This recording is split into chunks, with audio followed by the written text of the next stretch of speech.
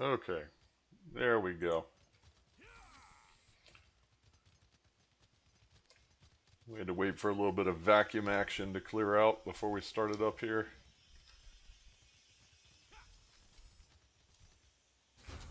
So we're just looking to get our daily maintenance done, get these endeavors out of the way.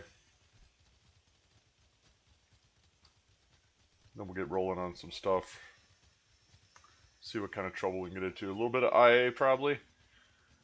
Still trying to gather Dragon Knight pieces out of there.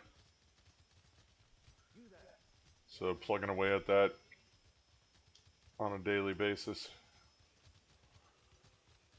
We'll see what other trouble we can find.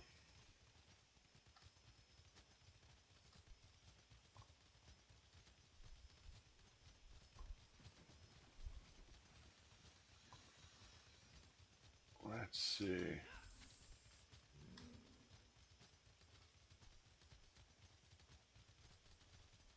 Nope, no portal here.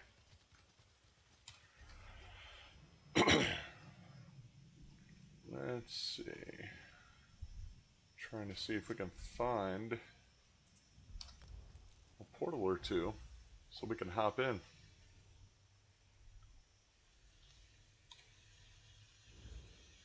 Let's see. Ad break. We're gonna snooze it. We're gonna snooze the ads till they don't let us do it anymore.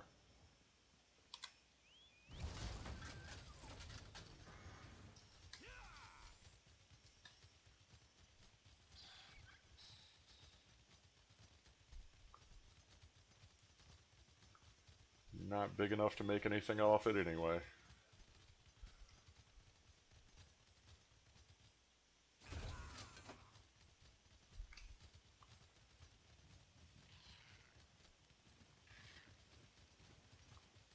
I think it's supposed to be off to the right there.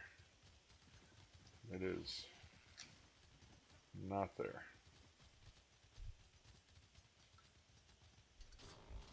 Huh.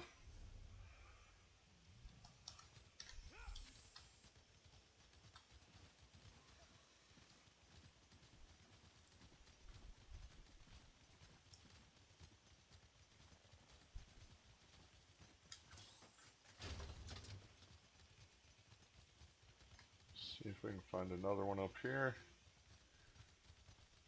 Nope, we got some more vacuum action going, which is good, but we'll see if it disrupts. Is there a portal here? Nope.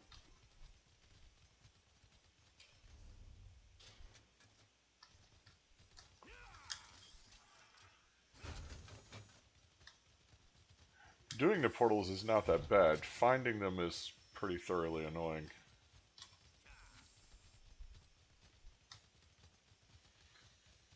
Having them on this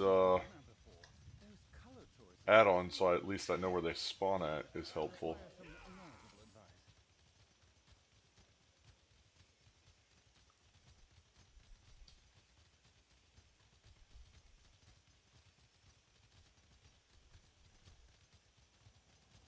There we go.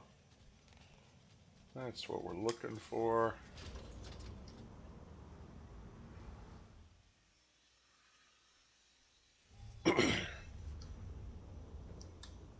Okay.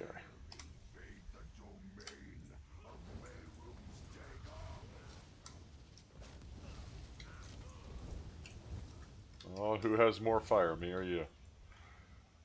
There we go.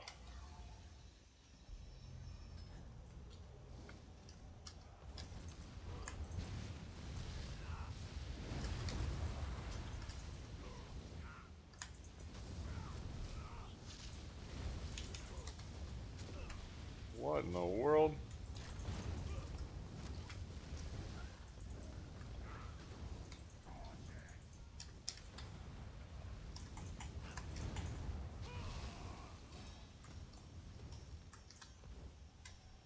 There we go. Good grief. I didn't think all those mobs were there. Hold on. This guy. Yep. Okay. There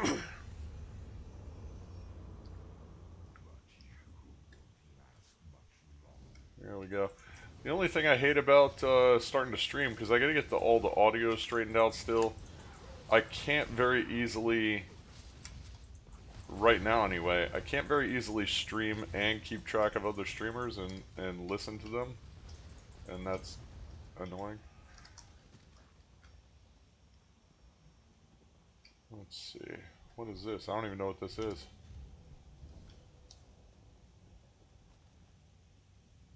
Huh. Some quest. I've never seen a quest in here that I recall. Alright, well, we're doing a quest. Oh, you don't want none.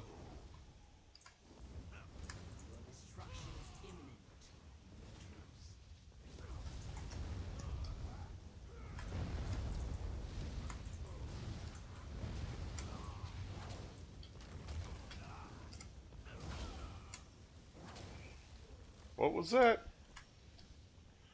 My destruction's imminent. I mean, probably, but not right there.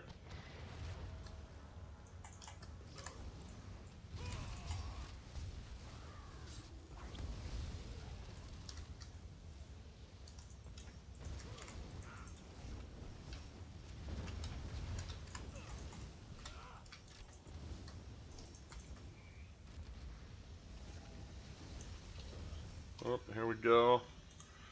Snooze the ad again.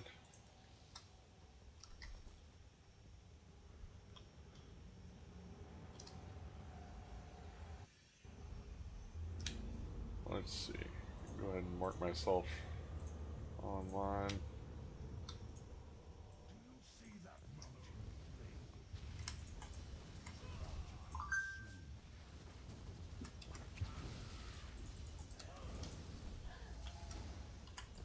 Oh, we're doing whips. We can whip it out.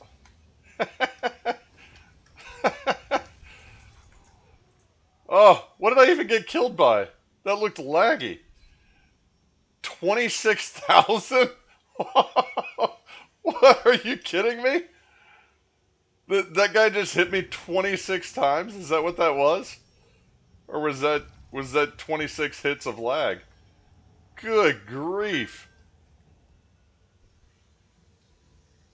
Hey, good morning, Hexabeast. Hello. Saw you over there with Mother Ducky. I'm still over there. I just can't hear her anymore, unfortunately. I gotta get the audio straightened out so I can still hear everybody while I'm streaming. Makes it kind of hard to coordinate anything with anyone else.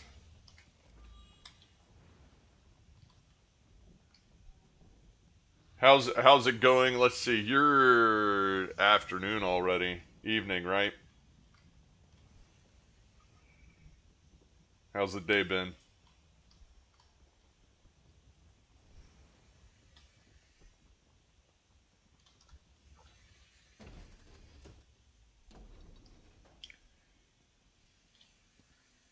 Yeah, 4 p.m. I figured it was about then.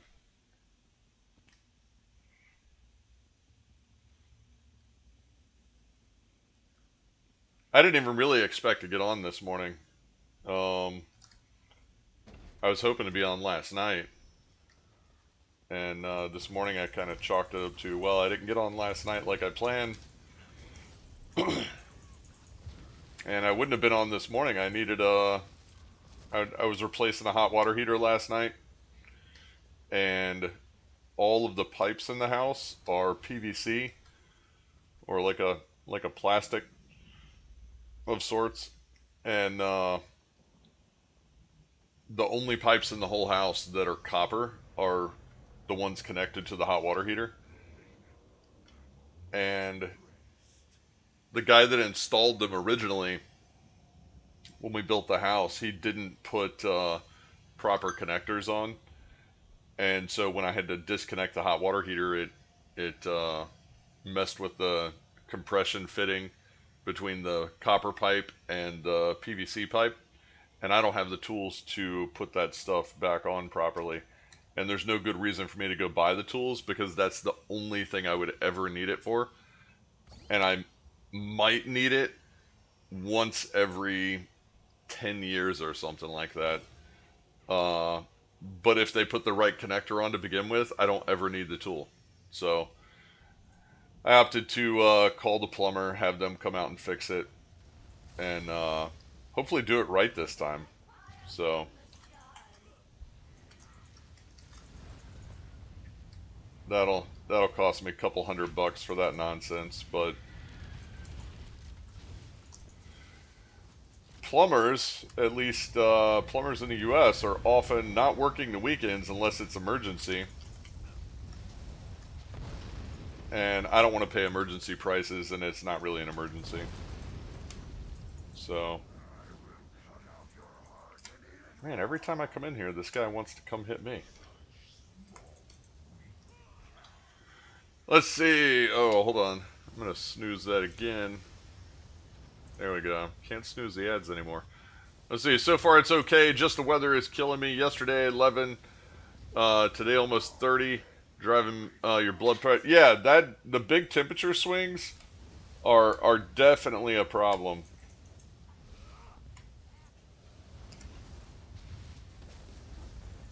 That sometimes you like it to just stay, even if it's extreme. You know, it's particularly cold or it's particularly hot. At least you have something stable you can work with, right?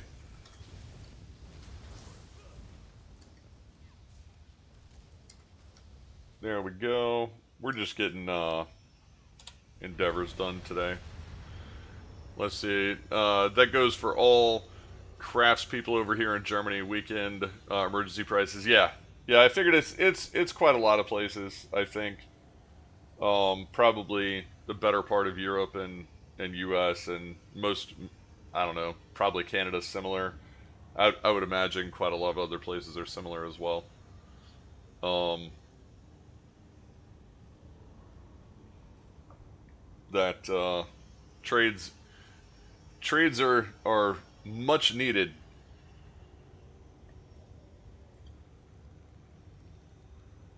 Those guys can stay busy as often as they want, charge anything they want, and you don't really have a choice but to pay it because uh, there's not enough competition. There's not enough availability. There's far more demand for their skill set than there is people with the skills. And the ridiculous thing is, it's not even a skill set that takes anyone special. It takes someone willing to put the time in, go be an apprentice, uh, and go learn how to do that trade, and then be willing to go do that for the rest of your life. Uh, if anyone's looking for good paying work, it's trades is where it's at right now. Um, other things are good too, your IT and all this kind of stuff, but that if you want the option to work for yourself and rake in the cash at the same time, uh, go be a plumber. Go do um, plumbing and electrical or like that. Um, I don't know. I don't know if welding you don't typically work for yourself. I suppose, but I guess you could. But welding is up there as well, and those jobs are not particularly easy. Go try and climb under your sink once, see how easy that is, and then do that all day, every day.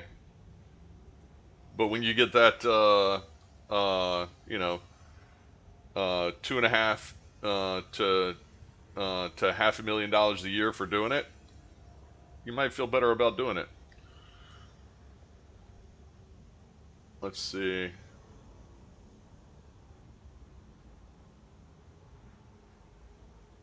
Let's see. So the biggest mistake ever on a weekend, the door slammed right behind you, and guess what? The key is in the flat, and you're outside. Oh, so your door locks automatically.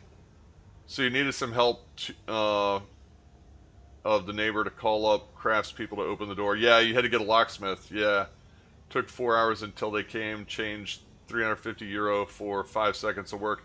Yeah, no, locksmith that's a solid deal as well.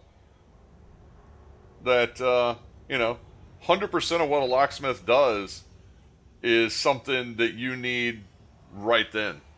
Like you've never had something that was locked that you didn't need right then, right? So yeah, locksmith. The bonus for them is it's almost always an emergency. I guess the times it's not, like I had a friend that his father passed, but he had a safe to deal with, and the catch is like it's a big safe's not going anywhere, um,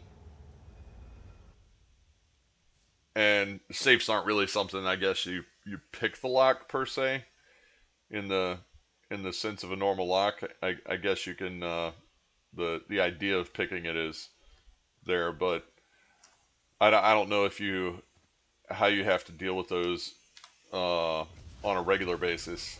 Um, my understanding is a drilling out process of some sort, but sometimes depending on the maker model, that doesn't always work. That kind of thing. But at the end of the day, I mean these aren't skills that are particularly difficult. Really, they're skills that you have to simply put the time in to go learn. There's something where people say, "Oh, I can't make money." You absolutely could go do one of these jobs. Almost anybody.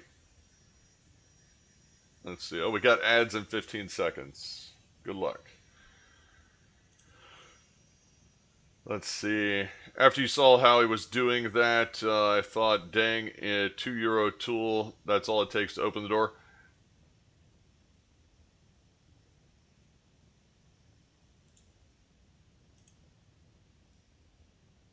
Let's see. Let me get over here.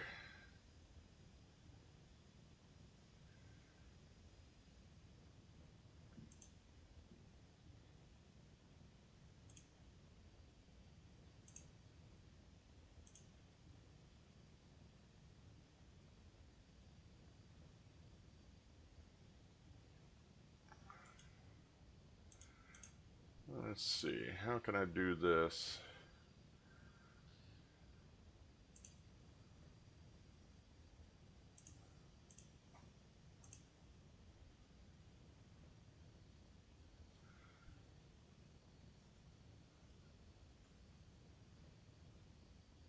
Let's see. Oh, there we go. Lightning, you're on it. Good deal. Thank you.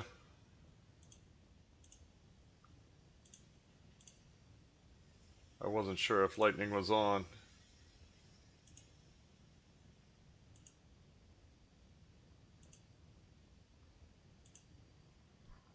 Microphone activated.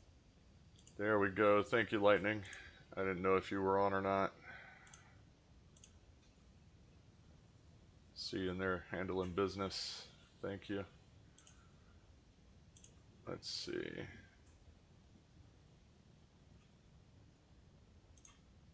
Add break-ins shortly. So we got our one expensive endeavor done.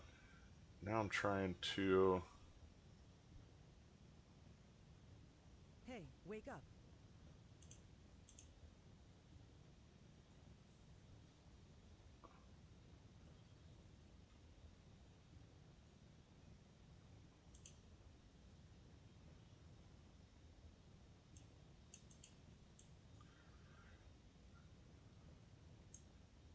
Ah, there we go. Let's see. He used a small flexible ore plate, which you can buy here in stores for €2. Yeah, locksmithing in large part is about having uh, some surprisingly inexpensive tools, um, and just having the know-how. That tricks of the trade, and that's really what it comes down to. That there's places here in the U.S. that you can go, and you can just they'll teach you how to lockpick for free as a hobby, and you can turn around and uh, turn that hobby into a whole business.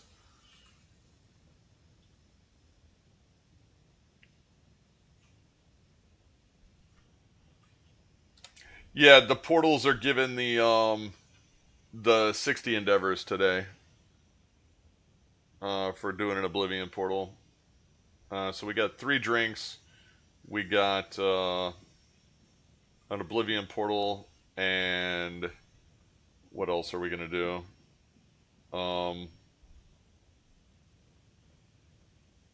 Maybe out of all of those, capture a keep in Cyrodiil, which is not typically something you do by yourself, but you know what? We haven't been out in Cyrodiil in a little while. This guy's still so low compared to how long I've had him. It's ridiculous. I just haven't PvP'd with him. Let's go out to Cyrodiil. It's see what kind of trouble we can get in. Let's see. So for you, drink, portal, and master rate you're doing. Yeah. I thought about doing the master rate as well. I definitely did the drink. I figured I'd come out here in Cyrodiil and see if there's looks like there's gonna be a keep take possibly. And if there is, it's easy just to walk in, contribute, get your credit, get a little bit of AP in the process. Not looking super hopeful. I see yellow scroll over there with EP, but it looks like AD is, or sorry, yeah, EP is taking back the resources, so that's not going away. The other yellow scroll's up at DC, so that'll be a defense, not a keep take. Action at Blue Road, I suppose. But it doesn't look severe enough that it's going to be a keep take. And of course, Blue Road's going to be a 3-way fight. So the chances of the take are much lower. I guess if there's enough action over there, I guess if Yellow's trying to go get their scrolls back, Blue Road does seem to be the most direct route for that. Maybe Rogue gets lit up.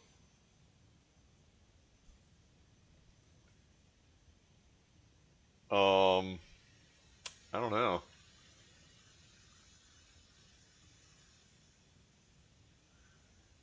Malachi, how's it going? Welcome to the stream. Good to see you. Yes, so Hex and Beast, yes, but Ganker time in Cyrodiil should be on now. Yeah, yeah, it's a little bit ganky out here, probably. And this character is not built to deal with gankers very much. Not really sure that being out here is probably the wisest idea. Yeah, it looks like the Blue Road is falling apart. Looks like probably AD is going to push through that, I bet. I mean, we might see King's Crest light up with blue if there's more fights for Arius. I don't know if that's yellow taking those resources. Let's see if they turn.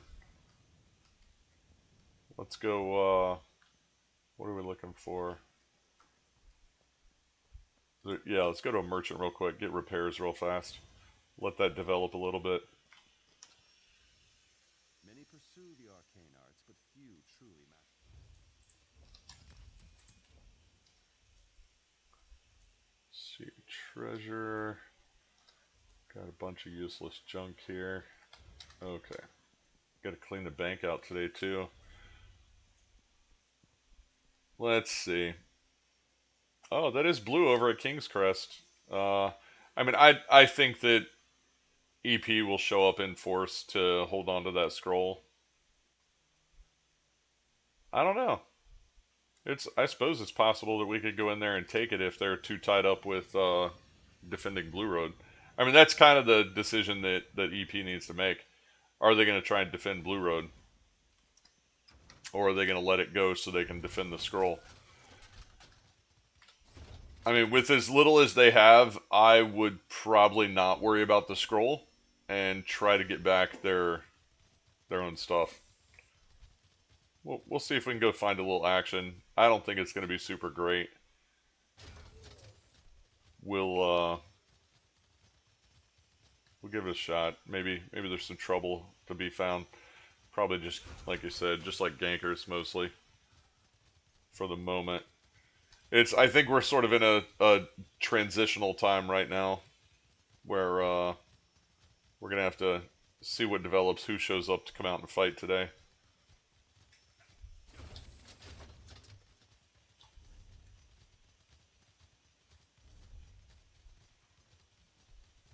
Oh, there's some numbers over there. Let's see. I guess I'll go this way now, since I'm closer. There's got to be a little bit of numbers up there. They took that resource relatively quick, which, of course, the resource take speed caps out at 5, so you could have 5 people and it would go as fast as if there was a whole raid there. But maybe there's some numbers here. We'll see. Well, see, yeah, EP is taking a resource back. They want to get the ability to port out here and defend this. I mean, if AD really wanted their scroll back, they should just run by Blue Road and Arius and just come out here and actually have a go at this.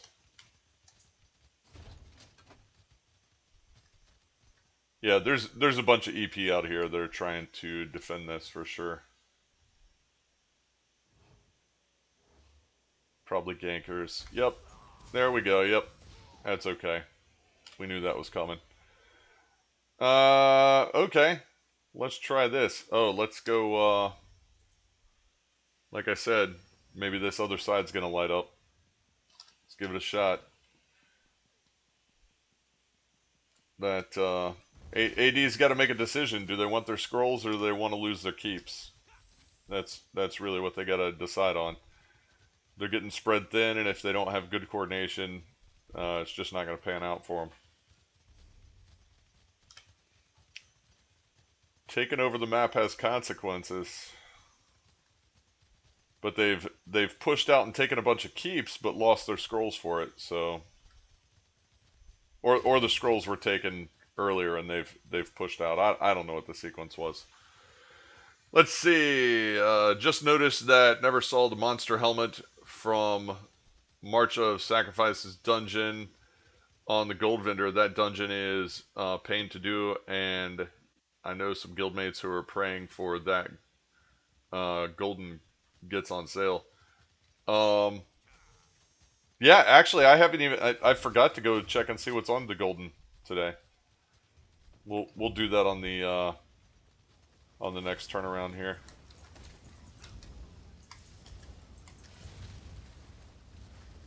They're not gonna like this.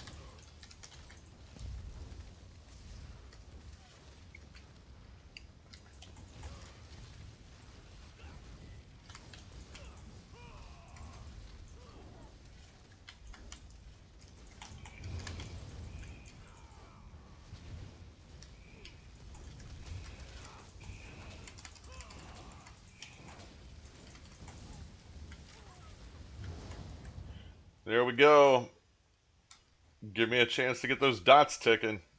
That it doesn't blow people up, but it will overwhelm their nonsense.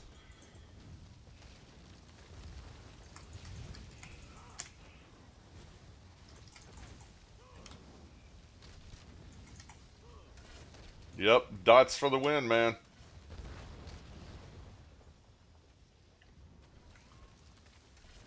Let's see what we got. How is that guy's health bar blue? What in the world?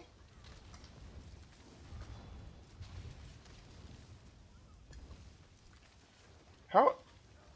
I'm thoroughly confused now.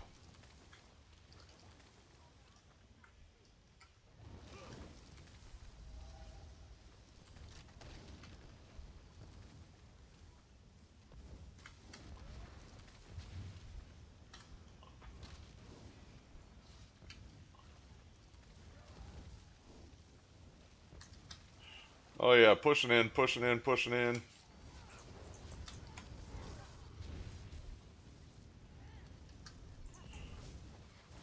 Here we go. Blow it up.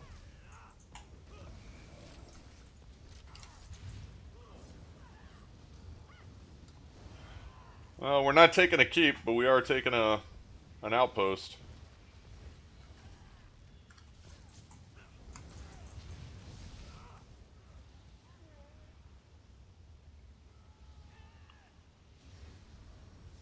Someone went up and cleared the top. I'm not worried about it. Alright, get this one taken.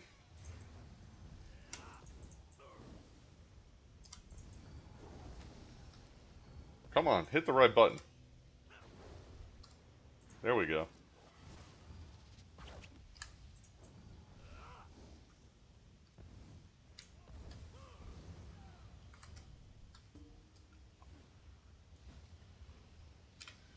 It figures showing up to PvP with no stuff. Oh, let's see. They are. Someone lit it. Someone lit that keep. Spreading them thin.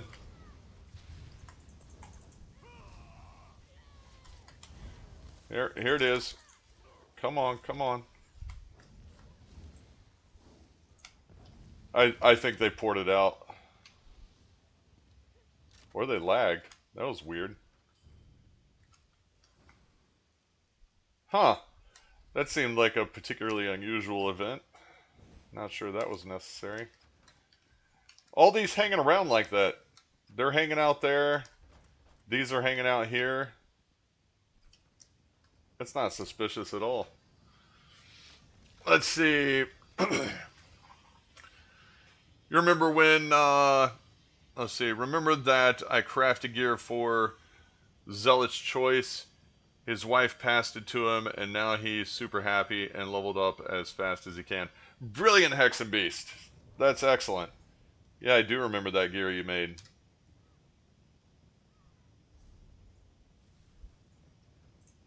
Let's, I guess let's run towards that keep.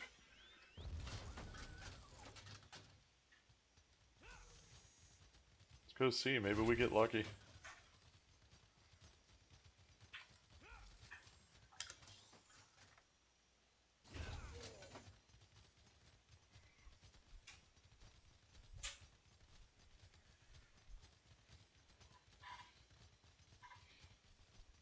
I got a sneaking suspicion something was up with those AD. There's not really a good reason to stay laying on the floor after a take like that. Doors are closed. Theoretically, there's no one in there. Then the people outside as well, just laying there. I mean, I guess someone could come res you, but just seems like an unusual choice. Pretty often in PvP, the better thing that I recommend to do is just get back up by any means and get back into the fight. And if the fight you're at is not going to be a fight you're going to win, find a different fight. But just get back and move on to the next thing. Laying on the floor normally is not going to pan out.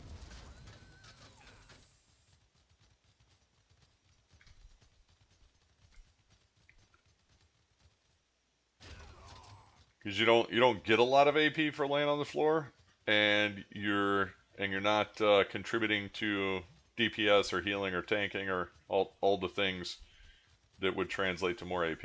So it's kind of a detriment across the board to you, to your group. Let's see, we're just trying to find where's the fight at? I have no idea where the fight's even at. The keep's lit, but the door was up. So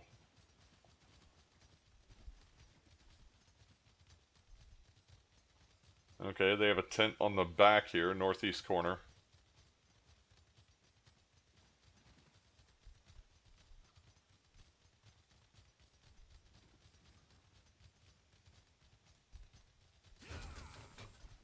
There we go, dead friendly. Yeah. No, there's nothing here. It's a lit keep, but I don't know. They must have repaired whatever was in the way or something. I don't know. There's some weird glitchy stuff going on lately. All right. Kind of hopeful that we'd have a keep take there. Let's go see if there's some action down at row. Hopefully, this is a good resource to die at because there's a absurd number of guards in the area. I didn't want to die at the keep. I don't want to give him a keep defense tick for anything. Let's see. Oh, we're doing Brindle. Okay. Maybe I can make Brindle in time.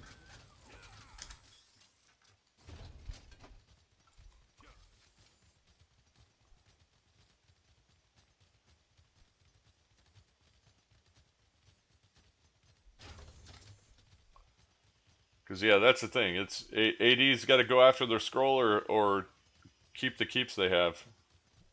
And keeping the keeps without their scrolls is going to be more difficult. So it would be smart of them to just get a concerted effort and go get their scrolls back, and then they can go back out and take keeps again more easily, as well as maintain them.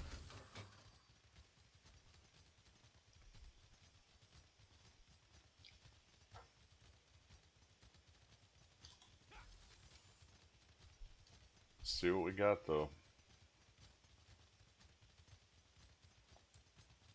Hopefully, this is a lot of work for an endeavor, admittedly.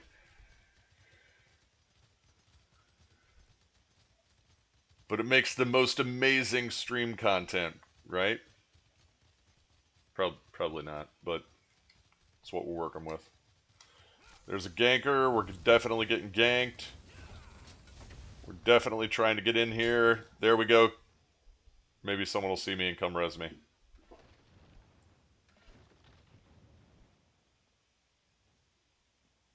There we go. Nice. Friendlies for the win. Here we go. I can go stand on this. I'm not very much of any other use. I don't think I have any siege on me. Let's see. Let's eat some food. Let's check our bag and see. I don't think I have any siege. Nope. What do I have? Oh, I have city retreats. Yep. Nothing useful. That's what happens when I come out here with no plan. So, at any rate, I mean, I'll kill people. Or get killed by them. One or the other, I suppose.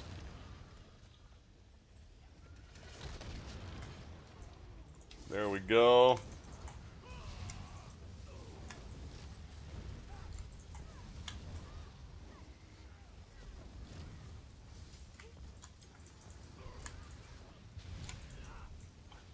Oh, well, that's excessive now.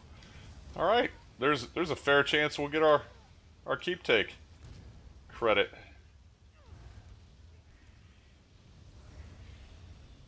Got an outpost, got a keep. Might even get a resource in there for good measure. There we go. I don't even have any repairs. Let's go protect the people at the door. There's this ganker out here, which they might have taken care of.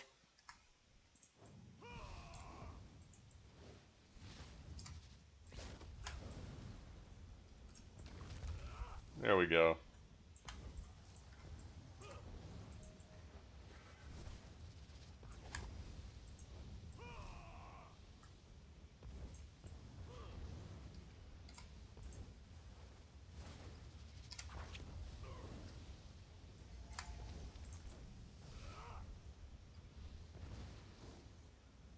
There we go. I think we're probably safe. I don't know how much legitimate deterrent there I was providing, but do what you got. Try and contribute how you can.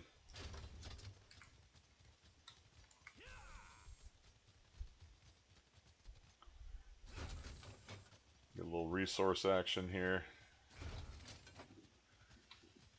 And maybe we'll move on to see if we can make some other trouble.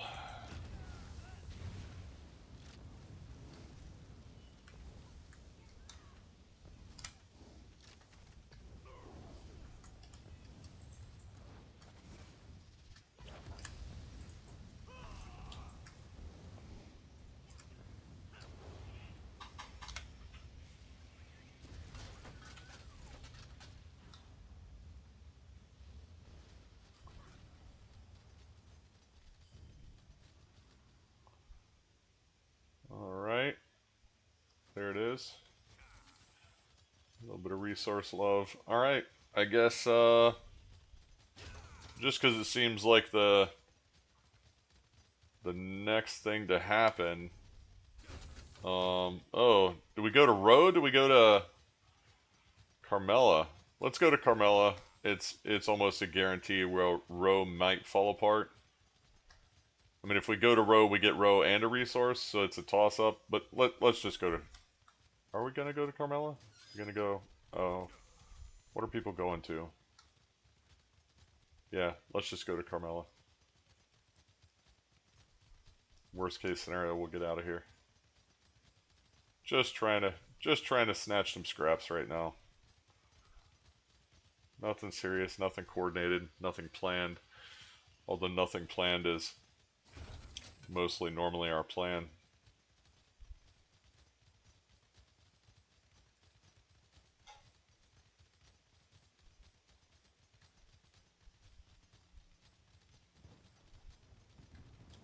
Yeah, I figured there might be some action here. Yep, there we go. I can help on the ram. That's about all I can do for you. Help on the ram and throw fire on the door for anyone that comes out. That's the most I can help you with.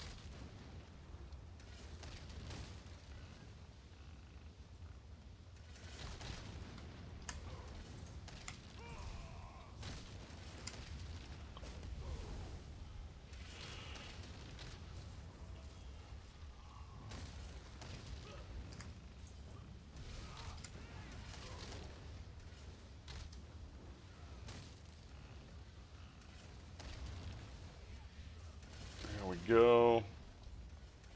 Get a few more things going after we get out of here for this.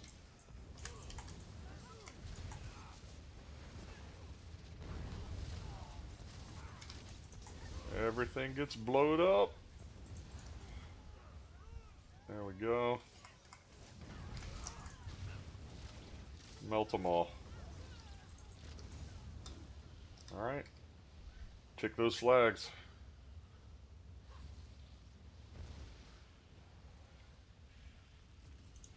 I gotta put some time into getting some more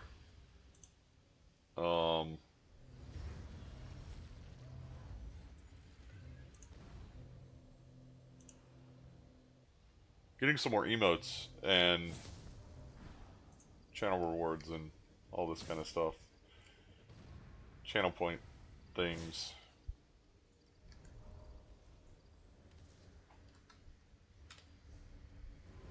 Let's see. Yeah, I figured Roe was going to get taken quick. Yeah, it's AD's trying to push over and get that scroll. That is the smart move on their part. I think if they have enough to do it with, but it looks like I don't know who's running the hammer. But if it's not yellow, 46 red. Maybe that's a yellow hammer showing up. That'd be good for them. But if it's a red hammer, they are out of luck. Let's see.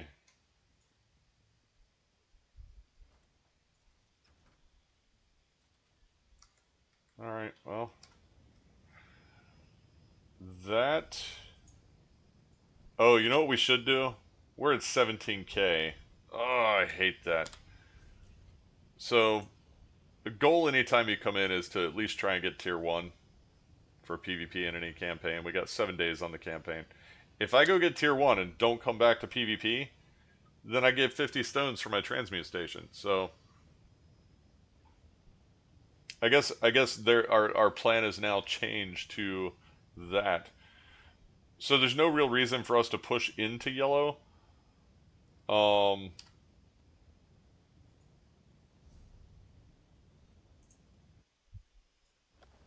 Because they don't have anything. I mean, we could take their keeps, but a lot of good it would do. There's no scrolls on the other side. It wouldn't really benefit us.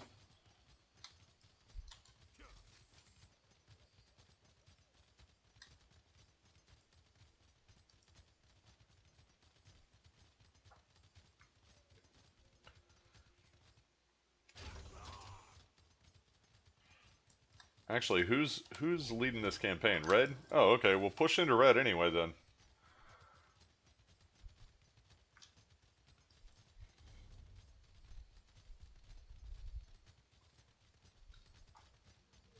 Let's see. So they took King's Crest. They took the scroll. They're gonna take resources over there. The hammer's showing up, but who's driving the hammer is the question. Is that a...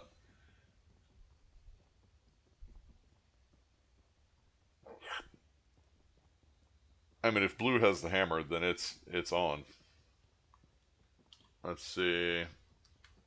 Where do you get your tier again? Oh, if you're on mouse and keyboard, if you press L, and select overview, it'll have your what tier you're on. In my case, 0. So if you get 25,000 AP, you'll get tier 1.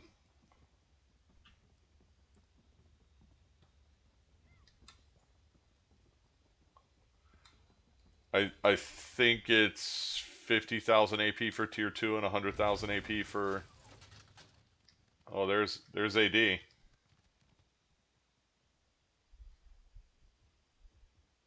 Yep, they're going after that scroll. And they're being smart. They're not hassling with me. They got priorities. There's no reason for me to attack them. I mean, we are running this scroll, but it's of little consequence to me.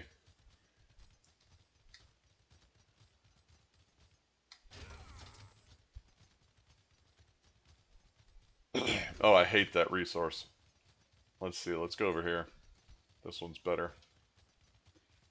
The farm at King's Crest is just... There's so many... like, even if you have the ability to go in there and take it, you just have to kill so many guards and, you know, people running around and whatever nonsense. Let's see. So we dropped the scroll. Yeah, oh yeah, the hammer's red. Okay, so red hammer. There's a fight that direction. I don't know. I mean, let's go after the scroll, I guess. I don't know. No plan. I'm feeling like I'm pretty close to porting out of here. But I do want to just get that extra AP. Would be nice. Get that tier 1 out of the way. Otherwise, I feel like I got to remember to come back. Otherwise, it would be a wasted 17,000 AP.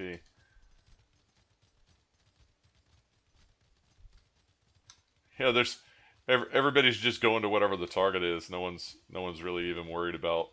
There's AFK guy. No one's bothered. I mean, that's kind of the way to go be.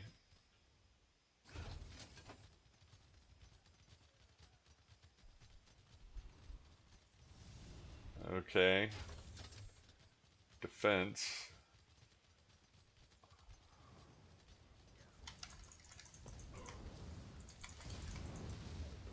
Yep, there we go. CC for the win, my friend. Don't have to show up with a lot of DPS, just show up with CC.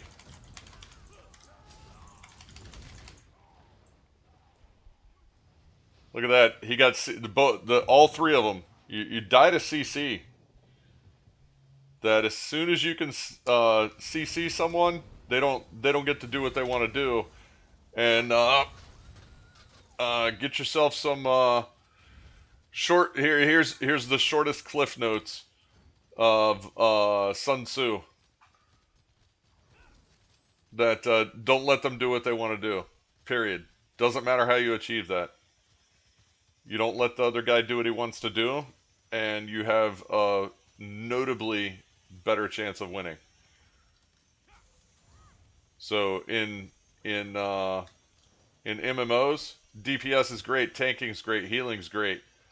If you simply deny their ability to move like this, they get to die. That's all there is to it.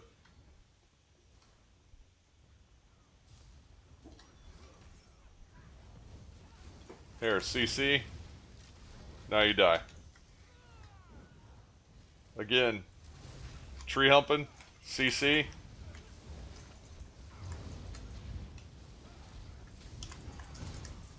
Now you die. It's and I'm not particularly a DPS character. It's you get in there, you have one thing that CCs people, then you get to have success. That's all there is to it. Plain and simple. Yeah, it's the upside to this stuff right here is that it doesn't look like there's a very good concerted effort from EP or AD to come get this scroll. And whoever's running it, are they running it to the water? Where are they going with it? Maybe someone did get it. See, he got pinned down by somebody. Perfect. And that's what makes Dragon Knights so dangerous in PvP. Actually, is they've got a lot of CC options: AOE CC, single target CC, long timer CC.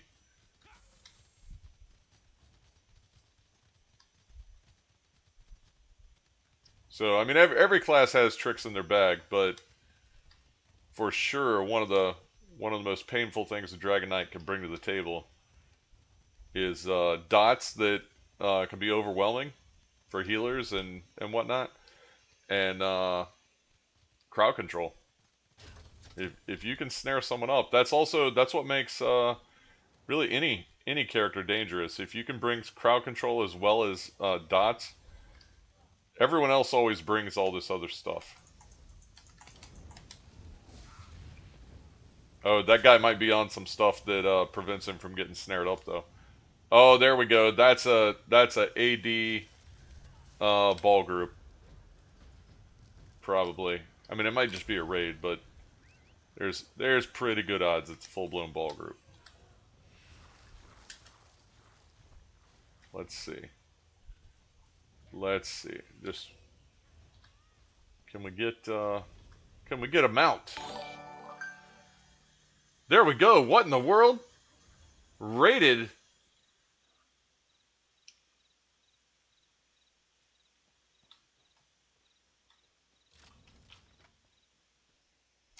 Wow, where did this raid come from? In Wills. Rating with 53. Wow, welcome Raiders. We're getting in trouble a little bit this morning with a little bit of ESO. We're going with our normal plan, which is not having a plan.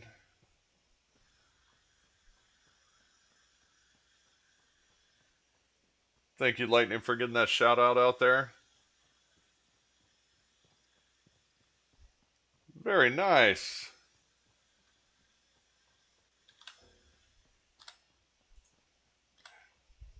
That where do you play ESO at in Willis? I'm just rolling the dice on the pronunciation of that name. I am stuck in the middle of nowhere here with an inability to mount, so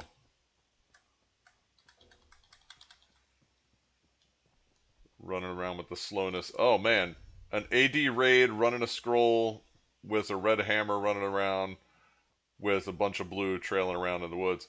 I feel like this is not going to be a winning mix here. I also feel like there's not a lot of AP for me to have running around here in the woods by myself at this pace. Let's see. Let's do this. We're gonna port out of here if it'll let us.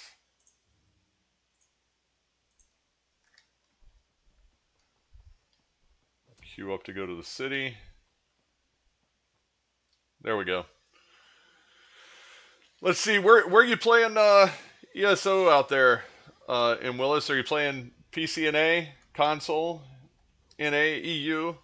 From High Rock to Hammerfell, Where do you like to play at?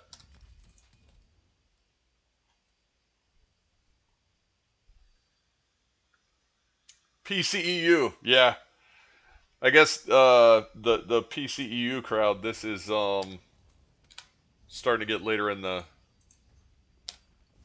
day.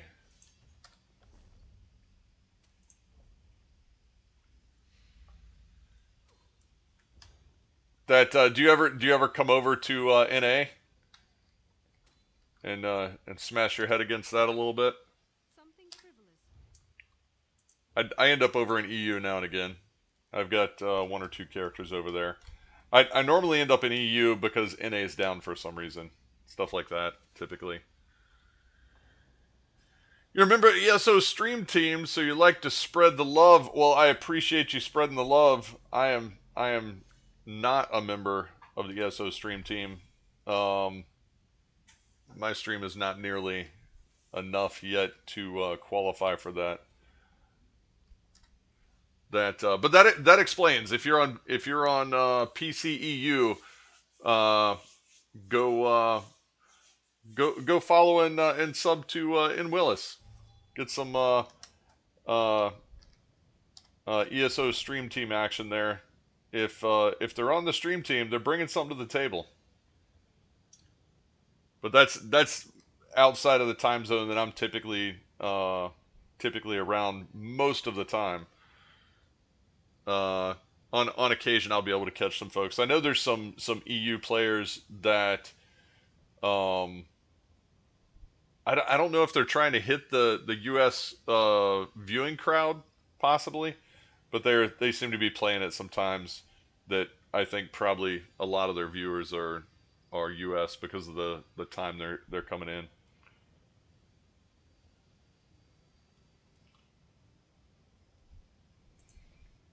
Let's see, but yeah, we're kind of new to this. Not been doing it very long. Still trying to work out all the bells and whistles and flashies and getting a camera set up properly. Improving the audio. So, if you hang out with us, you'll get to see this thing evolve.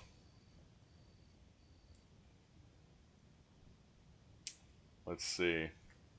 Alright, so we're out of here. What are we doing? I don't even know what I'm doing now. Let's see. Let's port over here to town, get repaired, and maybe do some IA. I think.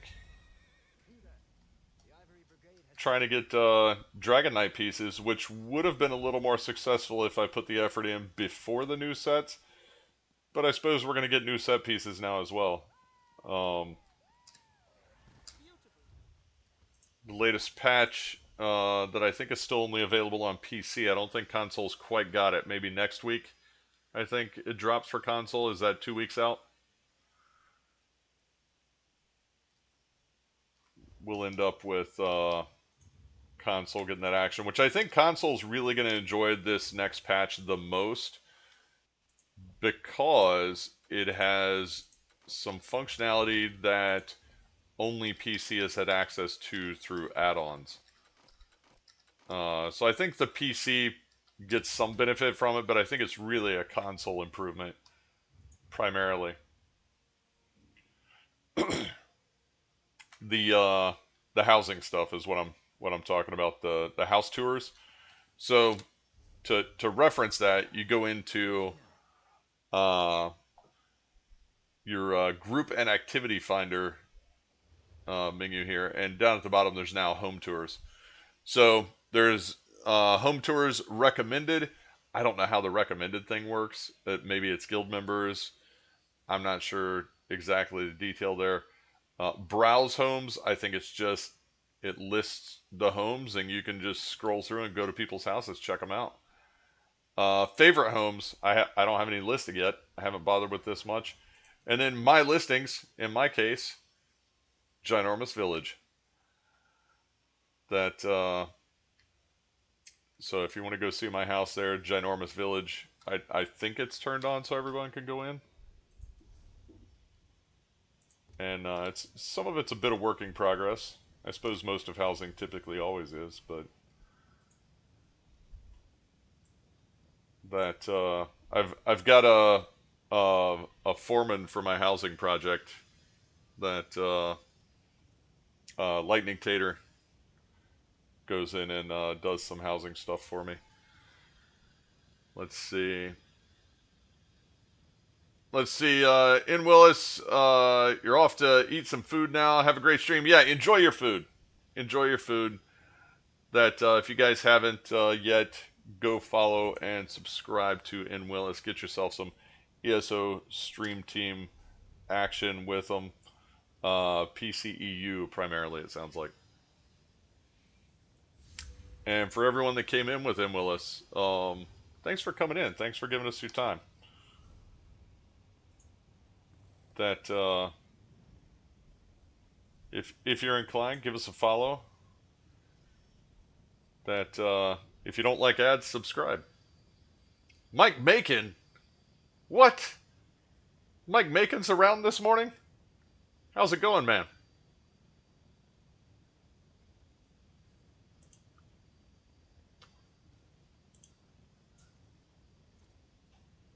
That we're on Mike today doing our completely no plan playing ESO, just hanging out. Let's see, Hex and Beast. I'm a bit skeptic about the housing tour stuff. Does it enable blocked people to do visits? That's a really good question. Like, if you have someone on your block list, can they visit the house? If, let's say, if the house is otherwise open, because I don't think there's any housing block function, right? So I don't know if the block list affects housing. That's a really good question.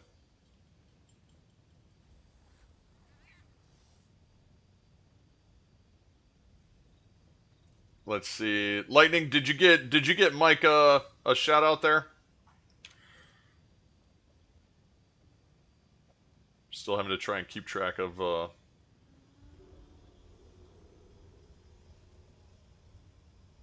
There we go. There's Mike's shout out.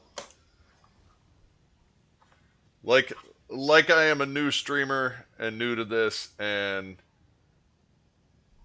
still getting it sorted out. That Lightning is getting up to speed on that whole mod situation.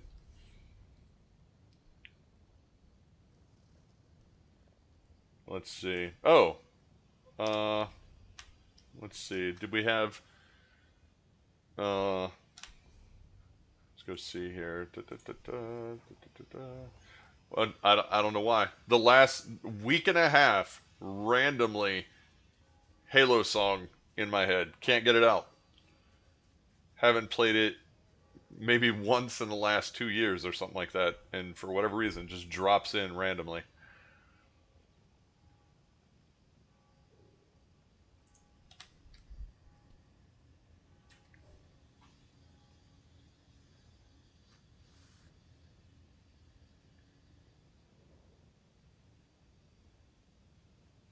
Let's see, Hex and Beast.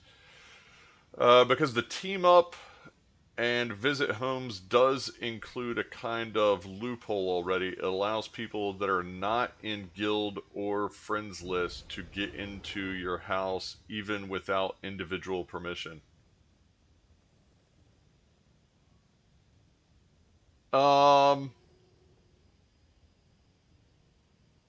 Interesting. Yeah, I wonder if there's something.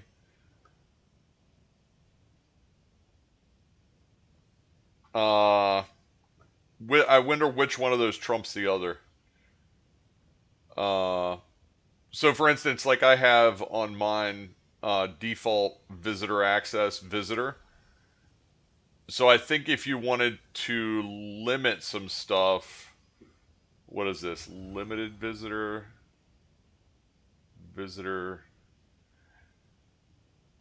decorator. Yeah, it would have to be the right combination, and I'm not sure which one of those trumps the other. I've done literally nothing with it besides post this, and I renamed the current nickname on it and posted it, and that was it. I haven't done very, very little with it. But yeah, the various access controls, that'd be curious.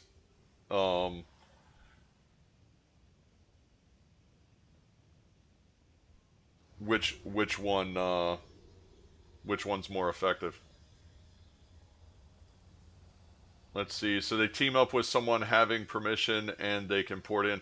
Oh, okay. So if someone else had permission, but the one person's blocked, they can port to someone that's in there. Yeah, that seems like a interesting hole because the game doesn't see it as them porting to the house where those permissions are set. It sees it as they're porting to the player. So yeah. Um, I wonder what kind of permissions they're left with when they show up in there. Because if you're getting your permissions by porting into the house at the front door, and now you have sort of a well, but was that possible before actually? Before this housing stuff, if that same player was in there, could you just port to them anyway in that condition? Or is that opened up only because of the new housing stuff?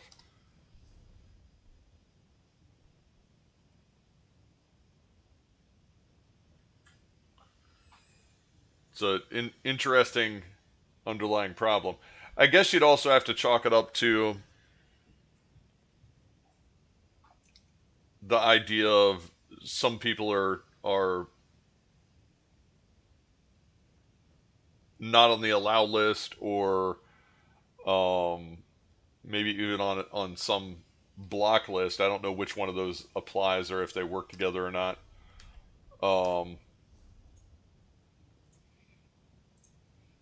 but I guess you kind of have to chalk it up at least initially.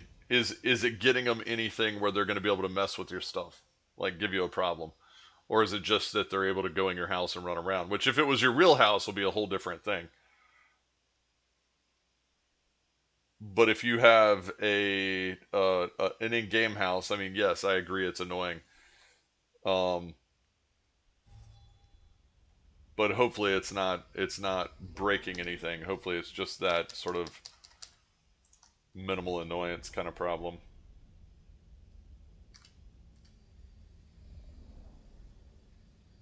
Oh, the loophole existed before. Yeah, I mean the catch there is, I guess they would have to know someone's in your house and then port to them, possibly. Let's see, lonely girl, how you doing today? Howdy, howdy, friends. Sorry, I just woke up.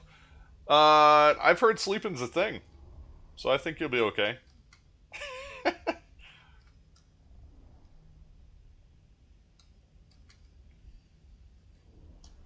That we're having an interesting, completely unplanned, like we do kind of morning. Um,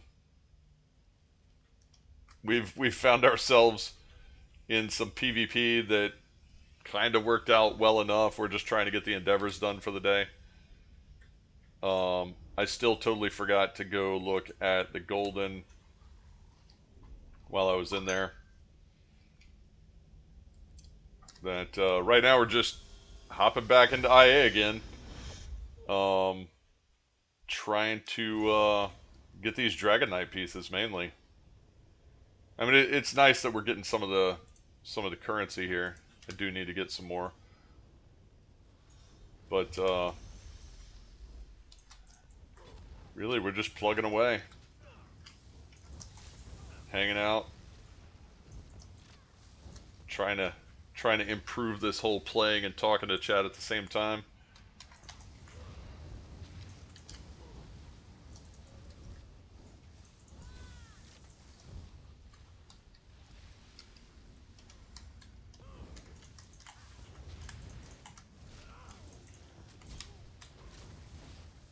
Bye bye.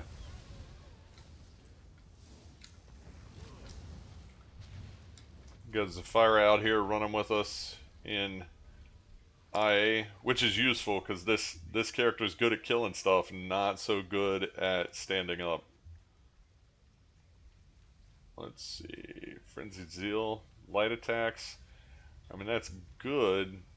I don't use a lot of light attacks. Yeah, Siphoning Vigor. We'll go with it.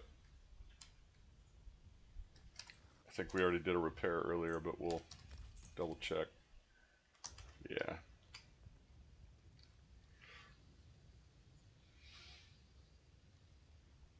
That I need to get more of my gadgets here going. We're improving the situation for the stream here a little bit at a time. As you can see, we finally got our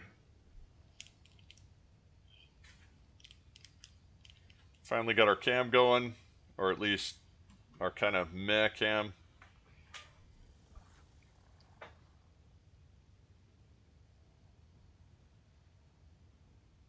Wow, I turned that on and then it just completely lagged out.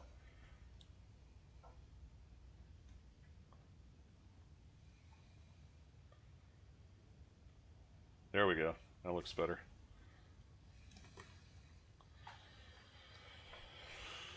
Okay. We might try and see if we can go do some other stuff in a little bit too. Trials or dungeons or whatever.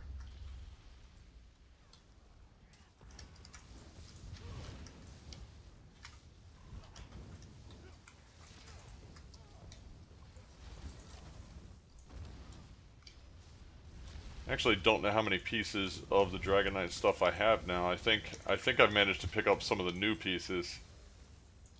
So it's kind of slowed down the process on the first set.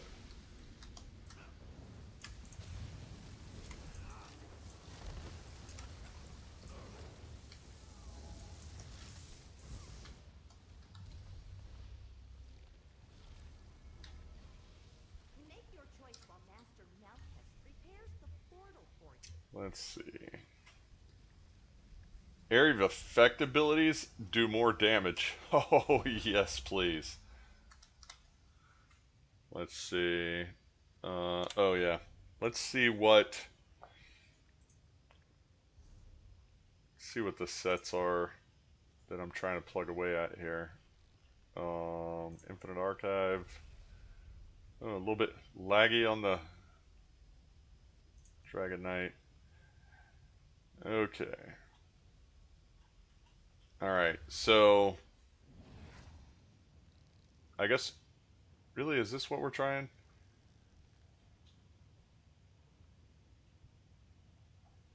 Oh yeah, it is. Okay, we're trying to get this Basalt Blooded Warrior, I think, out of the Dragon Knight stuff. And what is this Pyre-Band? This is the DPS one, right?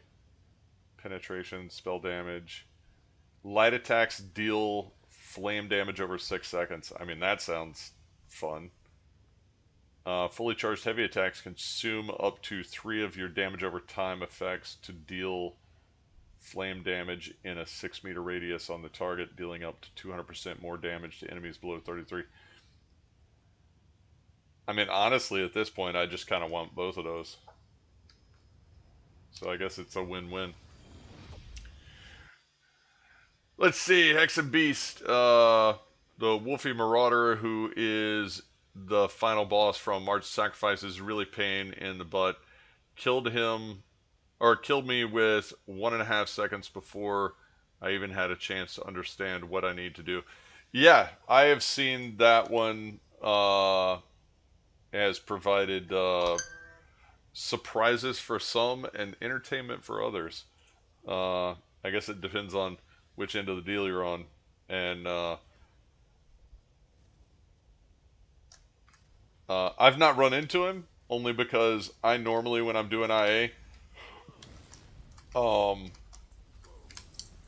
have only really come in here and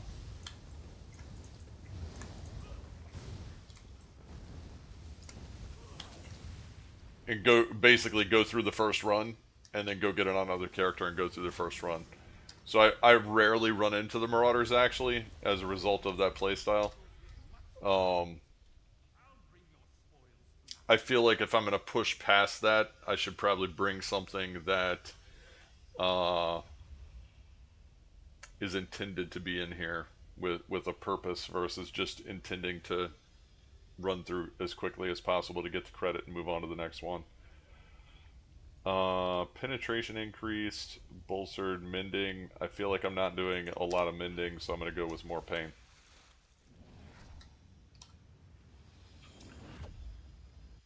Let's see. Had that questionable pleasure when I was testing I with Medic. Yeah. Yeah. That I saw Medic was running around doing that. Was that yesterday? I think I was trying to watch everybody a little bit yesterday while I was getting work done, but I had quite a lot going on through most of the day, so I couldn't put a lot of attention on it. Get little bits here and there for a couple of minutes.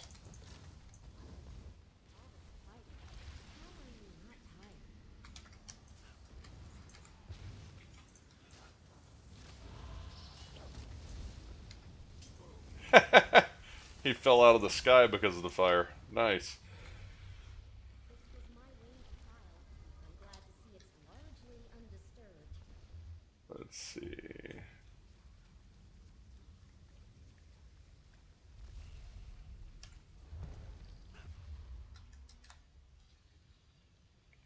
Let's see. You got your butts kicked so hard in Arc 3. Oh, really? Arc 3? It got hard in Arc 3. That hard? Don't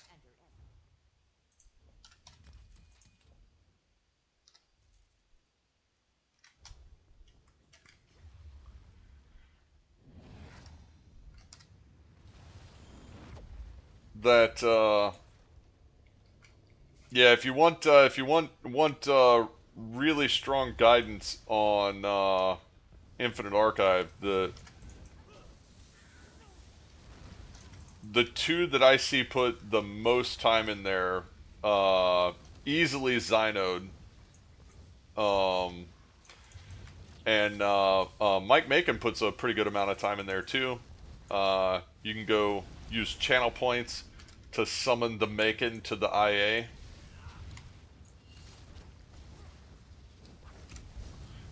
And Mike will play with you there on any server. He plays on all of the servers. He does all the things, I'm told. Just the mortal we needed. None shall best your ink-slaying prowess.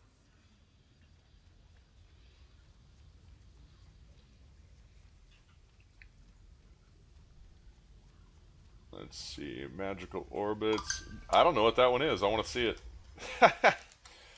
Orbiting echoes. I think that's new. Oh, yay, the mini games. I think these mini games in here are an interesting. Wait. Oh, I guess you have a turn in, Sapphira? I guess so. Free box, yay! Um, the mini games in here, I like the idea, but the ones that are in there, for me, pretty thoroughly annoying. I don't like them very much.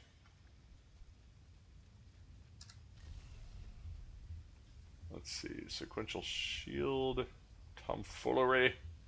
We're gonna do shield. I normally like getting this one on my Templar.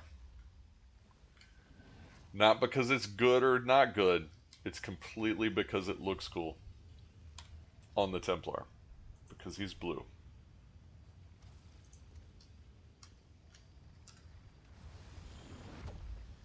Who plays games to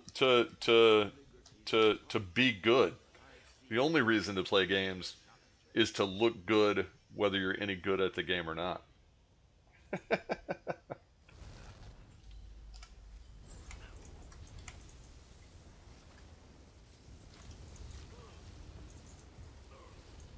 Whew! I did almost nothing there. Zafira laid it down. There it is. Master Malphas says. Let's see, necrotic strikes. Let's see, damage dealt by magic attacks is increased. Yep, I'll take that, please. Yeah, I'm choosing all the ones that my understanding of pushing further in this. Um, it's really more about you can't do any damage if you're not alive, and so a lot of the choices going through IA really have a lot more to do with making choices that keep you alive more than choices that kill stuff. I'm sure there's some key ones that make more sense for choosing them because they're particularly strong for DPS, but I think most of it's about your ability to survive more than anything else. Maybe you choose DPS when there's not a survival option at that time, possibly. That's what I would imagine. But I'm on the first run on this, on a character that has no real design for survivability besides kill it before it kills you kind of approach. And I don't know that that's really a very viable way to do Infinite Archive. More than a couple of tiers.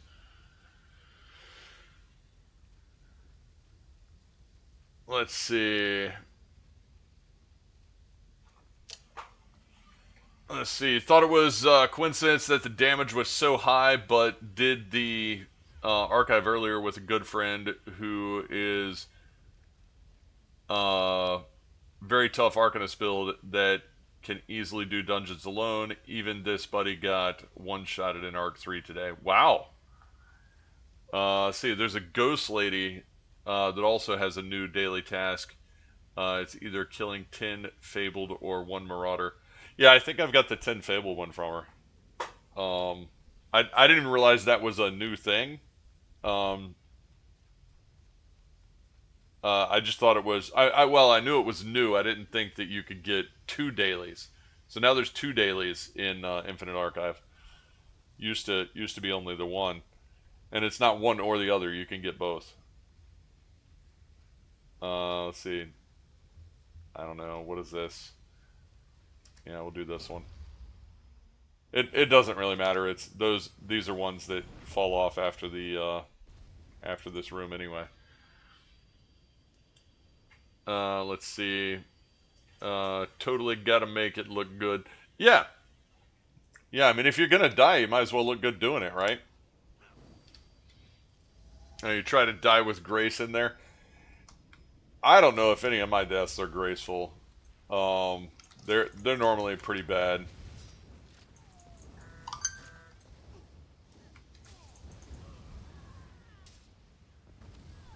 That, but I don't know. I suppose it depends on the character. This character has no intention of anything besides lighting things on fire.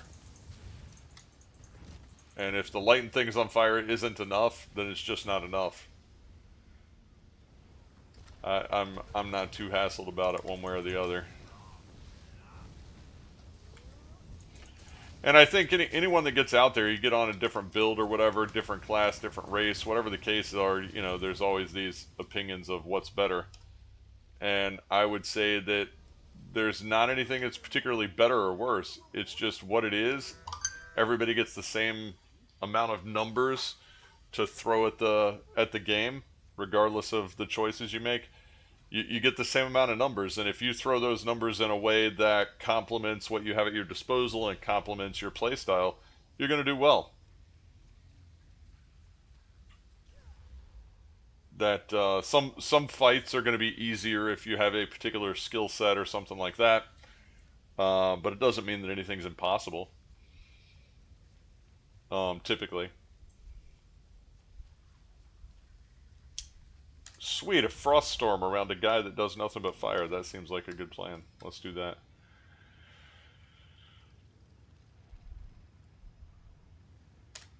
Let's see. Have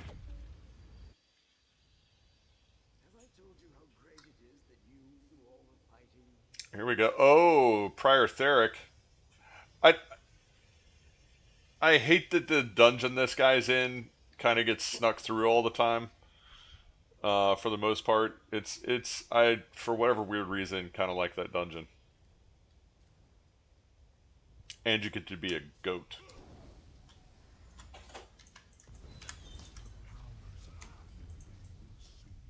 Oh, what are you running over to that for? Stay in the pain, man.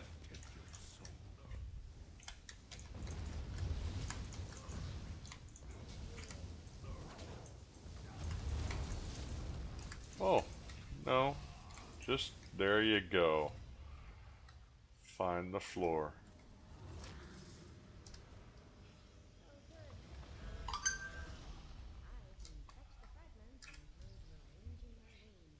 Alright, Adaptive Defender. I don't think I've seen this one. Actually, have I seen either one of these?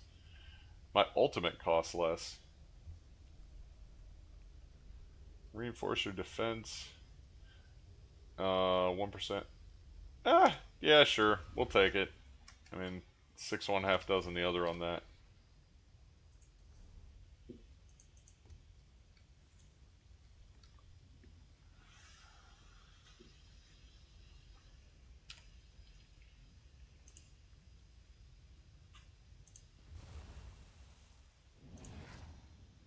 Let's see.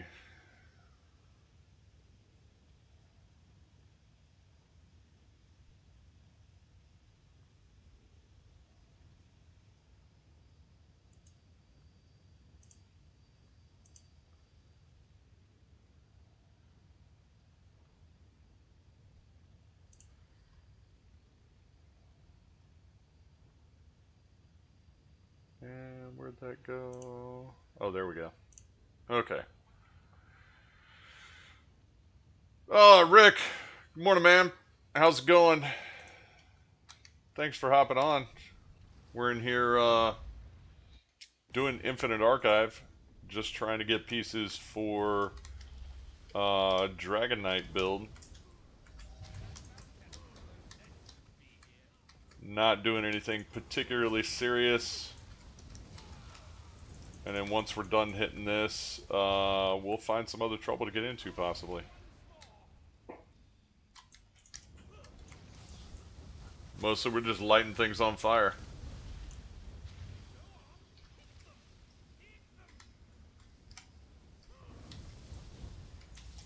See that lightning that's going through? What, lightning? Was that a skill that you had? Yeah. Oh, okay. Let's see. Bleed damage. Remedy. I don't need... Oh, I don't do any healing. Wealthy... Yeah, I get some gold, I guess.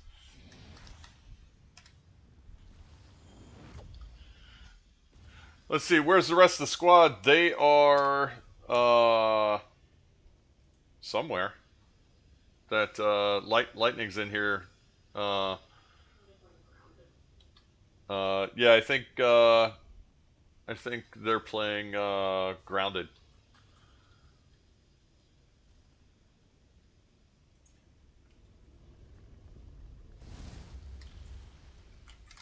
Scared my bugs.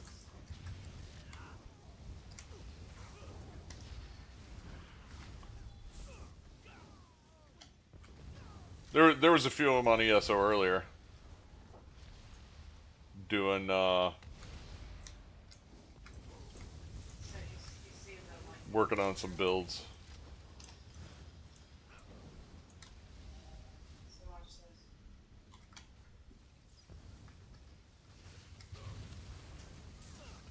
Oh, that's pretty cool.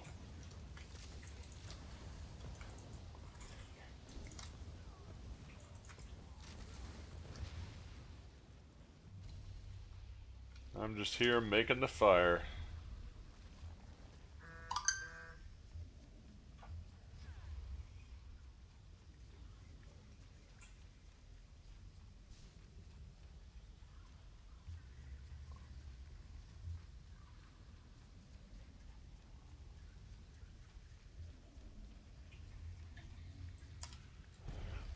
We'll do pustule and globs.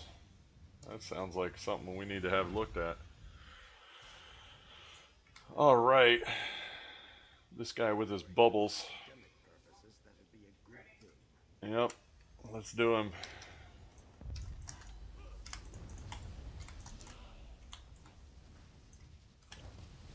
Stare at the eye while you melt, man. What? Oh, that's not cool.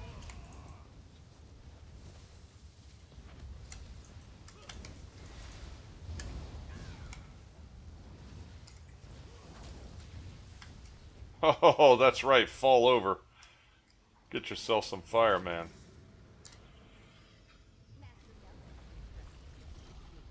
Alright.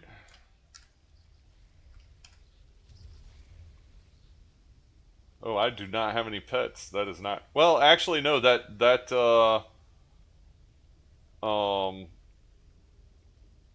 I am gonna take this. Also, the other one, I guess, is a heal. Why do I keep getting healing ones? I have 0 healing on this character. Of any kind. Not even a little bit of healing. Yeah, exactly all of the heal skills are either the wrong morph or not on my bar. This guy does 0 healing. No survival. I got pots, that's it. And the free ones that we have piles of. So yeah, this, my number 4 button there, what is that skill? We'll check in a minute.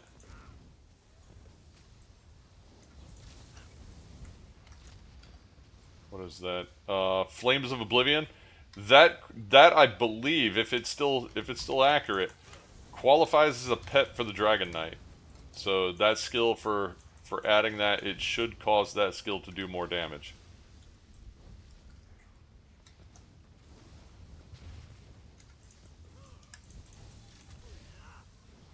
Nope, just get melted.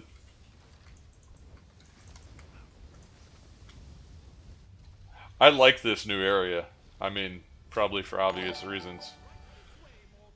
Oh, what do we have, Mother Ducky? Is it finally bedtime, Mother Ducky? Make sure we get Mother Ducky a shout out right there. If you're not following Mother Ducky, you need to correct yourself. She's a lot of fun. If you like staying up in the middle of the night, she'll be there with you. Lots of fun times, lots of raids, all kinds of trouble to get into with Mother Ducky. Get over there and get her a follow.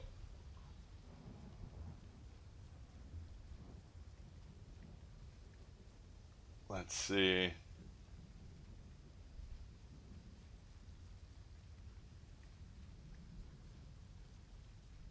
Magic renewal, multitude. Yeah. Oh, here we go. I saw something about area of effects. I'll take it. That's a win. I'm running out of coffee.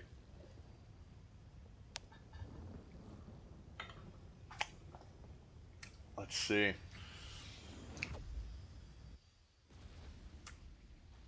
There we go. Lonely Girl getting all the shout outs. Thanks for modding for us today, Lonely Girl.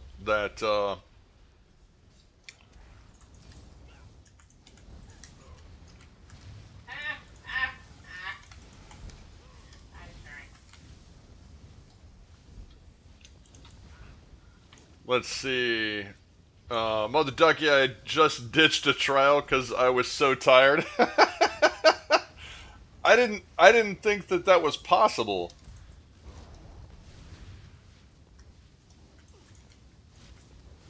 Yeah, I went to bed watching Mother Ducky, and this morning I got up, and Mother Ducky was still on. That's out of control.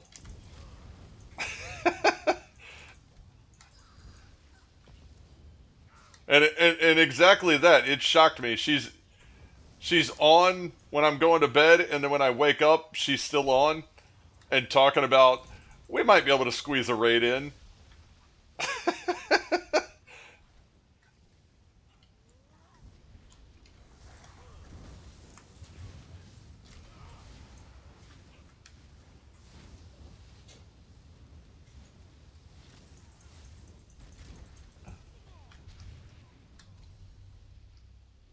There's one thing I'm probably never going to attempt is a competitive stream trying to stream longer than Mother Ducky. That's not a winning mix right there. That I would lose that for sure.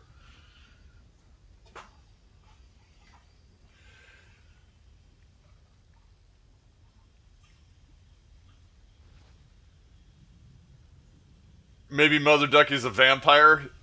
A vampire duck? There was a cartoon about that one time, right?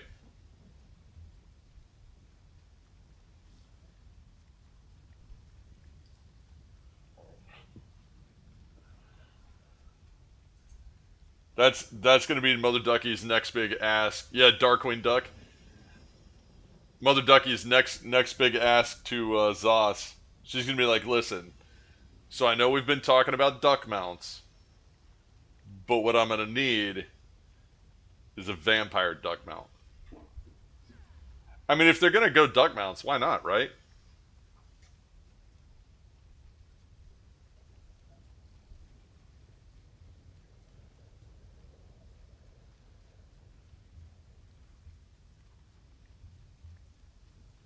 Let's see, Tempest Caller. Oh yeah, this Tempest Caller's cooler. Oh, it'll probably put me in here to use it for nothing at all. Let's see what kind of mini game they got for us. Oh, okay. Y'all get to see me struggle. This one drives me absolutely bonkers.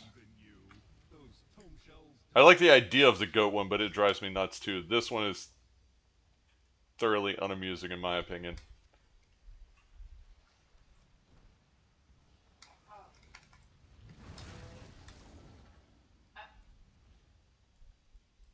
Already. That was cool. I don't even get it. I don't even know what he did. Oh, well, there we go. One of those tentacles, the range on those tentacles is ridiculous. You just, I think the answer to them is you just can't go near them at all. If there's a tentacle, you just don't go that way. That's best I can figure. Oh, okay, at least. Oh, I got the Tempest on this guy. We'll see how it works out. Let's see. Must be the right place. Don't hang back now. I'd like you with me. Yes, a duck with fangs. Yes, that. Or how about this? Lightning will like this one. Wereduck. Right? Like, why be a vampire when you could be a wereduck? I'm just saying. Furry duck. How does that work? Yeah, to be a furry duck with teeth. Duck teeth. Right?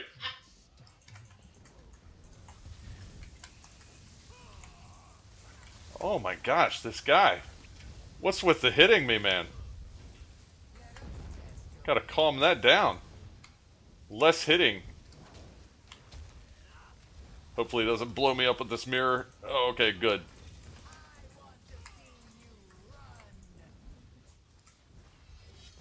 I don't like getting hit on this character. This guy's a little too hitty.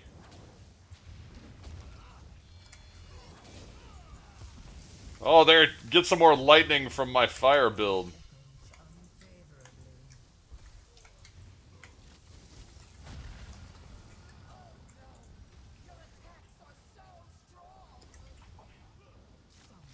Seems a bit condescending.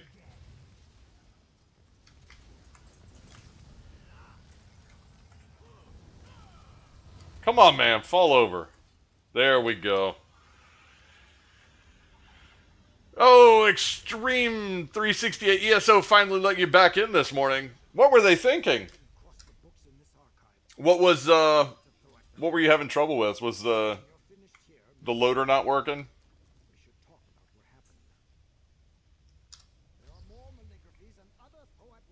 Let's see, block. Oh, it actually doesn't matter because I'm going to change over to my other Dragon Knight.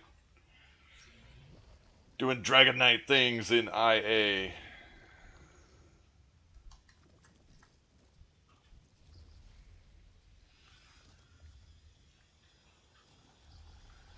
Let's see. Hex and Beast. Oh my gosh, I'm now getting pictures in my head that will haunt me for the rest of my life. Yeah, it's, you know, that's how we roll around here.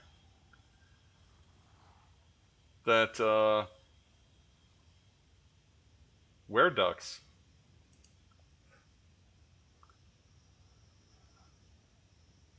Someone joke kicked. Let's see, from Extreme. Let's see. Someone joke kicked me in a dungeon and it borked your game and you got caught up in the bot protection log. I think, oh yeah. Oh, I haven't had that happen too many times, but yeah. it does get caught. How long were you stuck like that? Just just last night and it cleared up while you slept. Hopefully. Another Thoat Replicanum gone. You did great work.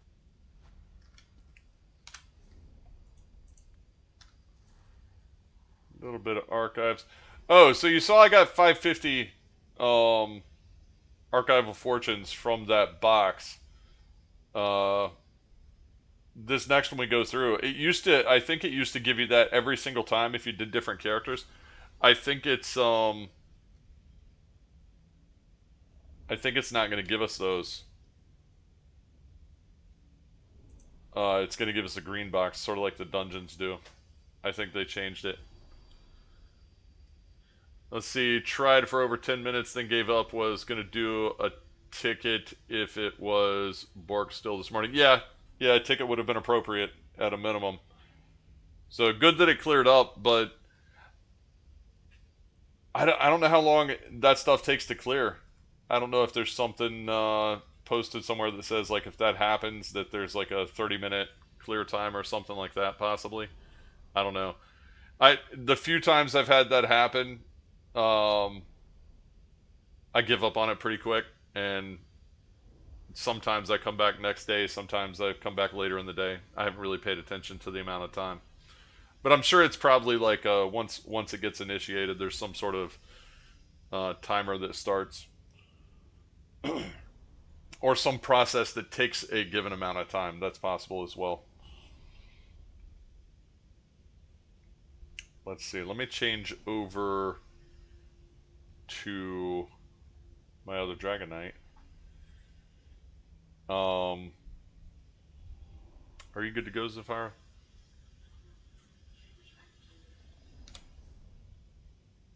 Let's see.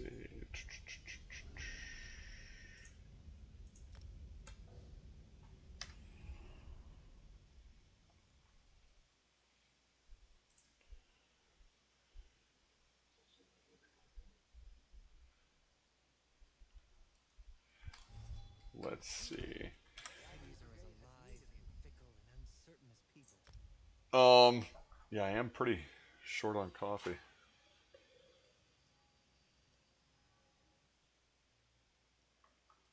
Well, I'm extremely short. That was the last gulp. Um,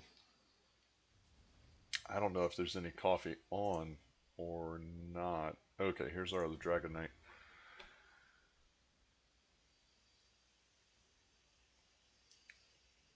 Let's see. Let's go peek over here.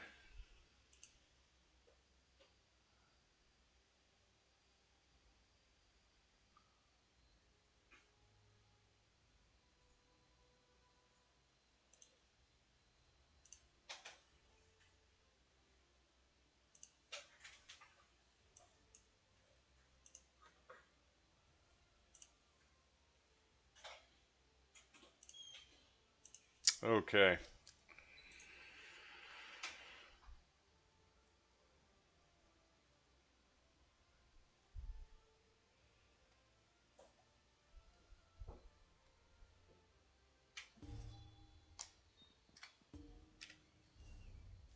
Can't even hear myself think here. What do we have going on? Oh, you know what I should do while I'm waiting on Zafira to get back? Let's pop out here. While it's not while there's not a queue, and I don't have to go to something that's not the campaign I'm in. We're just gonna go out and see the Golden real quick. Yes, we could just look that up on the interwebs, but then we wouldn't be playing ESO, would we? Just run over here and see real quick. Check what's on the Golden. I totally forgot to look last night. So for anyone new, the Golden out here is in PvP zone. There's one in every safe zone for each of the alliances, and they sell stuff for gold and alliance points. Gold jewelry, and they sell monster helms, sometimes monster shoulders, if I recall. different events, like the PvP event normally is all gold jewelry. Let's see. So Stormfist, that's easy to get. Infernal Guardian. Also, I think pretty easy to get. Actually, I think I'm wearing Infernal Guardian on. Am I wearing Inferno? No, I'm wearing the other one. Inferno Guardian is cool to look at though. Assuming you apply damage shield to yourself, chance to throw fiery mortars. That seems like the right plan, regardless of what the plan was before that.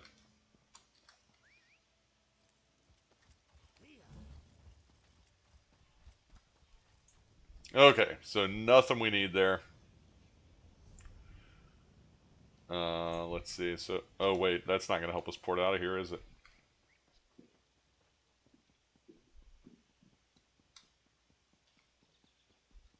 Oh, there's the. This is the new new table out here. Okay, that's cool. So, scribing altar for anyone new scribing, you can more or less make your own skills. It's pretty cool.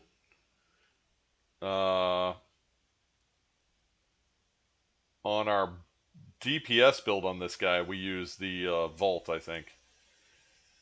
And then we were using Elemental Explosion just now on our other Dragon Knight.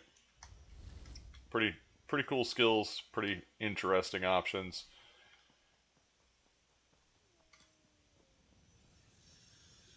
Let's see. Lonely girl lurking, need coffee. Yeah, I would be lurking myself. But I didn't have to go get my own coffee. Very, very thankful there. Let's see. I got this table gifted on Monday.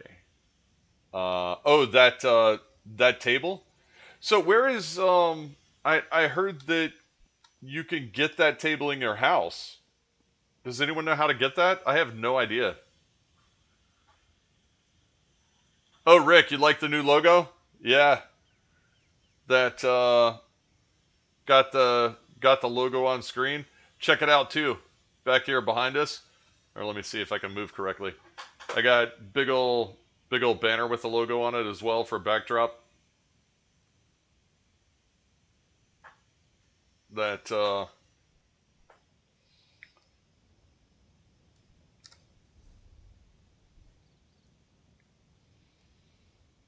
let's see. And we got most of our emotes are what we're calling Gmotes.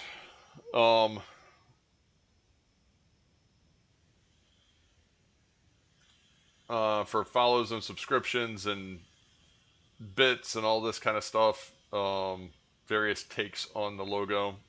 We'll be adding some other stuff. We also have, if you're not following us and you want the angry TP emote, give us a follow. You'll have access to the angry TP emote. It's pretty glorious. For some reason that's kicked off. I have no idea why. I was trying to come up with emotes and that I said to myself in my head, I just need to come up with some toilet paper emotes to do something here and get some stuff out there for you guys. And the angry toilet paper emote was born because I thought, oh, I need to make some toilet paper emotes, and I thought, well, why don't I just make a toilet paper emote? So we did. Let's see. Hex and Beast. Yes, so you can buy the Alliance points from War Researcher, Infinite Archive, 30k IA currency, or 800 RIT vouchers. Oh, only 800 RIT vouchers? Really? Oh, we're about to correct this problem. Hold on. Let's see. What is it? Let's see. Alliance points from War Researcher. Oh, okay. Let's try that. I'm not spending those archival points yet on it because those are painful for me to get still. I have almost no idea what to spend on. Let's see. Oh, a million AP? Oh, okay. Hold on. We're hooking this up. We are hooking that up. We're getting a table right now. I need that giant gym in my house. I have no idea where to put it. We'll find out. Let's see. We are going to go here. I don't have a giant pile of AP, but mainly I've been, over the years, just buying everything I can with AP.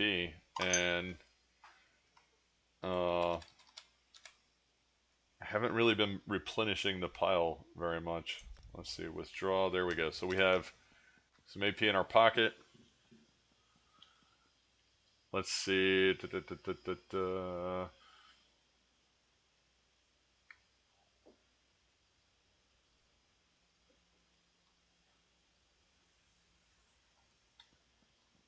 see. So I have no idea what chat changed that from, but anyway, yeah, you saw something that Twitch decided to block. An upgrade from the previous years. See, I believe you get it in from a vendor from the Infinite Archives. Yeah, I think there's several ways to get it. I'm gonna try this one and see if I can use the AP. I gotta go over to the other. I think the war vendor person is down here in the south for DC. And oh, Extreme, yeah, the creative process with the emotes, yeah.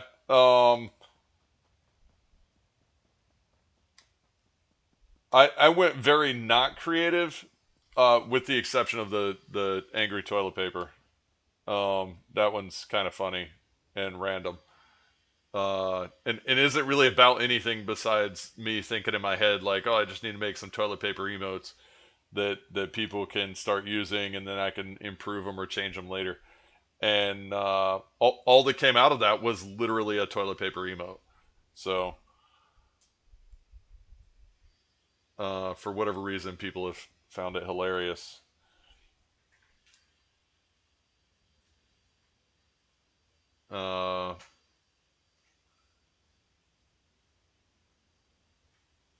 Let's see. Oh, the tables are tradable. Oh, okay. So I can turn some of my AP into coin if I need to. Regional vendor, I don't feel like that's the right one. War researcher. Let's see. Come on, table. Scribing altar, 1 million. Done. Done. Alright, let's go out of here, because it won't let me port into my house from there. And we're going to go up here and go to our ginormous village. Oh no, I don't want to go outside. Let's go inside the house. Inside the house. Oh, is it gonna... Oh, maybe because I'm standing at the way shrine? Oh, okay. Alright. Let's see. I think the altar is at the guild vendor is about 1 million gold at the moment. Yeah, I mean, a million gold, 1 million AP, more or less. I mean, I suppose I don't remember what the going rate for gold versus AP kind of scenarios are. I know that people would go in and buy the gold jewelry, particularly during the event when you can get gold jewelry that normally isn't available during a PvP event. Buy gold jewelry that's tradable, and then put it on the market and make a little bit of coin. Because I think that was more important when jewelry crafting was far more difficult to make gold jewelry. I think that was far more interesting then.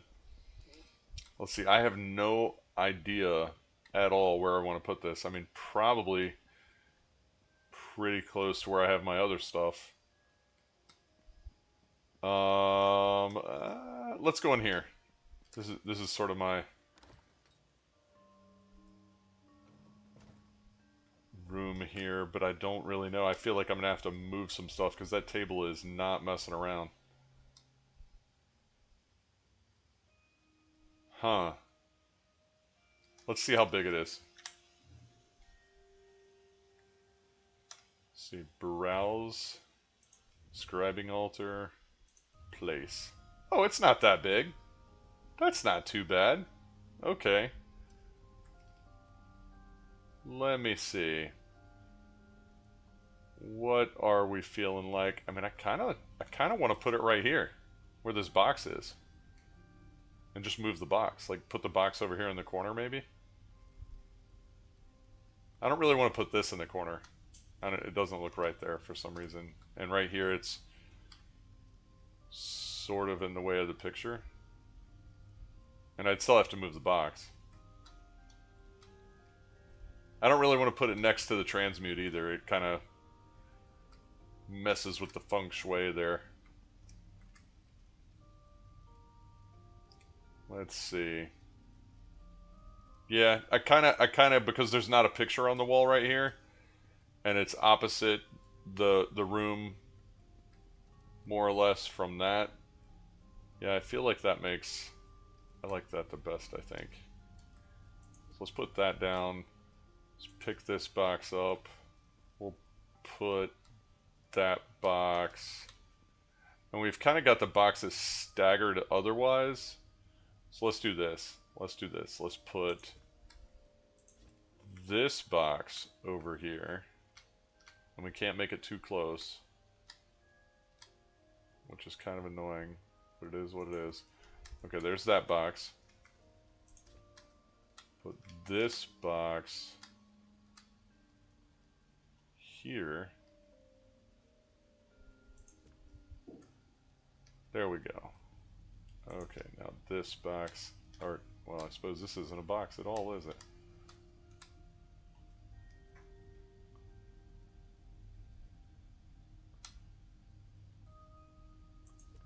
Like that? Yeah, cool, good enough. Alright, so that kind of works. I like it. A little bit of something interesting on each side there now. The boxes are distributed okay. Alright, cool. It's good enough for me. Oh, hold on. We gotta make sure it works. We don't want any lemons. Okay, it works.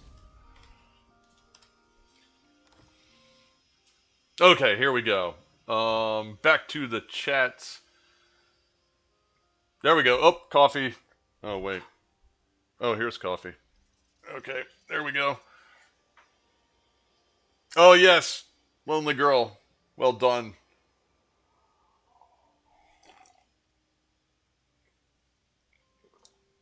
Oh, that's tasty. Yep, nectar of the gods. That, what? Hold on.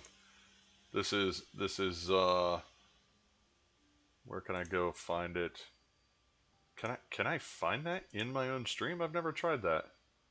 Here we go. This is my favorite one, and the one I throw down almost every morning. There we go. Yep. If you're not following Medic, correct yourself.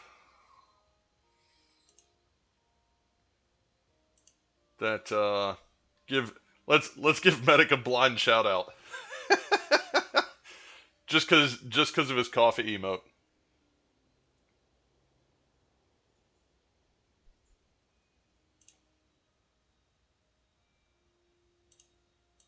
That is,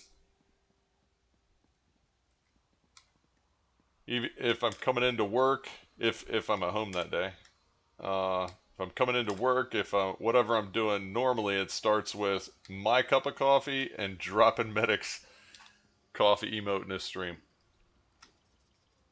That, anyway, alright, so real quick, we'll run through the house here, because some people like that stuff. I don't know why, but it's okay.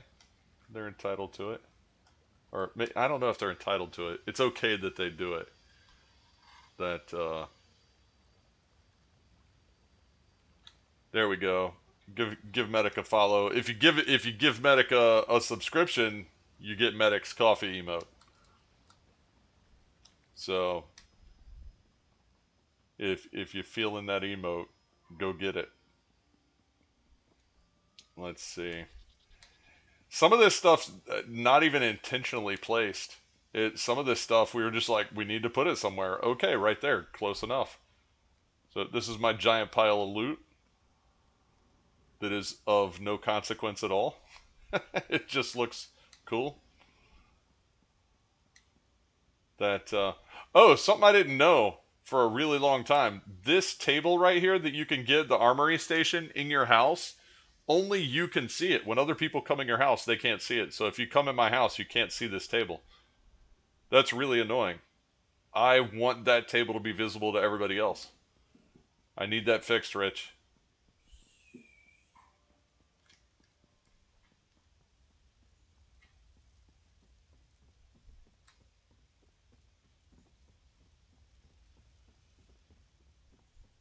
Unless it's fixed already, in which case, well done, sir.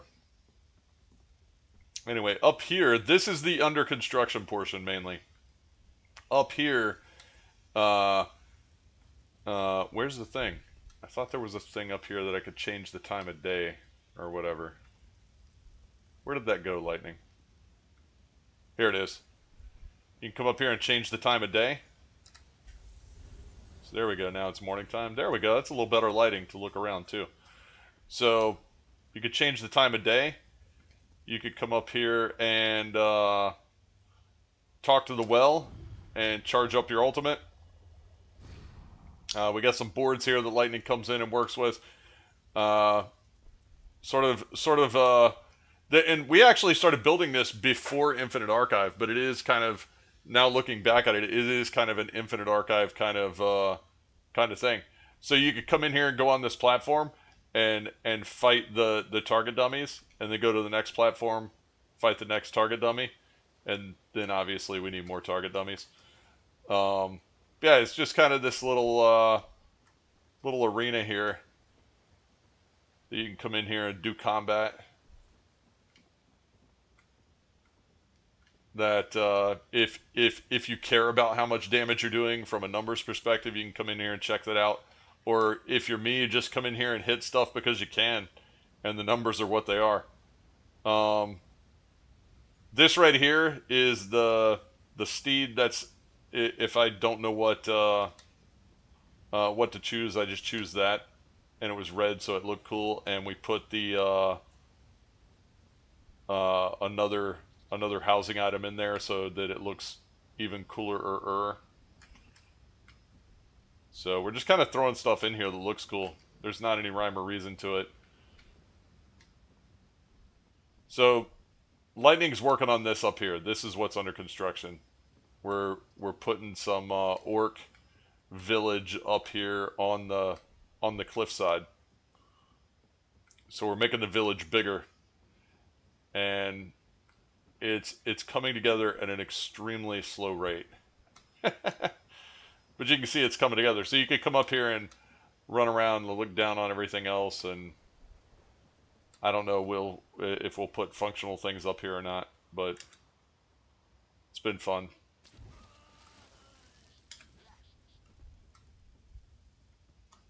So lots of fire, lots of pyres. Oh, actually, I guess I can change the time of day. Let's see. Hexenbeast. Well, there is that dummy you can get from that public dungeon in Western Skyrim. The one on the surface. I don't know if I even have all the dummies that I have out here. Actually, I haven't really even thought of that. Here's the tiny little graveyard. I'm not sure. Since the dummies don't hit back, I guess that's the graveyard for the dummies. That'd be kind of cool, actually, if dummies hit back. You could actually test your tank builds or healing builds even. Let's see. I'm trying to get to some nighttime here. Advance to midnight. Yes, there we go. Midnight. Now we can see. So we've got lots of glowies around. So we'll get some fire up there on the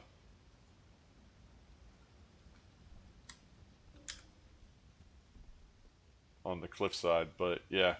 So we get down here, we got lots of fires and glowies laying around.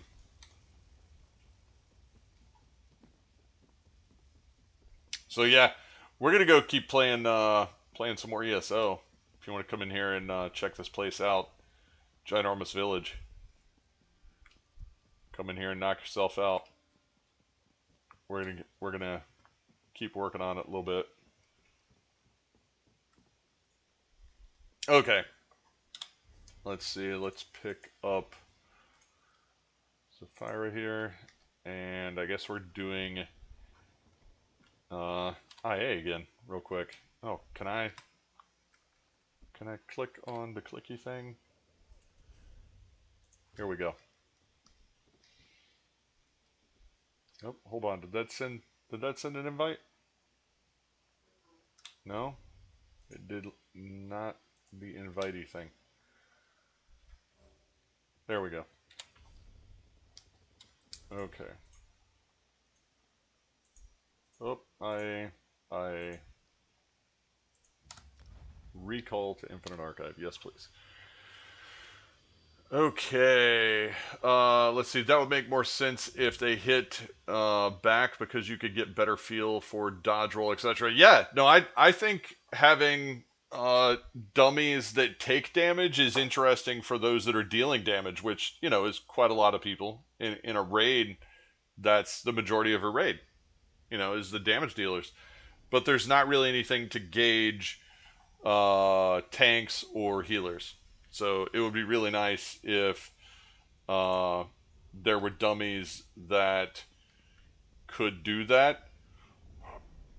Even to the point of, if you wanted to have dummies that were a little more capable, you could have dummies that maybe you could toggle them into different states where they're generating AoE dots, or they're generating a particular type of damage. You can kind of go in there and feel it out a little bit better, and I'm sure that they could figure out how to get that into the game in a number of different ways. Hopefully some in-game stuff that you could go earn in-game by playing the game, and then I'm sure that the shiny ones will end up in the Crown Store. But I'm not that bothered by the Crown Store. I don't like the boxes, because I think there's a lot of cool stuff in there, and I don't like the randomness of it. It's too random, I think. I think if you got boxes and the stuff you got, sort of like when you get armor pieces or set pieces, and then the next time you get stuff, it doesn't go to RNG until you have all the stuff, right? But if it catered it with the boxes, I think that would be much better. I probably would buy boxes a lot more often if that was the case. But the boxes are too random for me, so I rarely buy them. Rarely. If I end up getting stuff, it is from the boxes. Generally from drops from watching other streamers. I very, very rarely go get the boxes. And if I do, I think I tend to get the really big, like 15 boxes or something. And I'll do it once, and I get what I want, or I don't get those anymore. So I could be far more incentivized if I had a higher chance of getting what I want. I mean, I don't think they really lose anything by that, I guess.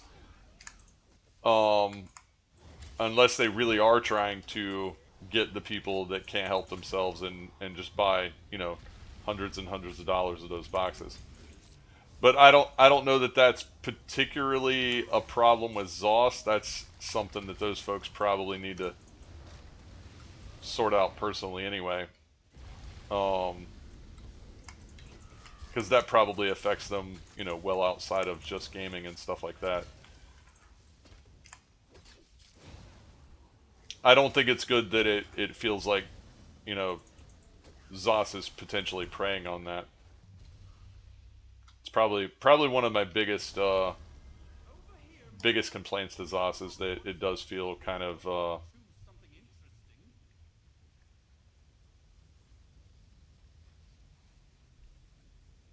interesting. unnecessary. Kind of like you have a neighbor that has a drinking problem, so probably sitting out on your front porch with drinks and getting their attention is probably not the most polite thing. Sort of like that. There's not really a necessity to do that.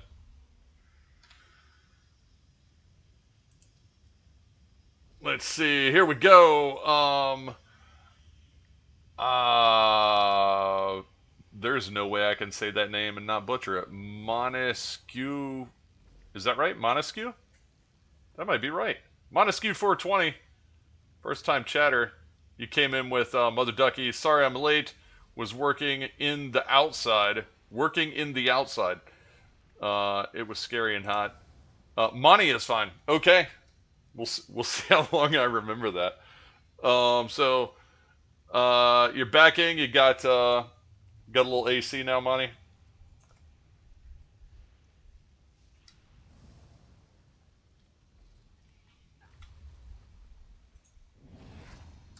Little AC, a little beverage.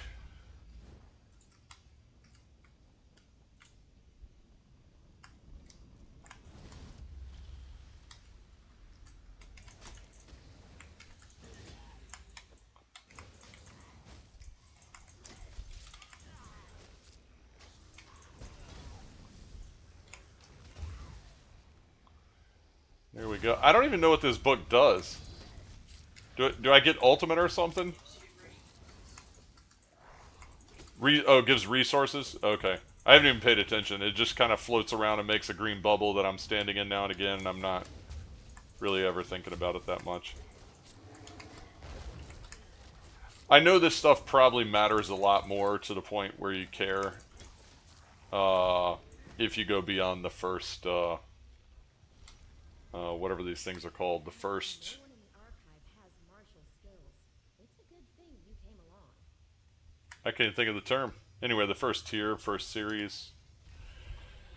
Let's see, 2 rebirths, and I've only been in 2 of these so far. That seems kind of ridiculous.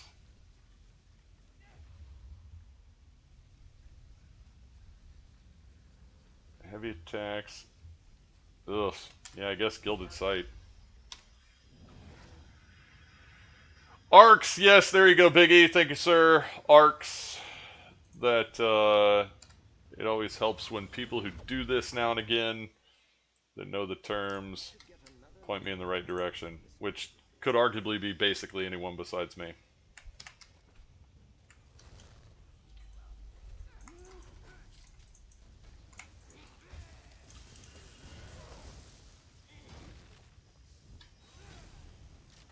Let's see, Crazy D45. The problem with your weekend. Let's see, this is exactly my problem this weekend. Let's see, Hex and Beast, right? We need beavers for hire. I mean, that sounds like a good plan. I don't know what all you do with that, but it's a good start. Beavers and vampire ducks. Were ducks. Oh, we went straight on. We went past vampire ducks. We went to were ducks. Because vampire ducks clearly is not a huge leap. But were ducks. Because at that point you have ducks with teeth that also have fur. So, is that just a platypus?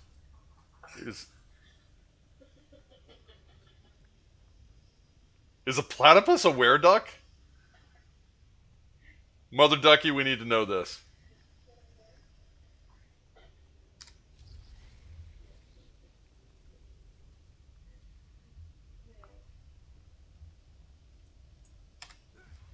I don't even know which one I chose. It's going to be focused efforts, so whatever that does.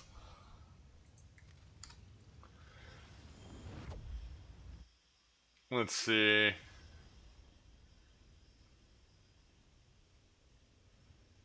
Wish your yard would just become emo. Yeah, it's the that it didn't rain for quite a while this summer, and then all of a sudden it wants to rain a lot. Yes, yes, we're summoning the mother ducky. I think the mother ducky might be asleep though. She's right there. Oh, mother ducky. Oh, okay, okay, mother ducky's here. Okay, so mother ducky. Are platypus just were ducks? That's where we're at this morning.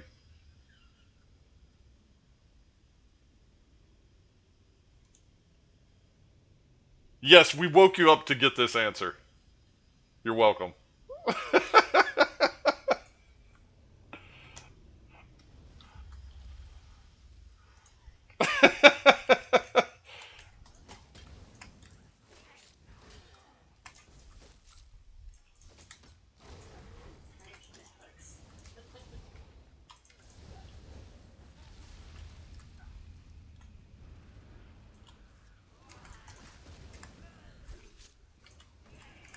So, taking that a step further,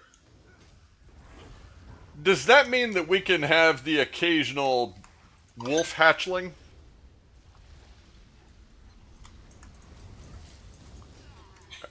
I mean, that seems like the next logical step, right?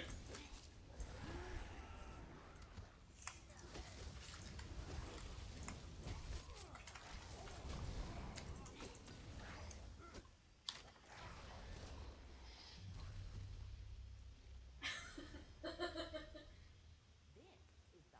perfect spot to create the next portal. It has the best temporal elasticity. Monty naming your son Megatron? Are you related to Elon? Don't tell him that. He probably will have a kid just to name them Megatron. Doesn't he have a kid named Optimus or something? Let's see, Cold Blast.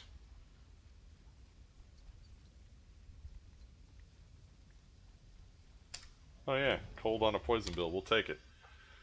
Let's see.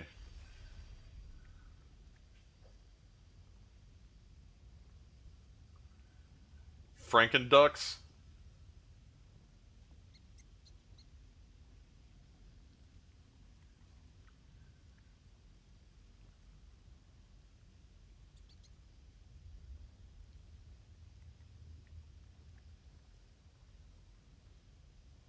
Yeah, Soulkeeper. This is definitely some some unique space here.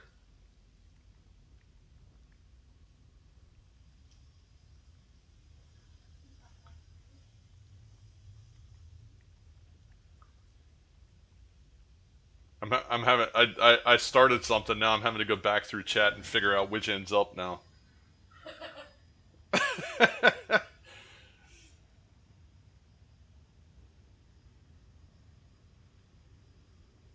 Oh, hey, crazy. I'm with you on that whole herd of goats. I was just telling some of my family that like I need a fence so I can get a herd of goats. Just cut them loose on the yard and that if it looks like they're almost done with my yard, I'll just call the neighbors and be like, "Hey, I can hook you up."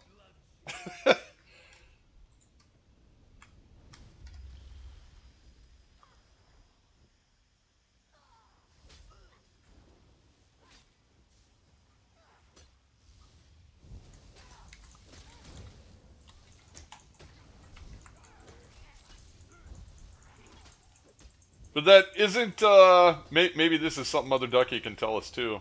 I think if I recall correctly, my mom's got quite a lot of ducks, and if you don't move them around, they will clear the space. Just like maybe not in quite the extreme fashion, But they'll clear a space like goats will. That if they're limited to a space, they will absolutely take it apart.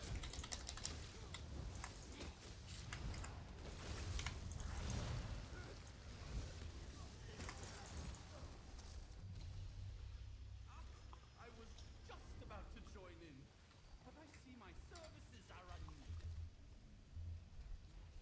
We'll do tomfoolery just because. Didn't even read the other ones. Alright, let's sell our junk here. Here, what do we do? I need to get my other chat. I had chat set up. The problem is it's on the opposite side of where the camera's sitting. I can't move the camera. So it means I need to get the other camera set up. Okay. It looks tougher than it is. Probably. Let's see.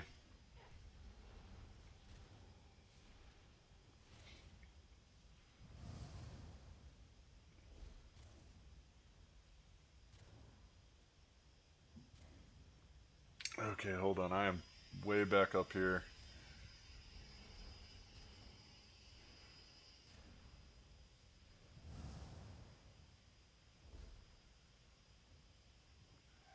Have I seen how furry Mike is? I mean, I've seen his head. I have heard tell of the rest of Mike that it is not dramatically different. I mean, maybe TMI, but I mean, it's what I heard. I'm pretty sure from Mike. So.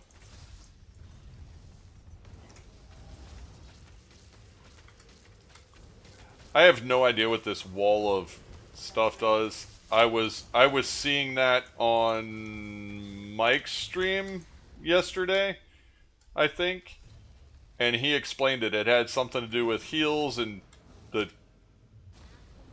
little soldiers there kick stuff, and I completely did not follow it because I heard about it in the middle of trying to make sense of other stuff.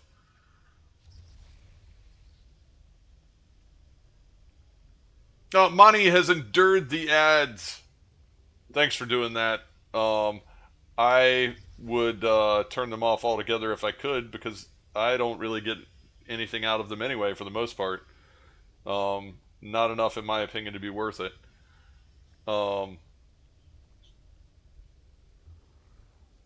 Let's see, I don't have pets. I guess we're doing this one. But thanks for sticking through them.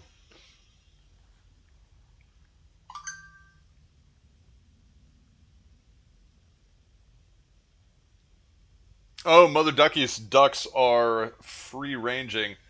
I think most. So my mom has like a movable fence situation that she moves them around and around. I think the fence is less to keep them in. I mean, because she's in town, so just having them run around as much isn't as easy. But I think it's less about keeping them in and more about keeping other stuff away from them.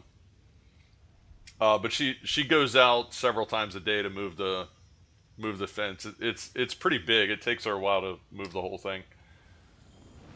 But she kind of just walks it across the.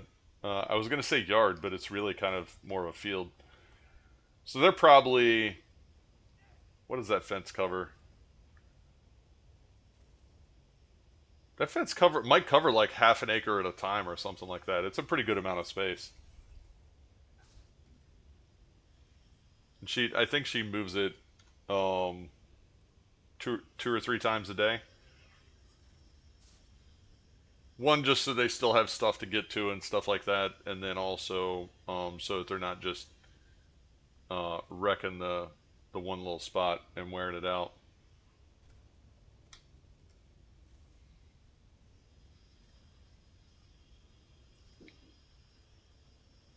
Let's see. Let's see. Soulkeeper. I think I finally have my camera set up to behave itself. Wasn't fun.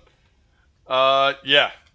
Getting cameras of any kind set up the way you want them to go. Oh man, I hate this. This stuff's cool. This new stuff, but the water that hurts you, especially if you have to deal with a marauder in here, I am told is less entertaining. I've seen people dealing with a werewolf in this stuff. Actually, maybe even in this room. Let's see. The girl holding the goat on a leash also tried to keep that vile creature away from me, but nope. Stubborn goat. Yeah. No, goats are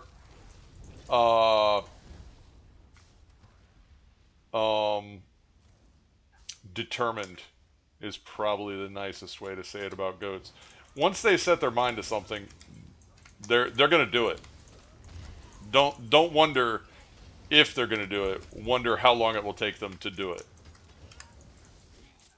They're pretty determined. And they will go from just trying to figure it out, which is interesting to watch. They will go from that to just going straight through stuff.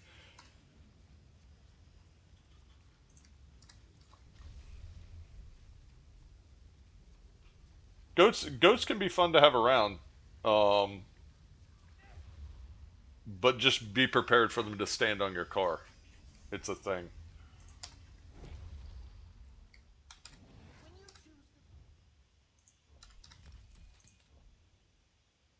See, oh, that's a nice, tasty, expensive treasure to sell. What do we have?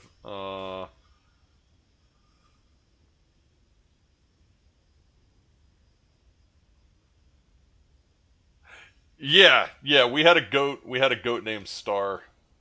Growing up. Actually, Star was one of 3 goats. Star was a goat that we got when she was little, and there was another baby goat with her. I don't remember the name, or even if it had one. And then there was the mother, and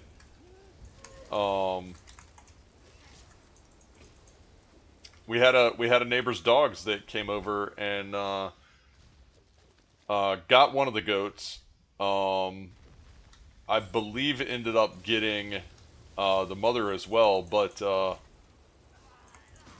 that mama goat got that dog too. So, but the mother, I think the mother saved Star. We kept Star for a while.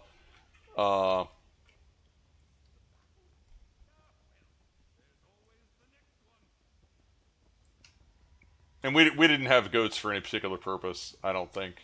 I think my dad was just told, "Hey, I've got some goats. Do you want them?" And he said, "Yeah, sure. Why not?" And we had goats, and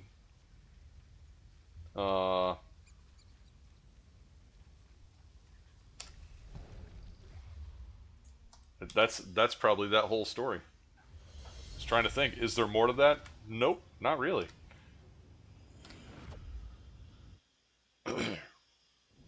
Let's see. Looks like you're running a DPS tank build. Yeah, it is kind of a DPS tank build. I was talking to someone last night about that. It's a little bit weird. We got Mafala on. We have Leeching Plate. And then the thing that makes it definitively DPS tank and or less tanky is we're running deadly jewelry and weapons. So we're probably eventually we're going to take out the deadly most likely and put in some other kind of probably more tanky thing that also does something poison. Just haven't really put the effort into it. I probably wouldn't go try and tank in-game content on this build. I mean, he probably could get away with it, but I probably wouldn't try it.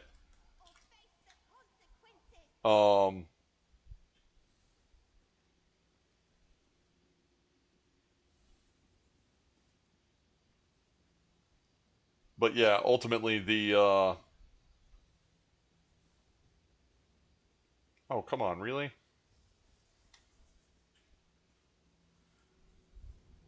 There we go. Is this going to finish it? Yay! Okay, that was a pretty easy run.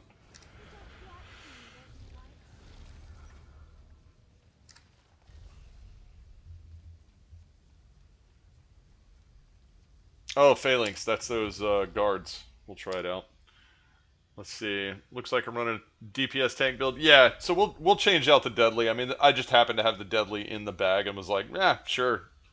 We'll just keep running with that. Hold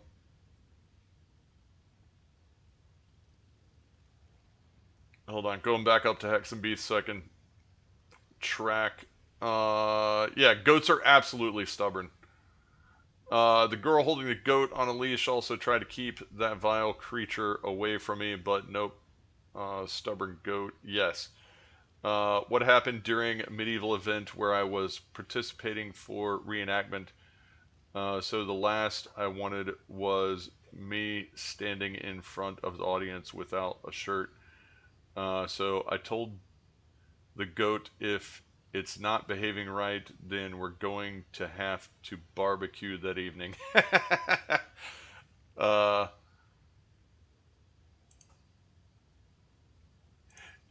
yeah, so Star had to go away because Star um, was interested in preventing people from uh, doing normal people things, like just walking across the yard. So that she found a home uh, at a house not too far away, and I don't know what happened to her after that, but she got to probably just hang out and chill. The family she went to didn't have any ill intent for her. She didn't become sandwiches or anything. That she probably just kept some of their property cleaned up.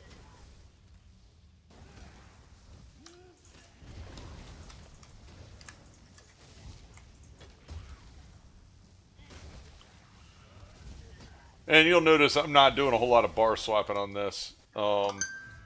This is only the first arc, and my only real goal is take the beating so Zafira can melt stuff down. Master Malphite says you do Not a whole lot of thinking behind it. Let's see. Fire damage taken is decreased. Yep, I'll take it. Yeah, guard goat. Yeah, except for guard goat for other people coming in your yard, it could be helpful to a point. But when the guard goat is preventing you from getting out, that's when our goat had to go.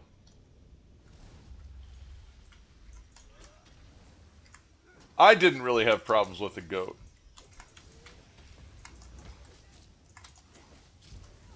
That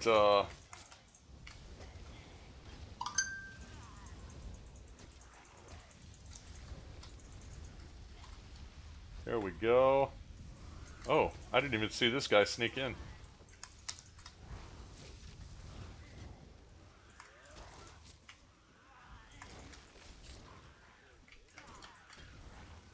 There's a lot of fire enemies for a room that looks like it should be more poisony. I mean, if we're just going on color. It's kind of a green, poisony kind of room. These are all kind of fire enemies.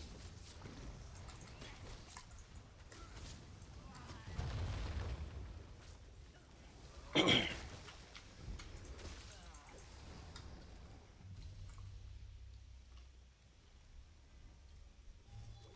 way, mortal. To me and your well-deserved rewards.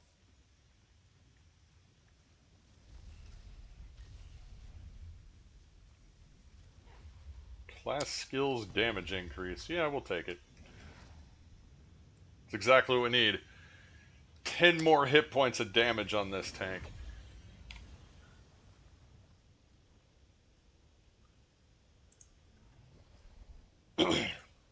Well, the guard goat, keeping you safe at home. In this case, it was if you walk out of your own house, you get to lay on your yard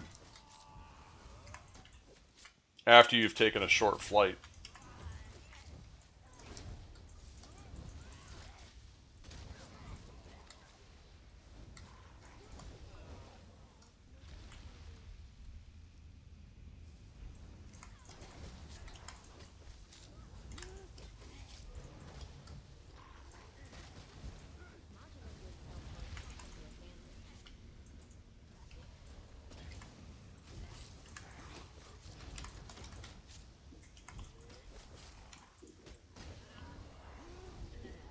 There we go. This is my ranged style. I'm glad to see it's largely undisturbed.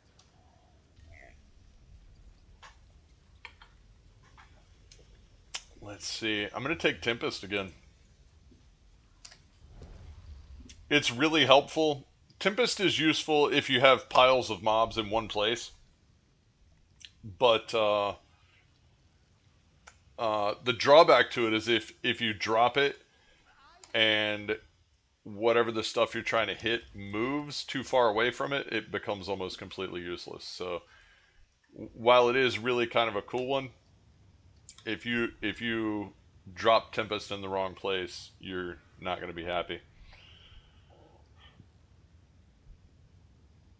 So strategery, place it strategically. Strategery. Let's see.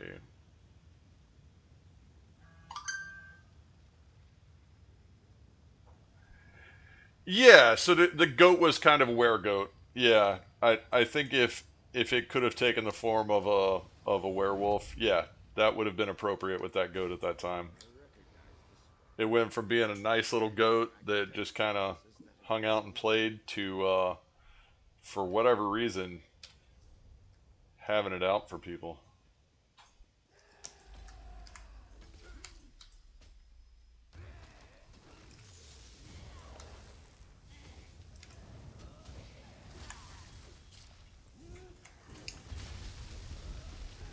Oh, I was getting ready to say, is this the guy from the cauldron? And I think yes is the answer there. Does he have stuff that's going to kill me if I walk into it?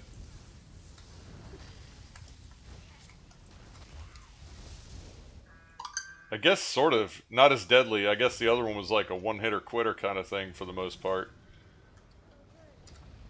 But that stuff was more like what's that? What's that dungeon? The city one. Is it Imperial City? No, White Gold Tower that has the spinning lightning. Whoop, hold on. Gonna sneeze.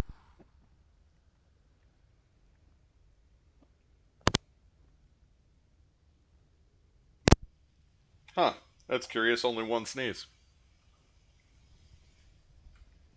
The other sneeze didn't want any, I guess. I don't know.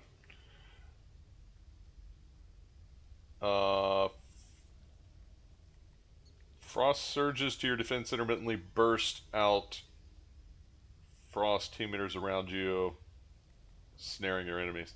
I mean, I don't need so much snary stuff. What else do we have? Protective energies.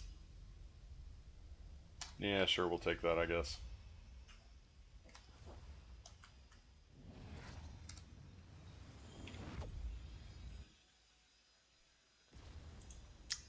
Oh, man. Just checking on...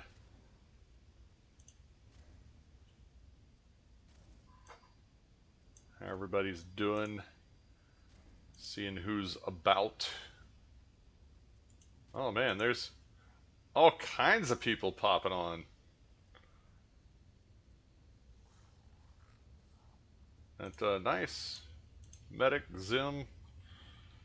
Very nice. Everybody was sleeping this morning, I guess.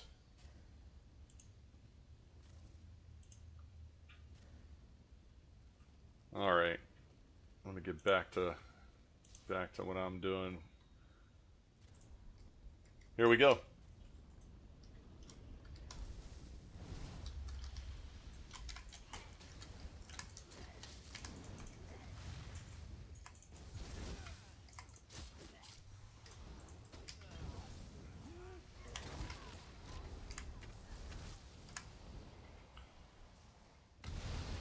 See if we can run a little bow for a minute.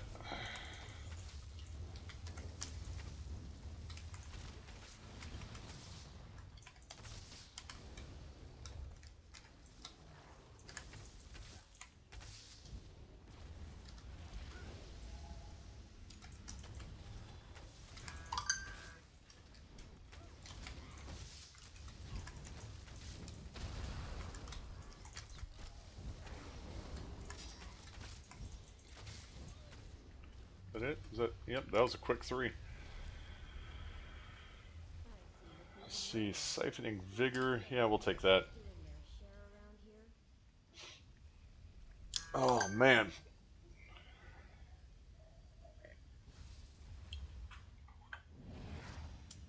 Haven't even looked. I guess I could go in the hole here. I haven't even looked. I got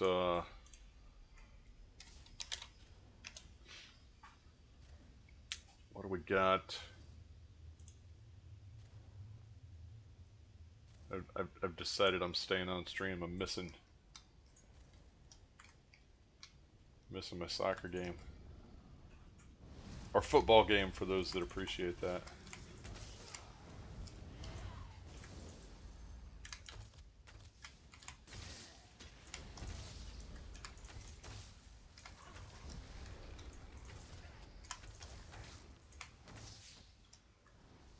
There we go. What causes those little puddles to show up? Do you have to do something, or does it show up on an interval? How does that work? Yeah, I know it's a new thing, but I don't understand what causes it to pop. Is it when you take damage, when you deal damage? I have no idea what it does. I've seen it. Let's see, does it do anything if I walk into it?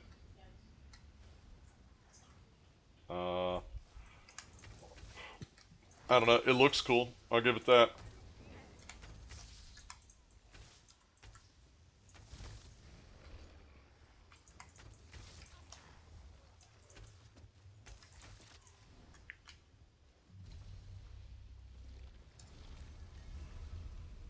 Verses and visions aren't just gifts. They make your fights more Okay, interesting. something about blocking. We'll take it.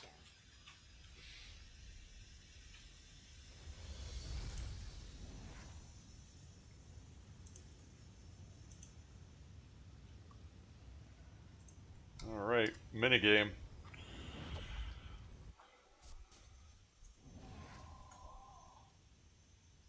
Alright.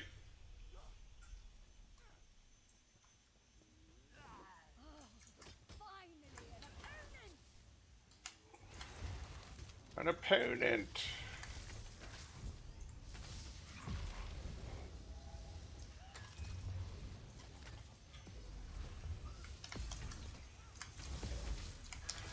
I'll stay with her so she stops doing this stuff. If you kill the other stuff.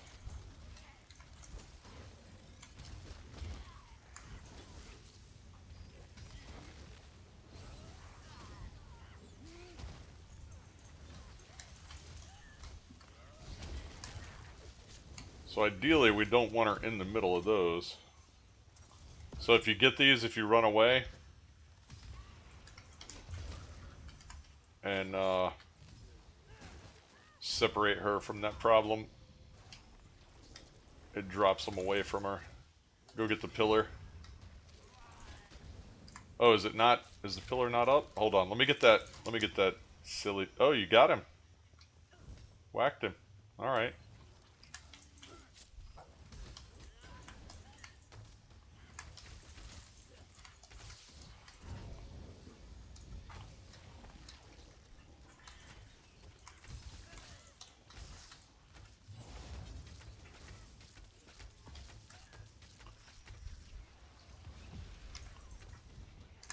There you go, get the pillar.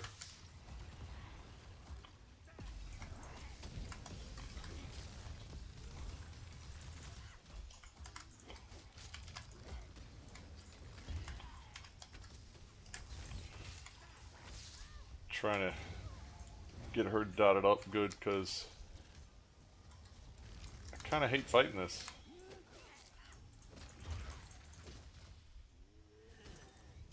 Oh, move another one away. There we go.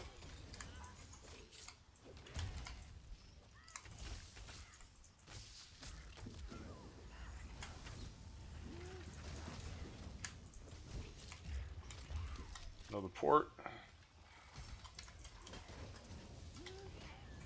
Move this thing away.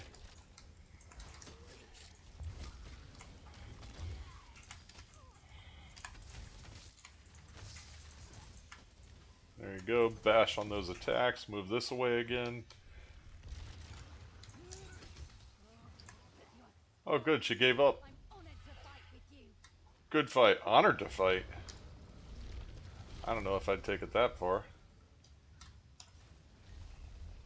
Let's see. Yep, we'll do Tempest again. I just like that one. It's cool. Let's see.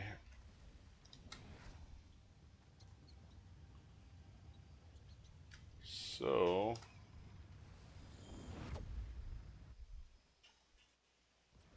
Oh, thank goodness. So we can get done with this and get on to the next one. Oh, I had Tempest when we fought this guy on the last Dragon Knight.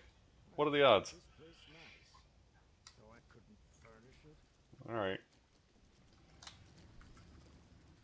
Well, this Tempest is gonna absolutely obliterate him this time, because I don't have to move as much.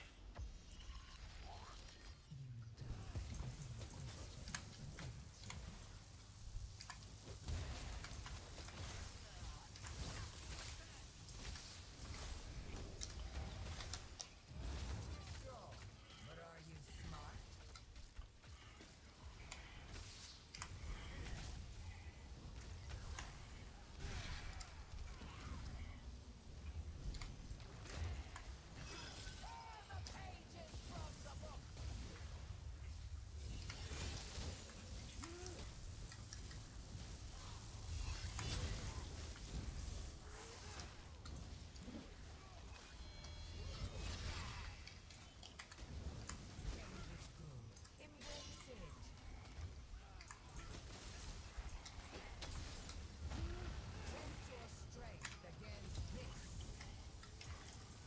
Pit your strength against this. What?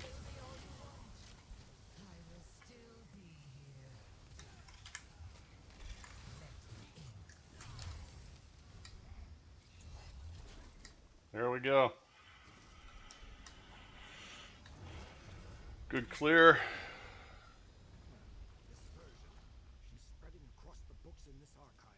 There could be hundreds of Thoat Replicanum. Alright, what do we have? Oh, Pyre Belt. Okay. Necrotic Strikes, that completely doesn't matter on this character.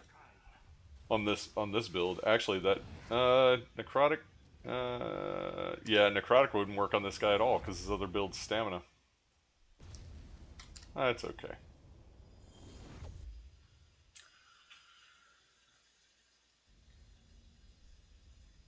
Thank you, Lonely Girl. Yep, got that completion. Not anything to write home about. See, here's what they changed. We noticed this yesterday. You used to get the same blue bag every time, 550 fortunes, or archival fortune. So now you just get the green one. It's like 175 or something, 110. So that was a little bit disappointing. So there's not as much incentive if you're trying to get that extra bag each time. There's not as much incentive to go do the archive on more than one character on any given day if you're just there trying to get that bag.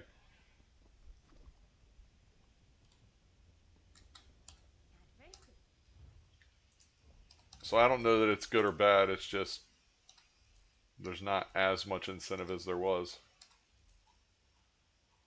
to do it on different characters. So you're probably better off at that point, because it's such a small difference. you're probably better off just finding a character that you can do it multiple times instead of trying to change characters.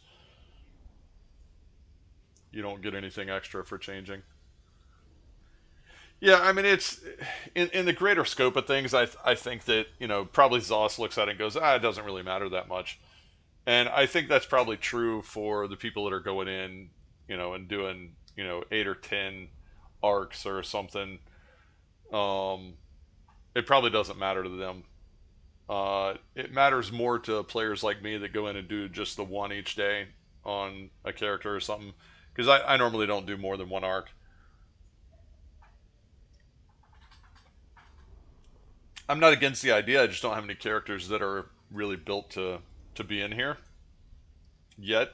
It's gonna happen, but I'm big on the general concept of kind of know your role, kind of a situation on your builds, and I don't have any that really make sense to be in here. For the most part, I have some that do better than others, but I have zero that are built for the archive. I haven't researched all the cool stuff about the archive. I do like watching other people go through it, but haven't really, paid attention with intent to leverage the knowledge that much. Um, like I've got lots of characters that are healers. I can't say you should be in the archive with a healer. You want to bring some heals, but if you are on a purely healer build, you're probably in the wrong place. The archive is not the place to be for that. Same thing for like characters that are purely tanks. You're in here with only you and maybe one other player, or you by yourself. You kind of have to bring a balanced uh, build to the table. You have to deal enough damage, but you have to survive enough as well. Um, I don't have anything that really balances that out properly for this kind of thing. So yeah, it kind of sucks, but it's not the end of the world. It's probably low on Zoss's priority list, as it probably should be. There's a lot of other things that they should probably put their time into. But it seems like an odd thing to deliberately change. I don't think there was any harm in leaving it like it was, so it was odd that changed. Um, it's kind of a nerf, and most games tend to shy away from nerfing. They normally will go more the road of beefing something else up instead of nerfing something. Uh, Nerfs do happen. Sometimes they need to happen, but that seems like a weird thing to choose. I don't know. Maybe it was the original intent, and it just somehow didn't make it in, so they just made the correction. That's fine. I'm not too bothered. Not gonna spend too much headache on it. Okay. Let's see. What sets have we picked up? Have we picked up very much more of the set we're actually looking for? Although at this point, I kind of want both of them. Oh, we got all the gloves. We got all the belts. Perfect. That's exactly what we need. Uh, all the gloves and all the belts. Why is it gloves and belts? That's a weird series to get first. And same thing. Pyre, we've got two items and one of them's a belt. They just handed belts out, I guess. I don't know. All right, so we got shoulders, which will probably go unused anyway. So that just goes to pushing the numbers down. Uh, okay. Well, 1,000 more runs of that eventually. We'll see where that ends up. Let's see. Oh, we're almost back up to 25,000, which is our goal for fortunes. We want this little bit over here. We're going to change over to something else. Let's see. This here is what we're here for. Oh, hold on. I can click. Here we go. Collectibles. We're here. This Filer Core's True Sight. That's what we're getting next. That gives us a third option for the what does it say here? For the visions. So when you're killing the named bosses in each of the stages there, the named bosses give you visions. The visions are what stays with you as you progress. So it gives you a third one to choose from. So pretty helpful if you're going to progress. That's also to some degree that'll make it easier for me to come in here and do multiple arcs if I already have that stuff up front. It's a little more of a struggle. You don't have quite as many choices. So we're just kind of slowly building up. We're not in a hurry for any of this. It'll all still be here. So, in the meantime, let's throw the coin in the bank. Do a quick take them aparts here. Ooh. Oh, okay. Armor.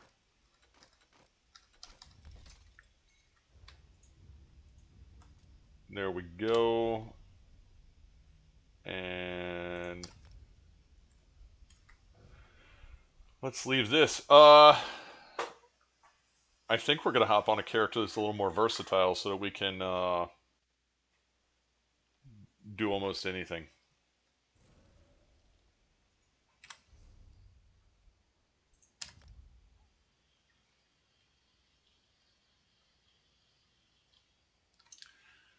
Let's see if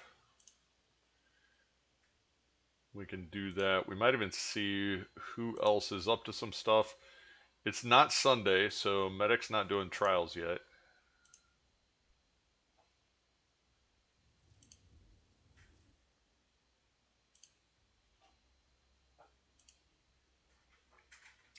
So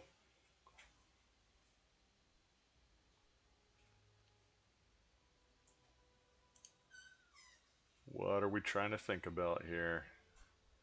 Oh, here we go. We're going to hit Lebanon.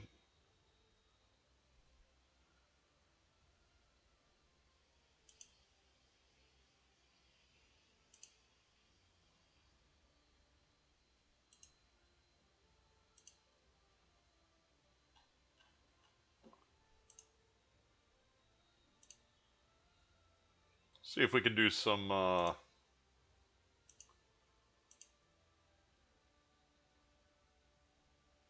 dungeon content or trials. And then we might check PvP. I don't know. We might even do battlegrounds or something. See what all kind of trouble we can get ourselves into. We may also turn this around for some of this, like the dungeons and whatnot. See who wants to go do some of this. I have no idea what the stuff is for today. As far as dungeons.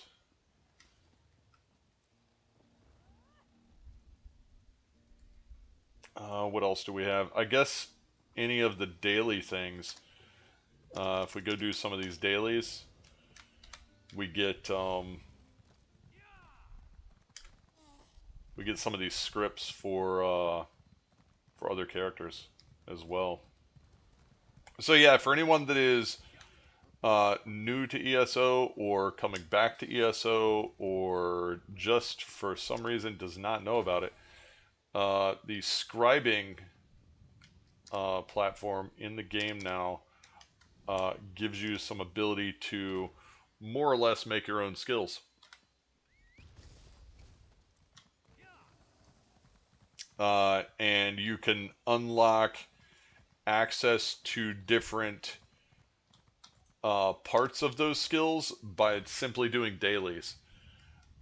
I've got an add-on here in a second that I'll pull up that shows some of those things. It helps you track it if you have add-ons or like add-ons or are just not on console. Right here. So under your skills, there's now a scribing tab. And these grimoires are the different skills currently that are available. So Alliance War, you have Trample, which is pretty cool. You summon your mount. It'll actually summon your mount, and depending on what effects you put on, you summon them out, and it does things. It depends on what you apply. A lot of people have it do like a CC, a knockback, or a stun, or something like that. I think has been the case. Then of course guild skills, Torchbearer. I'm actually gonna go put that on. I'll probably put that on today on one of my Sorks. You'll see why. He holds a torch all the time, and a shovel. Here's Mage's Guild skill. I can't remember if I've used that one yet or not. Wield Soul and Soul Burst. These are from the World Magic series of skills. So I kind of want to come up for, even before this came out, I wanted to come up with something for like a soul build. Probably put it on a Necro because that seems reasonable, right? Let's see.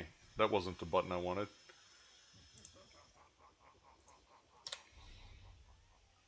Where was I at? Here we go. Okay, so then the other one is all the weapon skills, all the weapon lines. No, there's no class ones yet, but all the weapon lines. So, Elemental Explosion I use on a couple of different characters. Minder's Bond. I think there's been a lot of people that like that one. Shield Throw, people like that. It's like the Captain America. You throw your shield. I do use that on the Dragon Knight, Flintfinger, on his tank build. I use the Shield Throw because I made it a taunt that heals me. I don't really like the Shield Throw on him, just aesthetically. I'd rather I could do something else and still get the same effect. But it's too good. It's too good to use as my taunt right now to not have it. The other taunts aren't bad. Just that one is the most effective so far. On that character, on that build. Smash I've not tried yet. That's for two-handed weapons. Traveling Knife is for dual wield. I've not tried that one. And Vault is cool. A lot of people like Vault. You do a backflip. It's a bow skill, and you do a backflip, and it does like an AoE effect around where you backflipped from. So it's pretty neat. Let's see. So we're just getting cleaned up a little bit here. Checking out stuff that we need to go put in the bank, which I suppose sometime today we're going to have to log in and clean the bank out because I'm going to start overwhelming the inventory of individual characters. So for example here, these scripts, so all these scripts, you can see I have highlighted on the left in red and green there. It tells me with this add-on which characters have already learned this particular script and which ones have not, that have logged in. So it only tracks the characters you've logged in since this add-on was running, since the release of this well, I guess it came with the chapter. So it tells me who has it and who doesn't. And once you learn the skill, you can still pick the same script up. But at that point, it just comes with RNG. So when you're first picking them up for that character, it'll give you ones that you haven't learned yet. But once you learn all of them, it's just all RNG. And I can come here to the bank and try and put some of those in there to pick up on other characters. But a lot of good it does because I don't have any space in the bank, which looks like I need to get on there with Hop. It's not going to clear out very many spaces, though. Oh, you know what? Do I have any surveys in here? Is that what's clogging the bank up? Oh, no, apparently not. I know. maps are clogging the bank up. Like probably 60% of the bank right now is it's probably over 250 slots just maps. And the way we're able to keep some of those maps is because we have multiple copies of the same maps on multiple characters. See, like this, I've got it set up so that maps go into the bank automatically when I go to the bank. And so because this map didn't go in there, that means there's already a copy of this map in the bank. Same with all the rest of these maps. And so every character I have just has another copy of, typically another copy of a map that's already in the bank. And I think there's 4 or 5 of the boxes out of the 6 that are in my house are all maps as well. I probably have 600 plus maps, I would bet. And that might be an understatement. It might be closer to 1,000 across all the characters, all the storage, all the banks. And I have this awful stream idea to have a stream where I sort of systematically go through and do all the maps. I just have to decide when I'm actually going to do that. I suppose that might be like a really good one to do over over a period of time. I even thought about what if I got it, like if I have multiple copies of maps, it would take some time to set up. We could even have a group map run, which sounds both really dumb and kind of cool at the same time. Because I have in some cases like 6 or 8 copies of maps. But there's not really an efficient way to exchange those, unfortunately. But like this, like you can see, here's all the maps for Alik'r.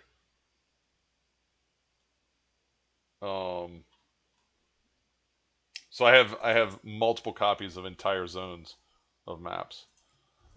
Let's see, let's pick that up. Let's see. So Lonely Girl, I'd like a month without getting maps or surveys. Yeah. I have the surveys do the same thing. And I've deliberately not been doing writs lately, so I would stop getting surveys. I think probably 4 or 5 weeks ago, I ended up wondering, like, why is my entire bank full all the time? And no matter what I do, it keeps getting worse. I think I ended up uncovering that I was doing writs every day on several characters, and they have quite a lot of motifs, so I'm pretty high chance of getting surveys and master writs. And I ended up filling the bank up with surveys, and I went with Hop, and I think I picked up 50 or 60 surveys, and then just sat down and knocked them out. And so I had a bunch of surveys where it was the same one survey for the exact same spot, so I'd have to pick everything up and then walk away and then come back when it respawned and walk back and forth, back and forth. I think I had one that I had to do that maybe 4 or 5 times in a row. So yeah, I mean, I like getting all that stuff, but man, to have to do all the maintenance. If I could take one of my companions, sort of like the Star Wars: The Old Republic, where you can take your companions and tell them, "Hey, go do this job for me." If you could do that with your surveys or your maps, and just be like, "Hey, this one, go out and do this thing," or maybe there's one that's what they do. Let's see. Do I have something on my? I do. What is that on my monitor? There we go. It's gone.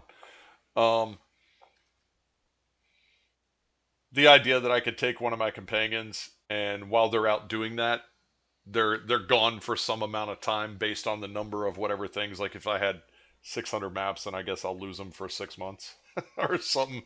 That sounds extreme, but like if there's a dedicated, like each map cost them 5 minutes or something like that, they probably would be gone for like 6 months. But the idea that you could just dedicate a companion to that or something would be interesting. It might be a little too on the nose uh, to make it a little too much like Star Wars in that case, but that would be handy because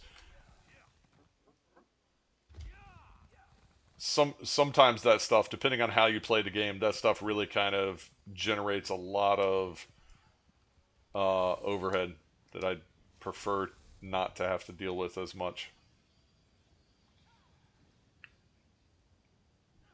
But yeah, I've actually been deliberately avoiding doing, like I'm discouraged from doing daily writs, um, because I don't want to get surveys. That's kind of weird how it's played out that way, but it is. So yeah, so I'm not getting something in the game because I don't want to get something else, both of which would benefit me, but I have to go do something that I don't want to go do in return. And I'd rather not have the stuff than have to go do that thing. I want to go do other nonsensical stuff because it's a game, so everything is arguably nonsensical.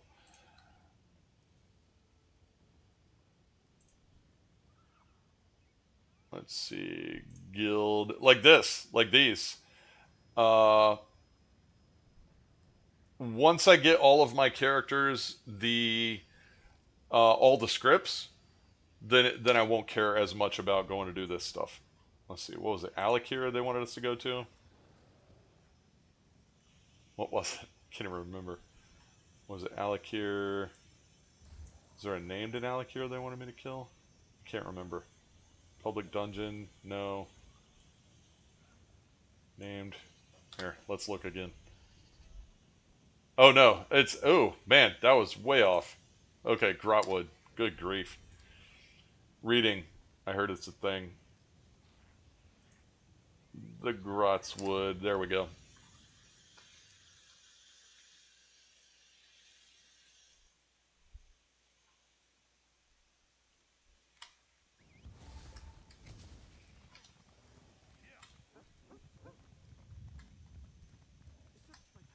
All right. So we'll go knock these out. I mean, this is quick, easy stuff. And the cool thing about this, you can do these on every single character. Um, it tell me if you guys have seen this or not. I think this was a discussion a couple of weeks ago. We were trying to understand it, and I haven't pushed on it because I haven't been playing as much in the past couple of weeks because uh, having to deal with real life stuff lately, which seems to have calmed down. So that's a plus. We'll see how if that holds. But generally, the idea of doing these dailies for scripts seems to be a guarantee on the first series that you do in the day.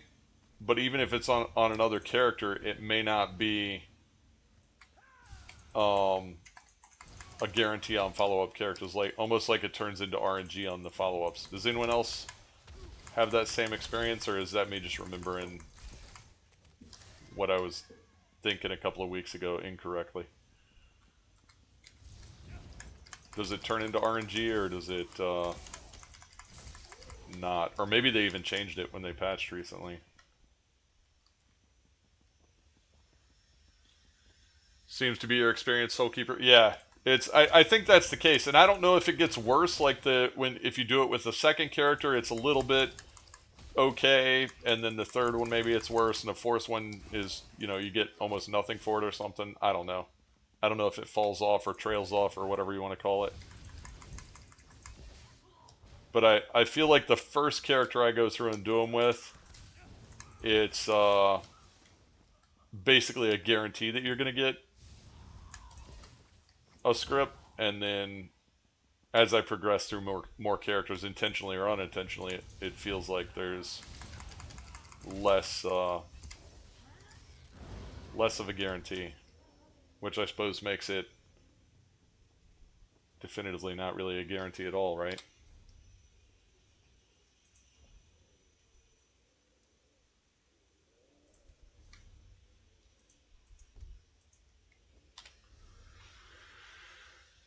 Let's see. Oh, here we go. Talandir, first character of the day is guaranteed drops, possible drops on other characters. Yeah, that's kind of the feeling.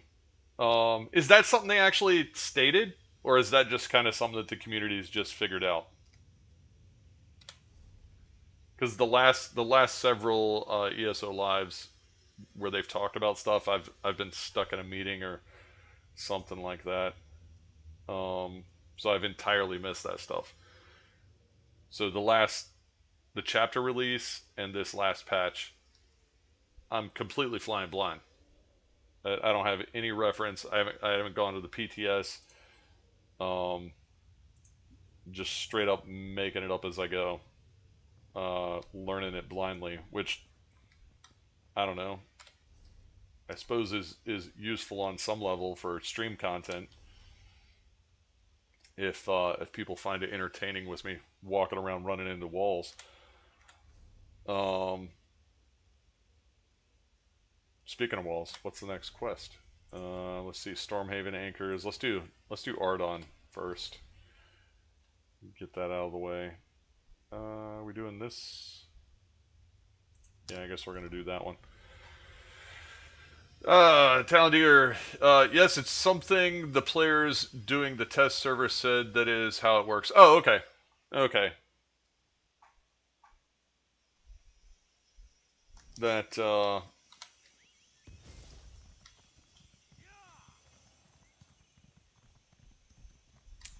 So it's, I don't, I'm curious, because you have to set something up to deliberately do that. Because the alternative is, most of the code, if it just said, when you go do this, you get this credit. I'm curious what the thought process... Like, the Archival Fortunes is sort of similar. Like, why would they deliberately go not give as much for people iterating out other characters? And then also for the scripts. I don't know why that choice would be deliberate in that fashion. I'd be curious to hear from the devs on what they're thinking on that is, because that's a very deliberate choice to put the players through. And I'm not saying it's good or bad. I'm just kind of curious what their thinking is. Because it's in their best interest for the game to be enjoyable while still being challenging. So I don't know. I'd be curious to hear what their take on that is. Just in general, I don't really care what the answer is. I don't think there's anything to be upset about or even happy about. Just general, I'm curious how they're thinking on that.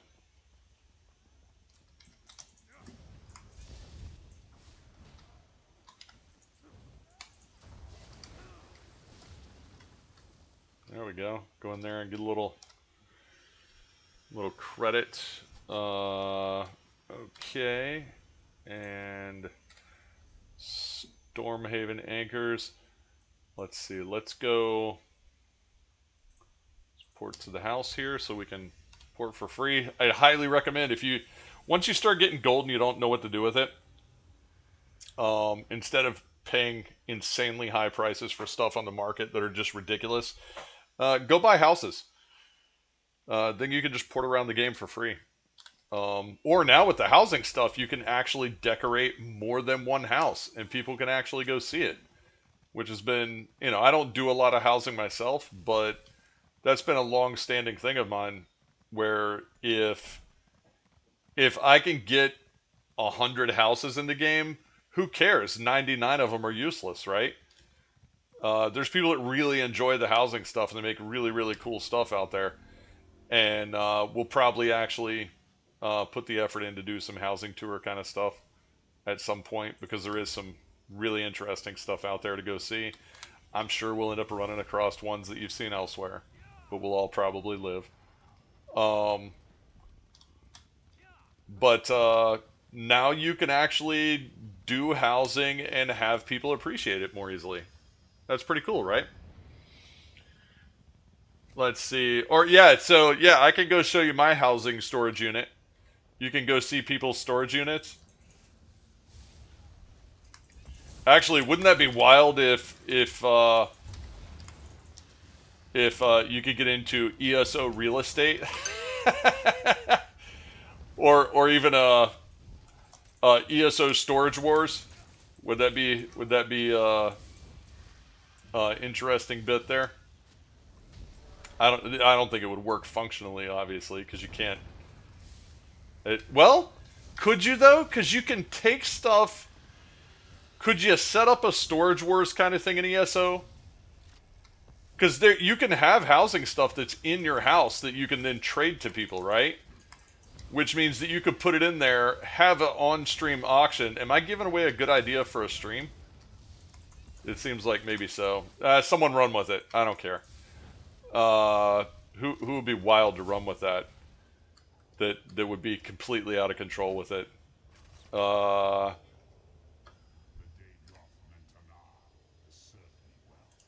Yeah, like ESO Storage Wars. That'd be wild, right?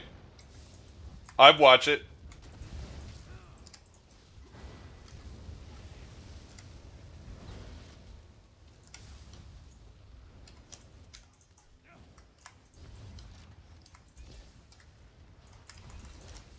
I'm trying to think of what streamer would be able to run with that.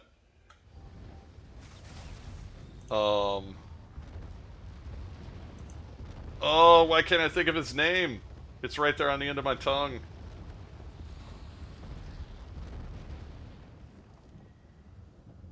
J Hart, there we go. Yeah, I wouldn't even, if J Hart started running with that, I wouldn't even try and compete with it. I'd just go watch him. Ninja Monkey could do it. That would be fun.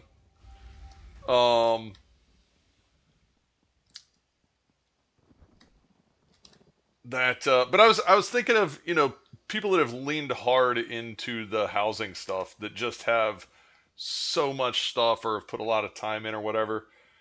Yeah, I think it would have to be like Ninja Monkey would be a good candidate because he's on throughout the day.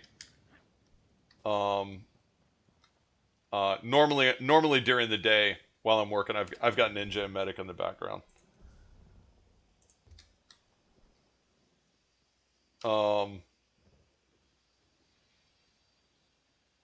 Actually, that's something we're gonna go do. I really do like actually. I don't know about Ninja. I don't. Does Ninja go to his house that much? I don't think so. But I do see Medic's house. We're gonna end up in Medic's house at some point. I think that's definitely gonna be on the menu. He's got some cool stuff in there. Let's see. We've done anchors. Oh, we gotta do Zarya. That's one of the. Wait. Is that a? Why do I have that? Was that Thieves Guild? Maybe? I can't remember. Let's see. Oh, we're just returning to town to turn these in now. Okay. Anyway, yeah, we're definitely gonna be seeing this. Let's see. Ninja Monkey is epic with housing. Really? Is he doing this stuff while I'm stuck in meetings?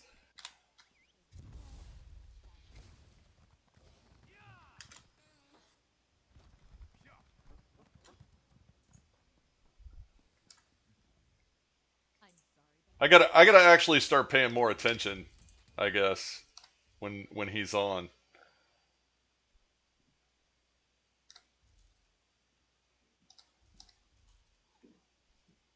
It's almost the entire time he's on. I don't have the option to pay attention that much. So I suppose I need to get that corrected. See, Remnant of Deception. What is this? Collectible fragment? Wait, really? Can I just learn this and it'll leave my inventory? My guy keeps throwing his arms up. Is that... I guess that's part of a... Did they add that? I don't remember him doing that before. Is that part of a personality, I guess? What is this? Use... Oh, cool. Okay, good. Yeah, I can clear some inventory. Nice. Alright. I don't know why I ran over here. I'm so used to porting there and just running over there. I just ran over there for no reason at all this time. That's brilliant.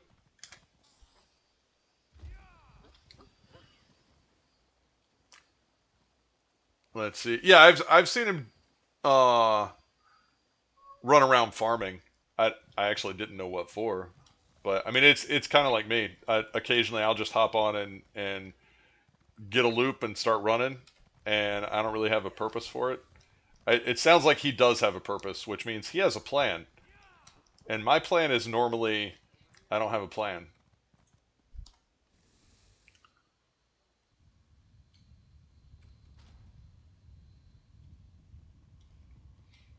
I've never... So, with the personality...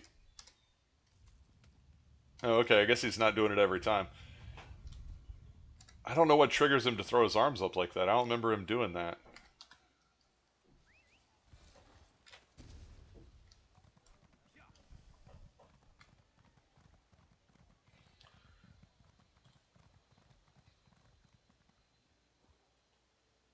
Let's see. Should get out his streams or go to his main house or something. Can watch videos on demand, I think. Oh, okay. Yeah, yeah. Yeah, I need to go pay more attention to Ninja. Apparently. Oh, did I just pick another quest up? Completed. I don't know if I got one today or if that was one from... okay, it didn't give me another one. Good. Last thing I need is 100 more quests to go do. Just doing these, get them out of the way. Because we can, it's not good or bad. We get some scripts for them. And they are what they are. Hand them out to other characters we've got that have a gap in that.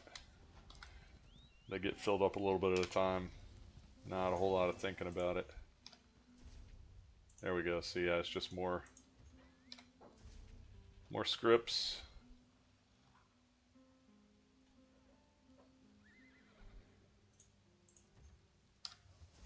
And I've got 20 characters. I've got all the slots filled on PCNA. So it's a lot of scripts. Oh, it looks like, actually, I guess we'll go over to the junk house. I need to throw this picture in there. You go in there, you can see my pile of stuff. I think I'm almost ready to fill it up, though. I think I'm almost out of space in there.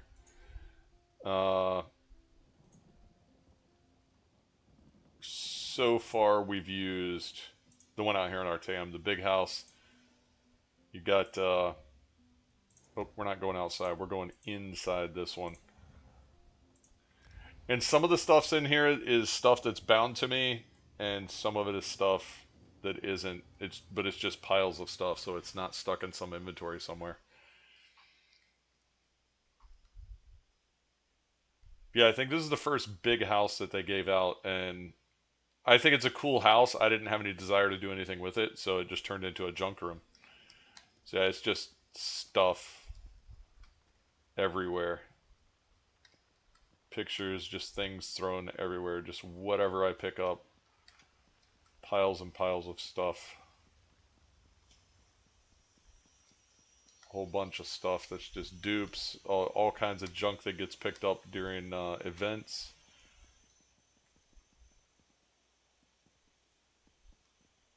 And we just kind of randomly grab stuff and hang it up. Speaking of which, let's empty some space. What do we have?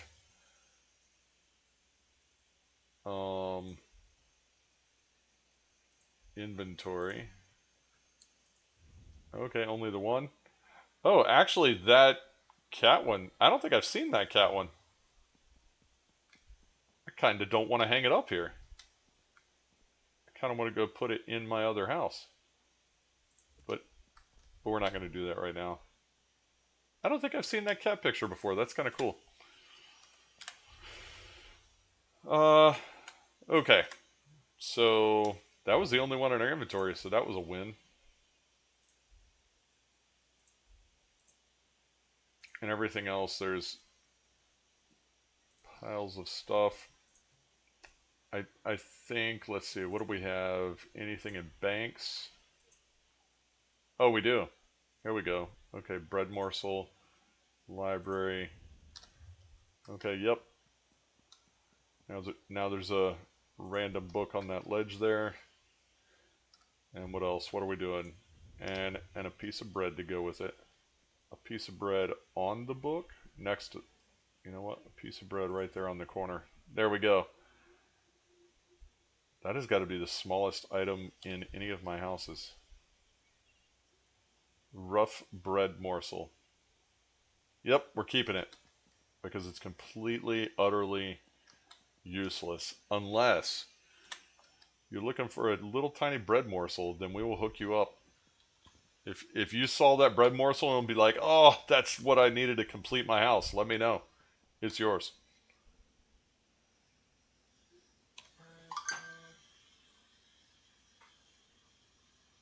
Oh, your OCD anxiety had a freak out moment? Yeah, no, this is the one place. Like, normally I really want stuff just a particular way as well. And this is the one place that I allow myself just to be like, bleh, and throw stuff wherever. So here's how I deal with that. The OCD situation here is that the purpose of this room is to throw stuff randomly. On purpose, randomly. That's how I justify it in my head. It's absurd, but I still categorize things though. Like there's like 3 or 4 different ones here in the middle. It's not just one set of floaty stuff here. So there is some thought behind this, but it's mostly deliberately random stuff. And I think to everyone else, like this wall here, I only put pictures until you know, this kind of filled up, and then I started putting pictures elsewhere. All of these lamps are sorted together. The wood there is sorted together. I mean, there is sort of some rhyme and reason to it, but it is also sort of deliberately so I can just kind of throw stuff and not have to think about it too awfully much. Yeah. It does kind of bother me to come in here as well.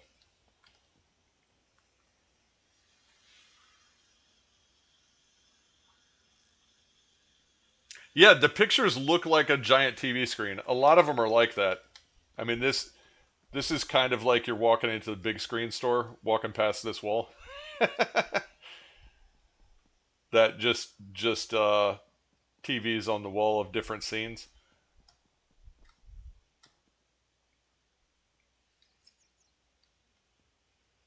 But actually, you know, speaking of different scenes, I want to say it's actually Medic's house. That has a room with a whole bunch of pictures hanging, and it's actually pretty cool. I know Little Pinky Bear's house has a setup that pretty heavily utilizes the books that drop during events. And that turned out pretty cool. Let's see. Let's see.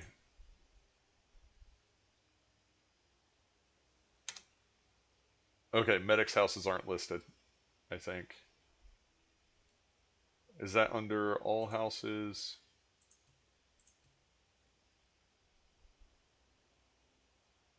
Damn, my list. Wait.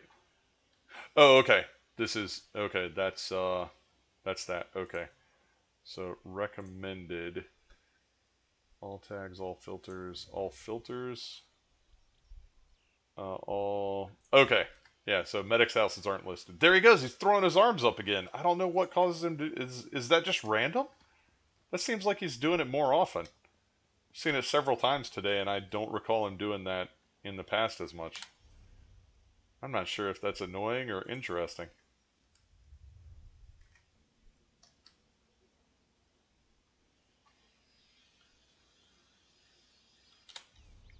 Alright, let's, what are we doing? We got on this guy so that we could do some broader content without thinking about it too much. What do we have? Alessia Farm, Blue Road, Players, Nightblades, Farragut, some random quests.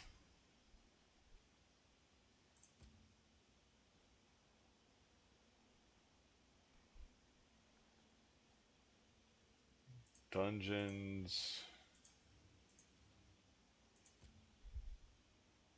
I guess I should finish the main quest on this guy eventually. That would make sense.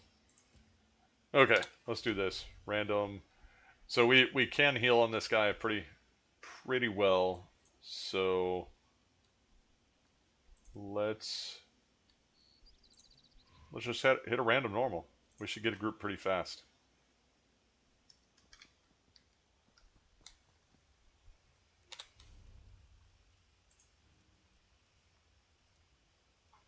Really? Oh, okay, there we go.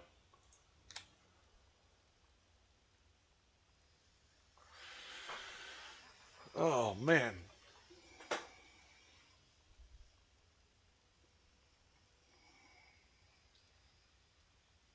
Lonely girl lurking.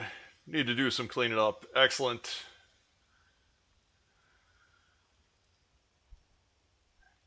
I need to do some getting up and walking around probably after I do this dungeon. Move my backside around a little bit. Probably take the rest of me with it as well. Arx Corinium. All right, we're gonna crush this. There's probably no reason for me to even heal once in here.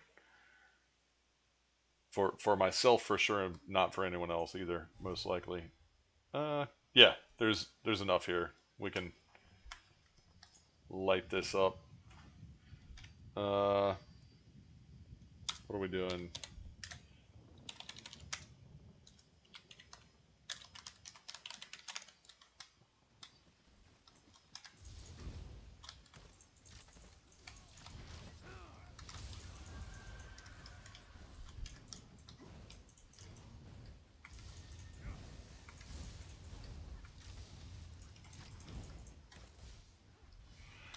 There's those. Let's get this guy too, because why not? Kill it all.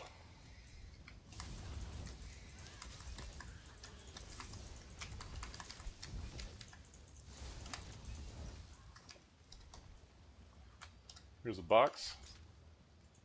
If I can open it. Ha! Can't open it. You gotta be kidding me. There we go. You don't like chests? Alright. I mean, it is a simple chest. It's probably trash, but it's trash that you can sell for loot. Just saying. Let's see any questing me. Just hit 50 on this tune. Okay.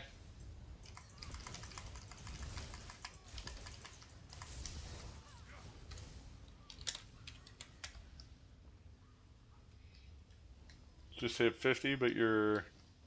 Oof. Just close quarters. Alright.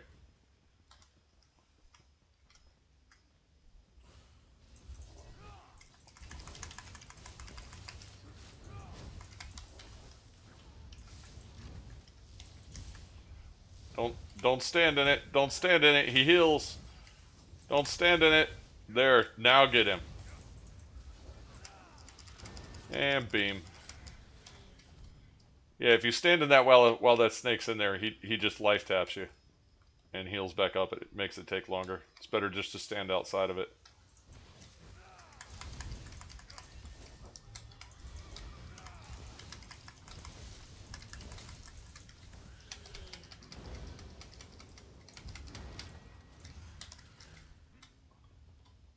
Good deal. Whoever this tank is, they're pulling all these mobs together. Pretty good one. I like it.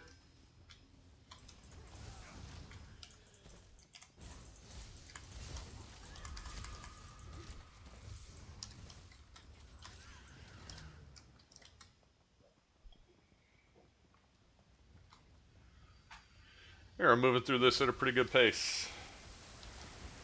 I'm gonna get it done.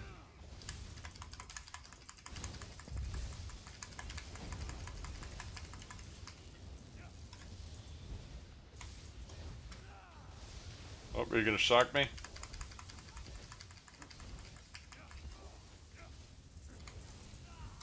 Yep, I'm stuck. Beam. Bye-bye. Alright, let's keep trucking.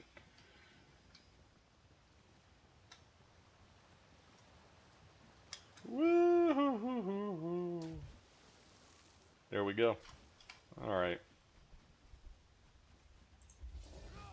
No mercy. No preference.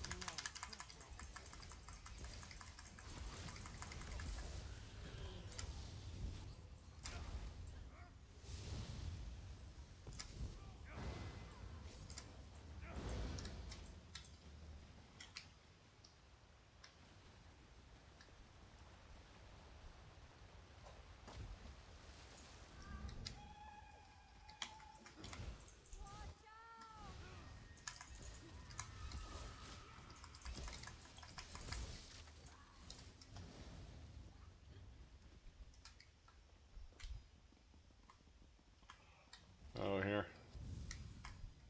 Leave us, Now you can pull it all, but we also need to get these.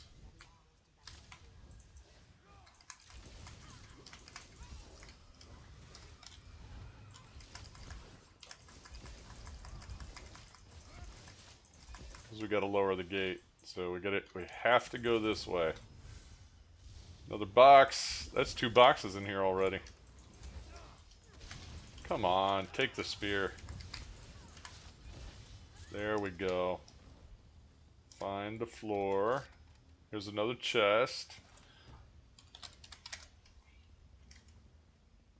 They don't like the chesties. Don't understand. So the goal here on this, for anyone that's new, don't kill that little snake over there. He gives you a shield when she does this yell thing here. So he goes into the shield. If you stay out here, you're gonna take damage. It is obviously survivable, but sometimes that's difficult for newer players to sort through. So that shield is for you. Go use it. If you kill the snake, you don't have a shield. That used to be much harder. As any game, as it progresses, older content innately becomes less difficult.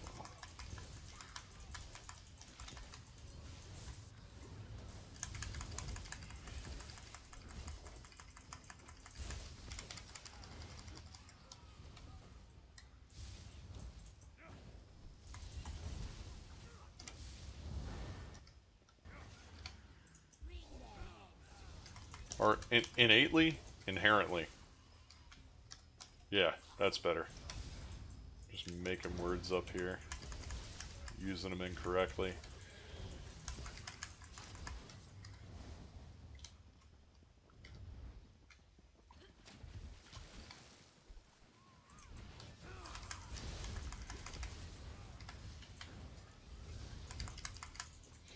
It's too common these days. I want to be weird and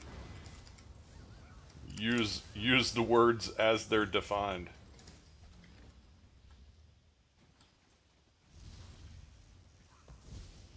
That's the new thing. If you want to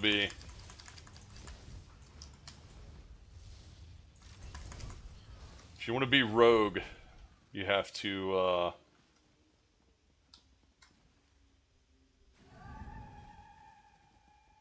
have some structure in your life. It used to be the other way around, but now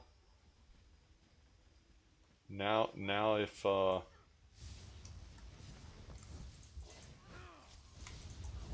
you want to get wild, go get some go get some structure in your life.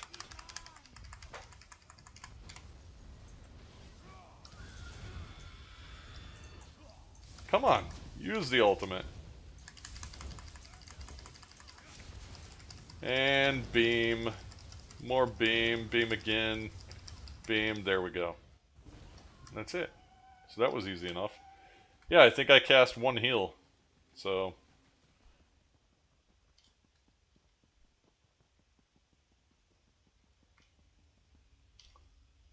it's an easy one for the day. We're just running over here, see if there is, for some reason, the third box. You can get 3 boxes in this dungeon. It is not as abnormal as it sounds.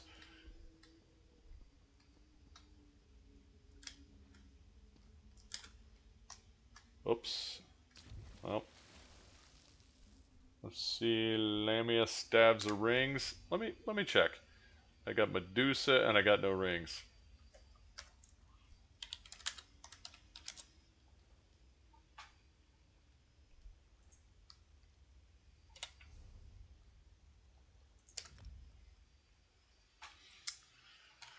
Let's see here.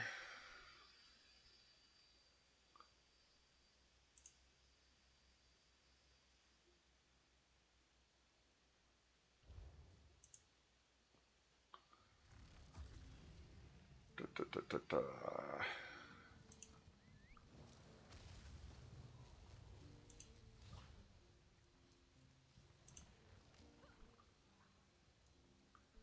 Ad break in progress.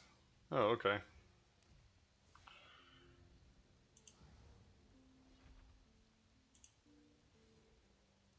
Yeah, I ran out of options to push the ads off. We used them up early today.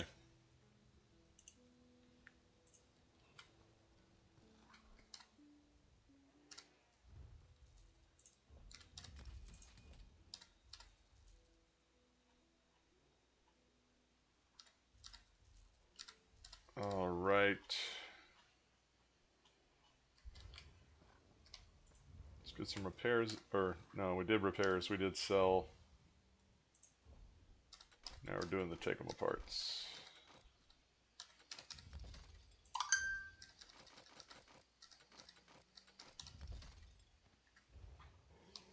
Okay. Take them apart's complete.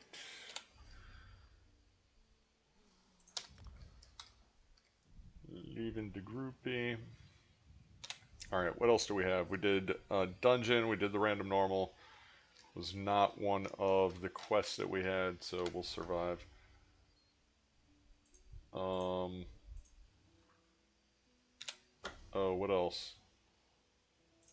Battlegrounds? Is there a Battleground event this weekend? Maybe that was last weekend.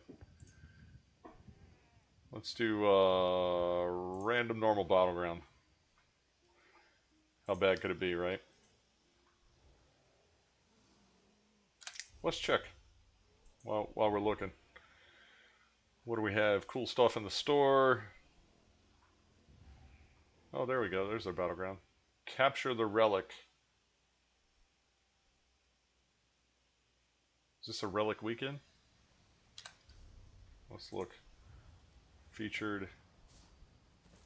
I guess not. Maybe that was last weekend. Yeah. Okay.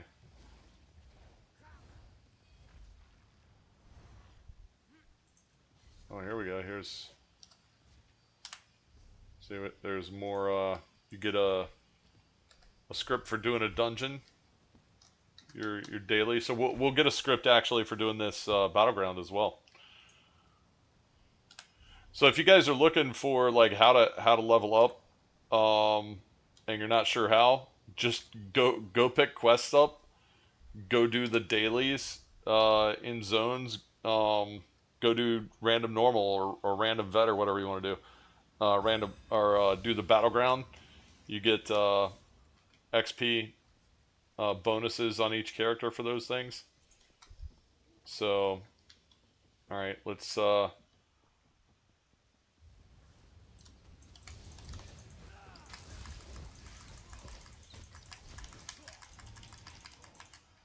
Woo! Green came to fight.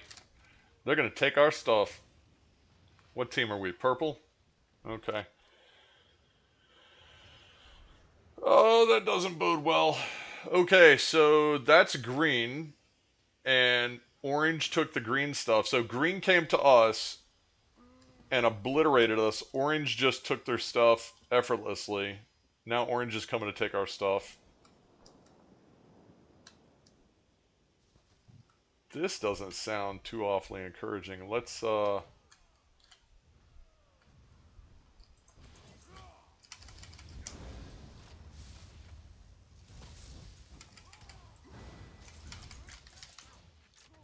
I don't think green cares about points. I think green is just here to kick us in our head. Look at this. Just, yeah, green's here to fight. Oh, well, some blue. Maybe we have some here to fight too, but I feel like maybe I didn't come to this fight with the...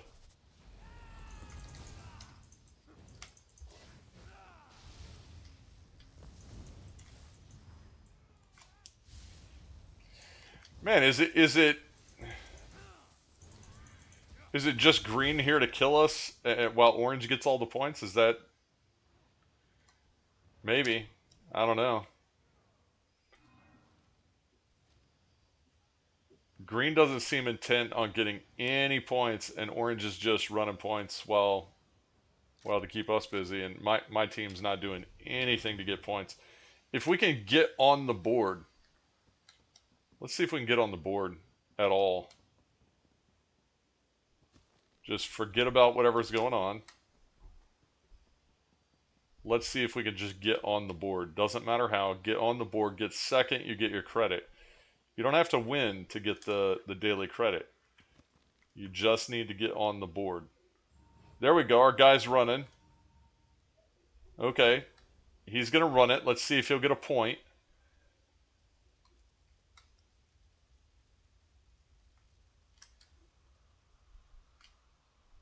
See if he can get there. Probably not. Looks like he's getting obliterated. Is he going to get there? Get the point, get the point, get the point, get the point. Yeah, we're on the board. Brilliant.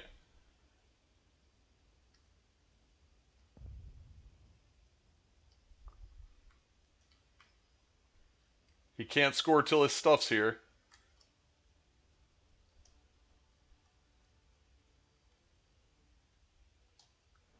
Green's looking to take the orange stuff. Here we go.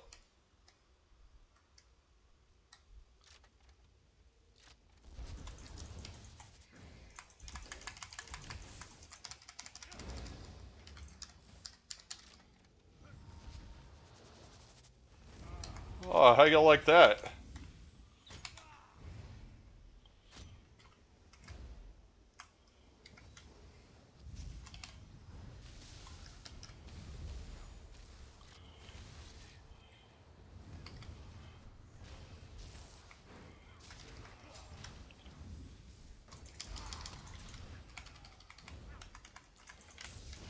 Oh man, I got it back to our spot and our stuff's lost. Come on. I can't do better than that.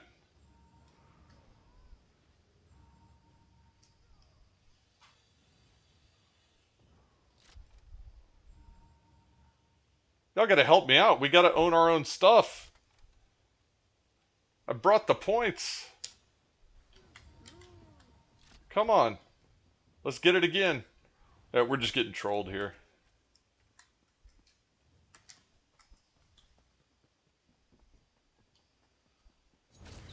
Oh, there we go. Now I'm getting sniped. Yeah, just snipe me. Just, yep, get it out of the way. Get it out of your system. This is the only stuff about Battlegrounds, you know. It'd be nice if there was,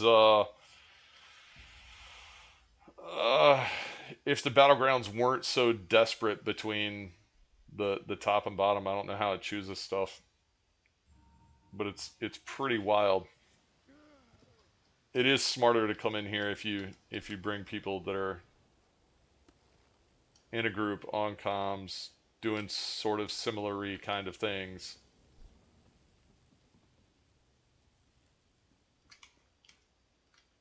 So it is kind of a bad idea to come try and do it, you know, independently like this.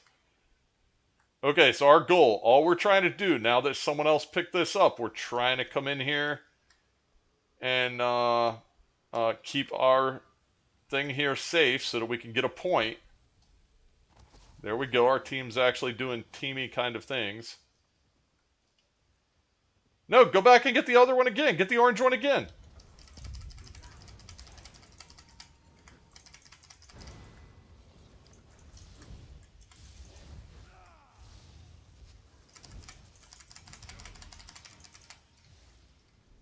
There we go. Let's score.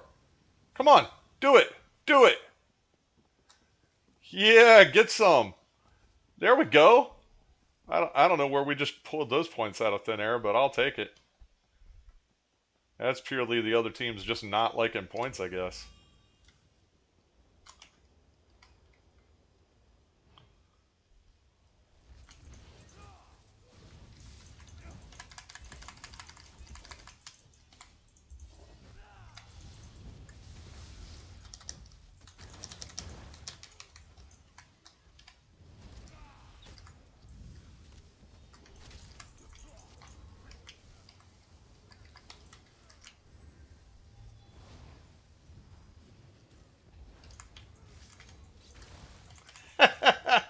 That's okay. Oh, we lost ours. Yeah, green team took advantage. That's fine. Yeah, now we're still in first. We need to get one more to keep it or win.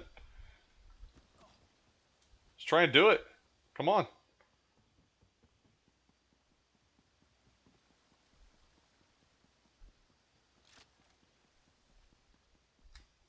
Yeah, green's here to fight. Here, come worry about me. Don't worry about anything else. Come worry about me. Nah, now they're gonna take our stuff before I can get back. Yep. We got to spawn and try and protect our stuff. We need to stay in either second or first. I mean, actually, if you could tie like 200 to 200, if you can tie another side, that is a.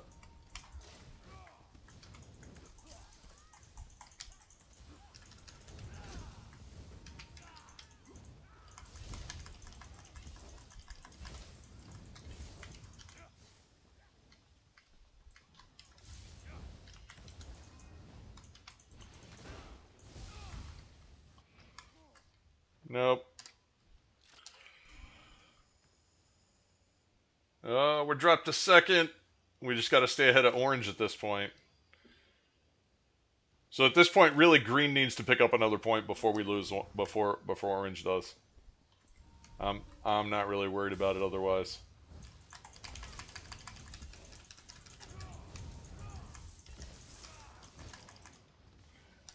It's okay. Kill me all you want. While you're killing me here, you're not scoring points. And if green does, I'm fine with that.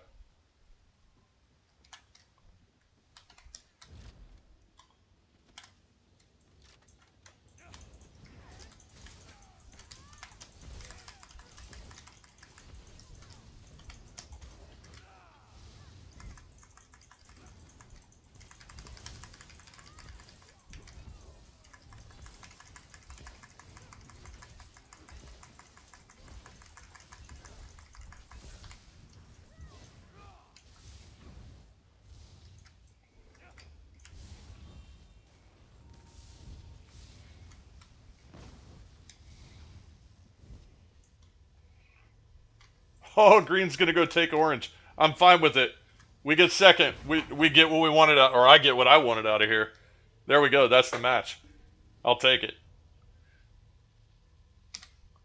Sometimes you play a match to win, and sometimes you play a match to not lose.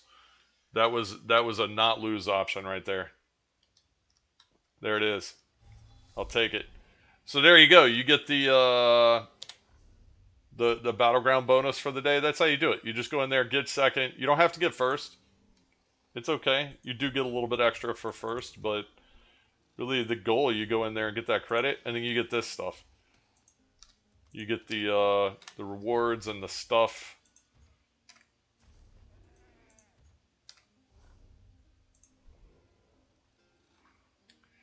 Get those loots, and there we go. Looks like I didn't get any extra script for it. That's okay. So you get in there, get that XP bonus. Do that every day. You can do that on all of your characters. You can do that if you did just dungeons and battlegrounds. You could get that XP bonus 20 times for both of those every day. So Pharaoh 205, first time chat. Welcome. That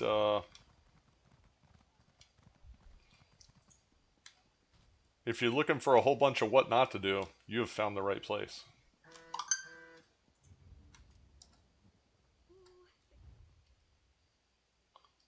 Let's see.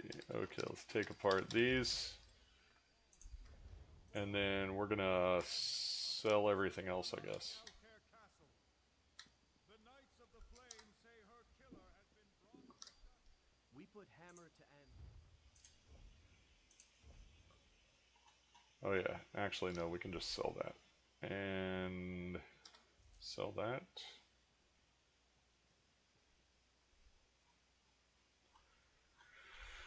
Okay, so okay, that needs to go in the guild vault. Let's go do that real quick. Drop that off. That'll get us one extra slot. And then I need to figure out why is my bank full anyway. Because I need to be able to drop off several characters, primarily jewelry and enchanting stuff to take apart so they can level those skill lines. What? Welcome to the Bank of Wayrest. In times of trouble. Okay, guild bank. Depositee. Let's see, what was it I was depositing? This gold thing here. This one. Okay. There we go. Good enough. So that one's clear. Let's see. Actually, let's go in there and see what is filling up the space. In my, where'd she go? There she is. Welcome to the Bank of Wayrest. In the bank. What do we have? Oh my. Let's see.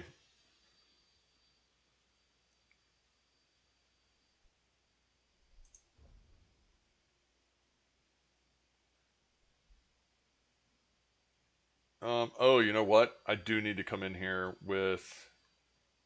Let's get some scripts out of here. Okay, let's just do that. We're gonna get Hop in here to get all the recipes and motifs, probably just recipes that he doesn't already know, which is relatively few. Hop's our completionist build. It just kind of worked out that way. It wasn't really planned like everything else.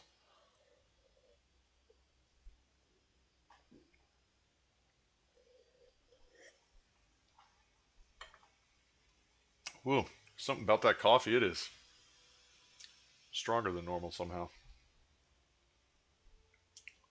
Might have come off the early part of the brew instead of whole pot.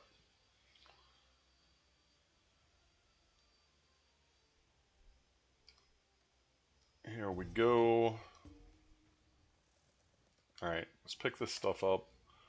Yes, We'll check Guild Bank too, just to keep things clear. Okay, so, alright, this.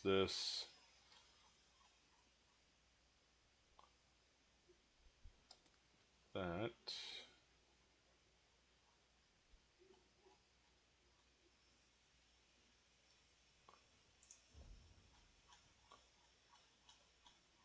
Yep, a few maps.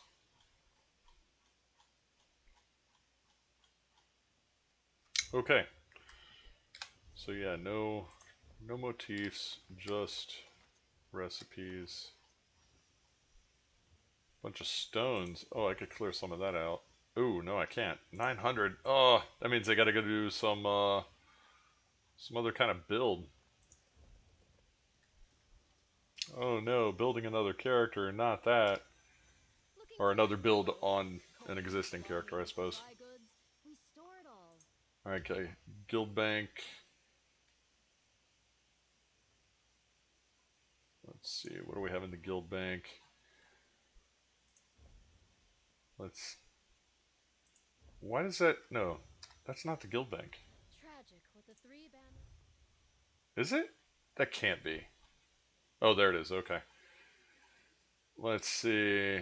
Yeah, Rick, if you're still watching, you got to come in here and particularly this gold stuff, man. Come get this stuff. It's just gonna get given away at Halloween or Christmas or something anyway. So come in here and learn some of this stuff.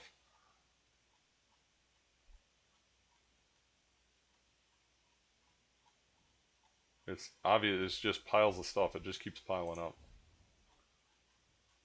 There we go. Oh.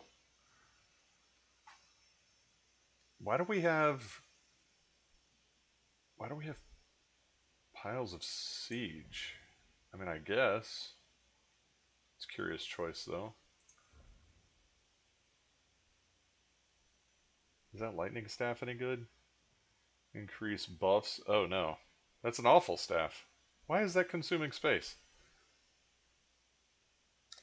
That's an awful companion staff. I guess it's better than none, but it's not a great one. Blah, blah, blah stuff. Okay.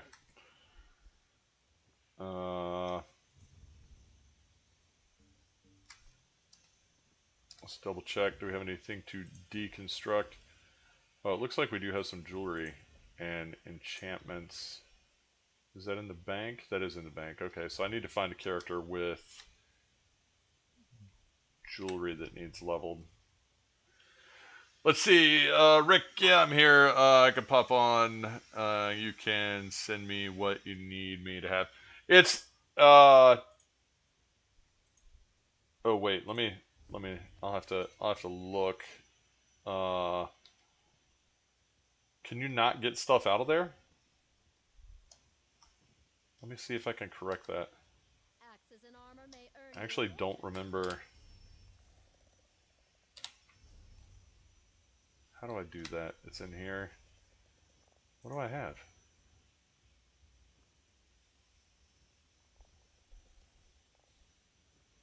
I don't remember what rights are what. Everything's so flat. I don't do all this stuff. Let's see. History, Eldry, ranks. Ranks. There we go. What is it? So yeah, no, you can take stuff out. Yeah, I thought that was right. Yeah, just take stuff out, man. Anything in there that you haven't learned, take anything you haven't learned in there. There's probably 10 or 15 of them. So take one, learn it, and it'll apply to your whole account, whatever it is. It's all kinds of nonsense, snowball buddies and whatever. I mean, it's some interesting stuff. I guess some of it. Oh wait, did I just pick that up? Okay, well I'm using it now. Okay.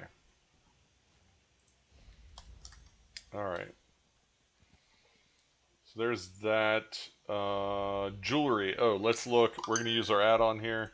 We're going to find a character that is training jewelry. We'll bring them on to clear out that jewelry space in Yield Bank. Wait. Really? 40? And 38. That's surprisingly low. Jewelry. Oh yeah, let's do him. Because he's almost done. Let's do Blue Troll.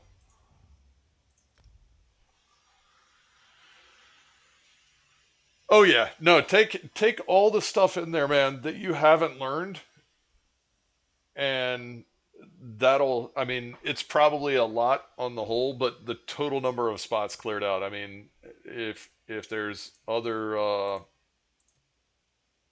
people that you know that want some of that for their characters and stuff, you know, pick it up, give it to them. It's all just stuff that a lot of it is stuff you can get during events that we just get it and then put it in there, and whoever wants it can have it. It's just overflow. Every single thing in there, all that gold stuff is overflow from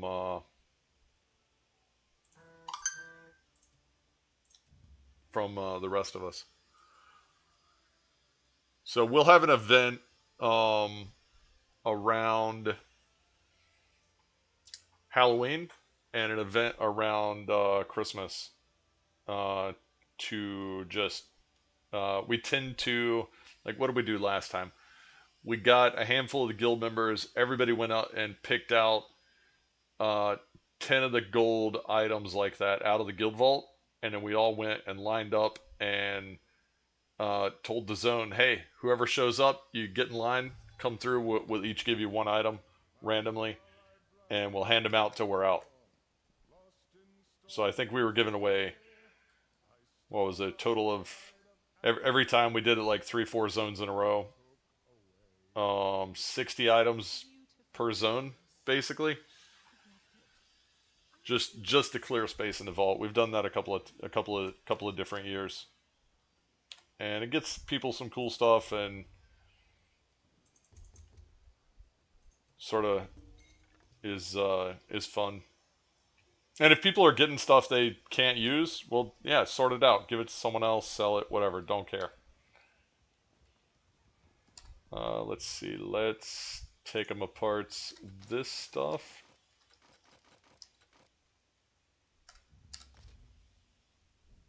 There we go. We're trying. Get to 50. Come on, get it. Yes. Finally. Finally. But I need points. Dadgummit. Okay, actually I need several points. What do we need? 1, 3 points. We're going to play this guy for a second because we're going to go get Sky Shards real quick because this is dumb. I don't have enough skill points. On my oldest, this is the only character that I have never, ever deleted, re-rolled. This is the oldest character I have.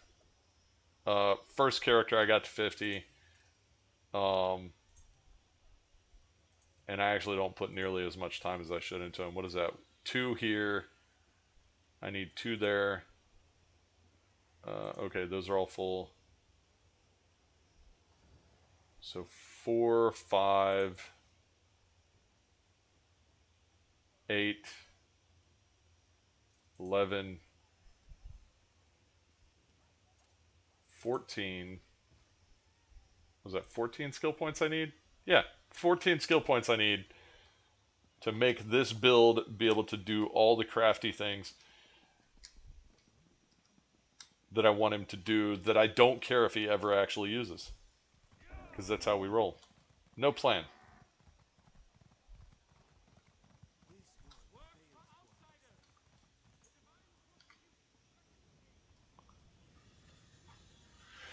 Let's see. If I use one guy to do all the styles, does it transfer to the account? Yeah, so when you learn a style, what you want to do... Here, let me show you this, Rick. When you're doing styles, this is exactly how this plays out. Yes, it transfers to the whole account. All of the account has it available. But here's the catch. Styles right here. So this is... And I don't know how difficult this is to see. So all this red stuff here is stuff this character does not know. So this guy doesn't know like entire sets of motifs here. So all these different styles that are red, I don't know. The other ones that are lit up, I do know. That's on this character. On Hop, almost nothing is red. So Hop knows almost every single motif in the whole game. And there are benefits to your character knowing a lot of motifs. One, it plays into you getting titles and the graphic for the Skyforge hammer, which Hop also has. What is it? Grandmaster Crafter, I think. If you know 50, you have to know 50 complete sets on one character. Knowing 50 on 20 characters doesn't matter. It has to be 50 on one character, I believe. It's in the unlocks, in the achievements. But the more motifs you know on a character when you do daily writs, there's a higher chance of you getting master writs. Probably you get a higher chance of surveys for that as well. Someone can confirm that or guess like I am. But for sure, you get a higher chance at getting master writs. Like Hop gets a master writ for every single time I do daily writs on him on every single skill line because he knows so many motifs. I don't know if there's a threshold where it gets better or worse. Some of these, like this Psy thing here, you can only get that one at the Crown Store. So some of them are limited only to the Crown Store. But this add-on can help you keep track of all that kind of stuff. But like this character doesn't know that many motifs, but access to those motifs. So here's what tells you what motifs this character knows. But I can come here and change the character name here. And let's see, I can flip over. Let's go to Hop. You'll see it's a completely different scenario with him. Here we go. So here's Hop. So he knows all the traits. That's part of Master Crafter. But here, look at this. This is, like, I'm only missing a handful. The vast majority of things I know on him. Only the newest stuff that I'm missing, basically. Few gaps that don't have complete sets. So, but that access to those for the purpose of making your characters look cool, because that is the most important thing. Access to those over here in here where it has set items. If you go to your collections and go to set items, or not set items, sorry, outfit styles. So in outfit styles, this is all the different motifs, right? So this is account wide. All of these are account wide, as far as I know. So only these are the ones that I'm missing, basically. In this case, in head, in medium, light. The end of this list has some special ones. Like here's Undaunted Helms that I don't have, that are style motifs. So these aren't monster sets that you have. These are style motifs that look like the monster set, right? That's what this Undaunted stuff is. And then signature ones, which I have most of. These are all just new ones for the most part. And then unavailable. I'm not sure what unavailable apply. Unavailable. That's weird. Okay, these are styles that you get in. These all of these are the same styles you get for the class sets in Infinite Archive, but you can actually get the style motifs for them going through Infinite Archive. I don't know why this says unavailable. It's kind of weird, but anyway, you can get the style motif. They just kind of randomly drop as you're doing Infinite Archive. But yeah, all this different, like here's the Opal stuff. That's all pretty cool. Opal monster set stuff. Opal weapons. Same kind of concept. Yeah, the styles themselves. Ooh, what is that? House Morand gloves. That's kind of cool. Stands out. The styles themselves are account wide. You can use them on all your characters. I don't think there's any that are limited. Clothing, really? Prisoner chains? They're separating these out a little bit differently than they have in the past. So yeah, see, here's more of the items here for and then weapon styles, same thing.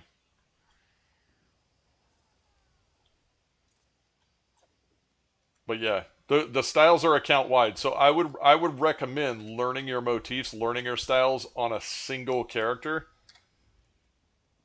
first.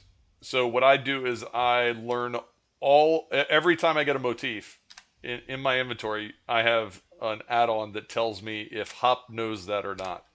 So it's part of this add-on actually. And what I do is I come in here on Hop on this, and it has Hop selected. Is it this one? Hide, crown, simple, whatever. Let's see. This one.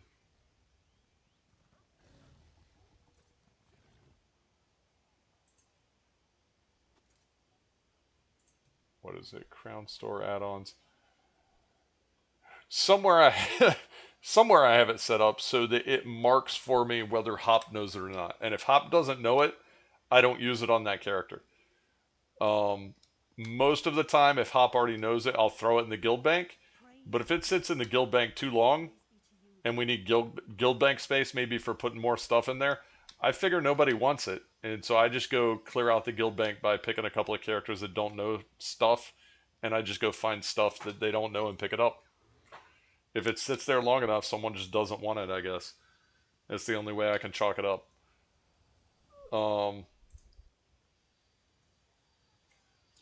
Let's see, Zephyra. The outfit styles are account-wide, yes. Motifs are used on each character, but the armory station can let you use the motifs like an outfit style. Yes, that is true as well. One character can learn the motifs, and all the other can still use them. Yes. So you want to have a character, like in my case, Hop is my primary crafter. He learns everything first. He completes all the storylines first. So on and so forth. He's the completionist character. That it just happened that way. But I am on track to have every single character. This wasn't the original goal, but it's kind of turned into it. Every single character I have, as you can see.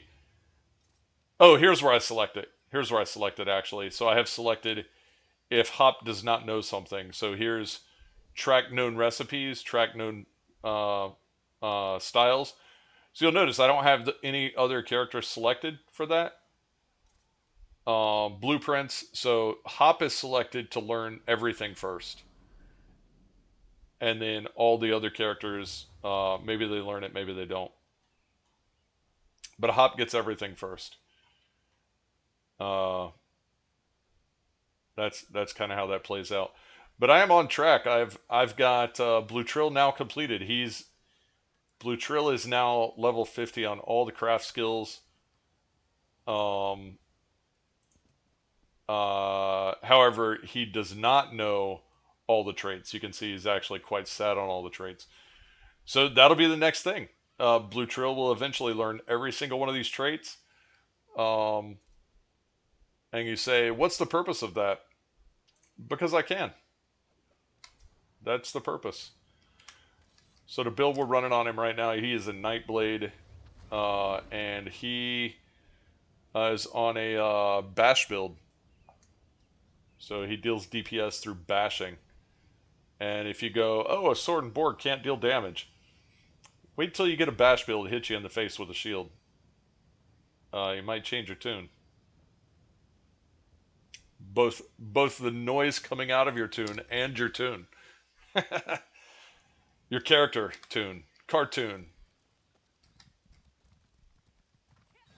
You'll feel like you got hit by in a cartoon. It'll be some Looney Tunes stuff. You'll just find the floor instantly. Bash builds can be really, really nasty. Especially when they're on a Nightblade with that much crit.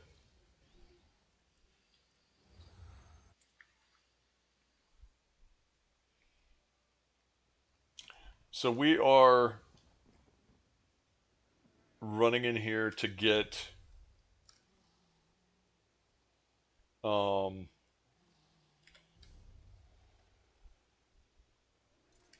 Sky Shard.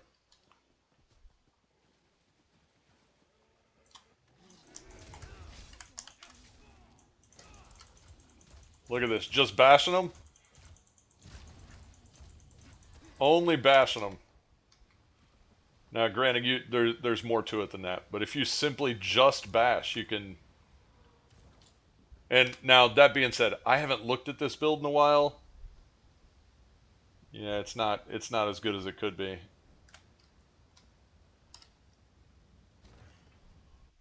And it is the idea of yeah, if there's motifs in there that you don't have, Rick, if there's motifs in there that you don't have, they're in there because someone else has not picked them up. First come, first serve. If you get them first, it doesn't matter. someone else had equal opportunity. They could have got in there and got them. So if they haven't got them, they either already have them or don't want them. Or don't want them bad enough. I have no sympathy.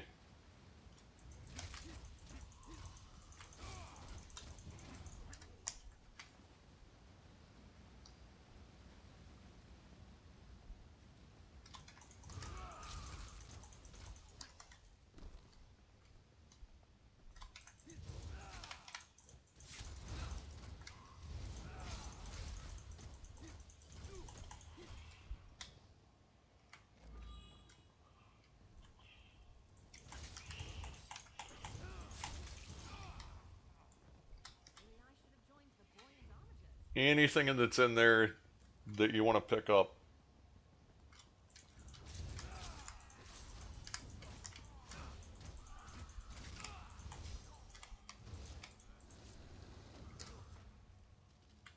Is that it? Did we get everything?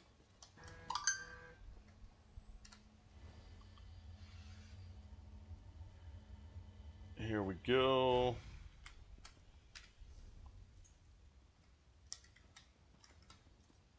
Alright. Don't care about anything else. Just here for the sky shards.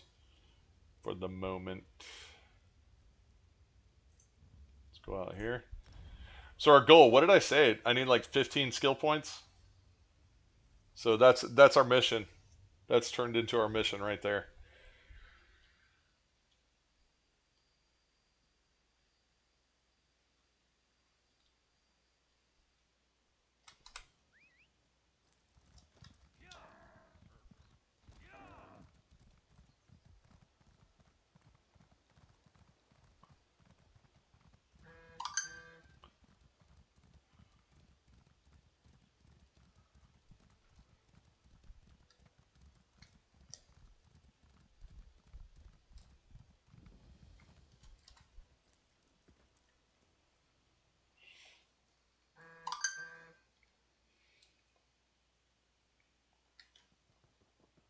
I knew I shouldn't have let her go in. Let's see.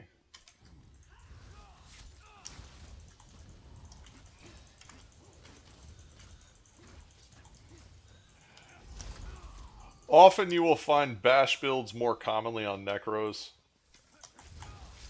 Because they actually have some stuff that plays off of bash. One of their ultimates plays off of bash. It leverages bash and then leverages it in an AoE fashion.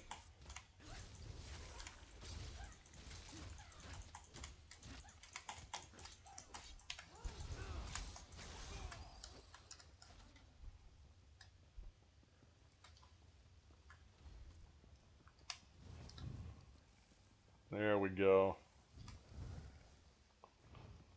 Get some Nightblade action going here. Speed this up a little.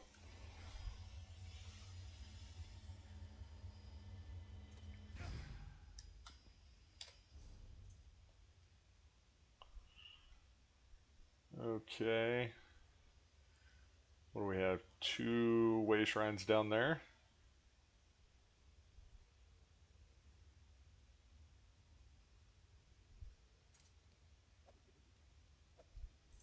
Yep, looks like.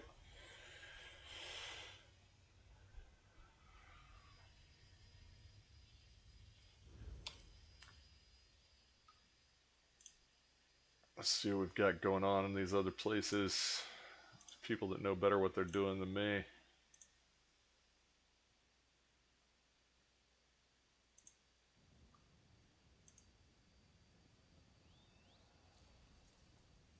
Oh, nice. My team walked away with the win.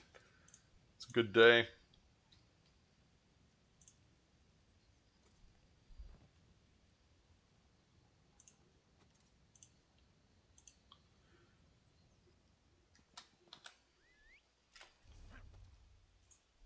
Oop, up, up, up. Here we go. Let's go pick this up. Psijic portals. Cool stuff comes out of those. I mean, sometimes just kind of meh stuff, but often that's a good place to get some stuff that you don't have.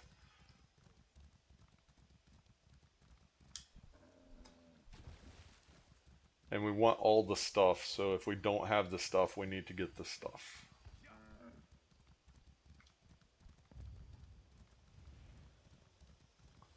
It's kind of the whole point playing this game is to have all the stuff. I have to keep awake. Yep, we ran right past that quest. You're welcome. I need this sky shard, and then I need the other sky shards. We can always come back.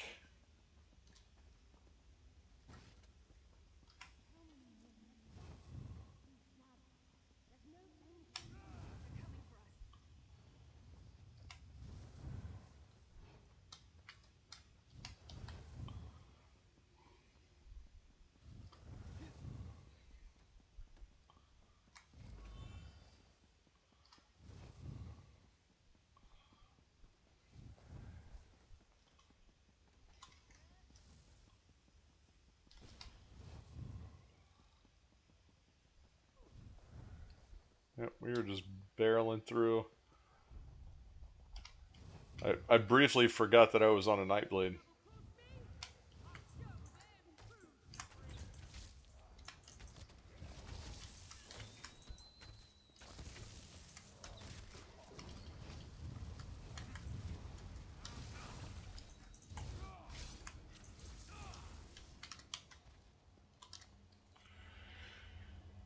There we go.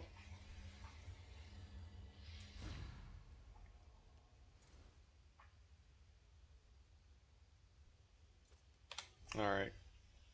We have a skill point. About to have two, I think. There we go. Clothing's top. Oh no, clothing's not quite topped off. Okay, we'll get there. It's unacceptable. Let's see.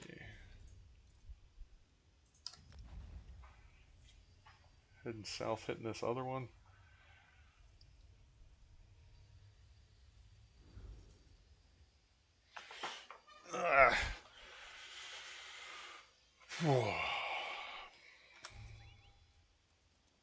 There we go.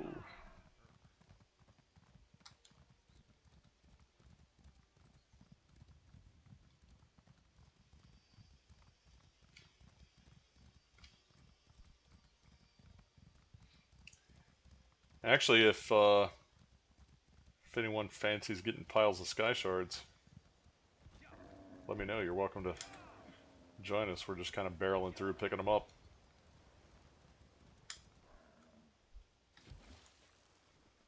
There's zero chance I'm buying them from the Crown Store.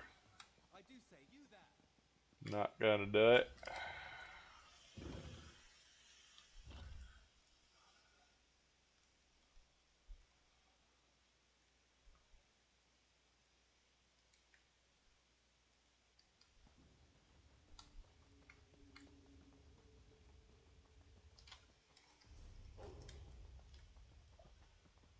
Alright, what one is this after all? Oh, okay, I remember this one now.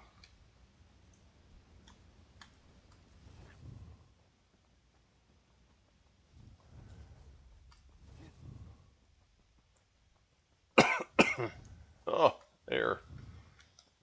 Let's see. Oh, no, I totally didn't remember this one. Good grief, that's horrible. That was all of the not remembering. Are we stuck? We better not be. Cannot be stuck and get sky shards. It's not cool. There we go.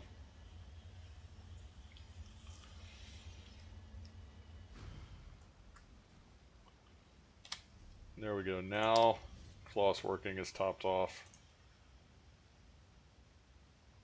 Okay, alchemy is good. Blacksmithing is good. Actually, when we go learn all... That's the only real purpose. You can see I'm leaving out, like, stitching and metallurgy. So the only reason for having points in there is so that you can learn the traits faster. So the trait situation here, when you're learning these traits, it takes a certain amount of time to learn them.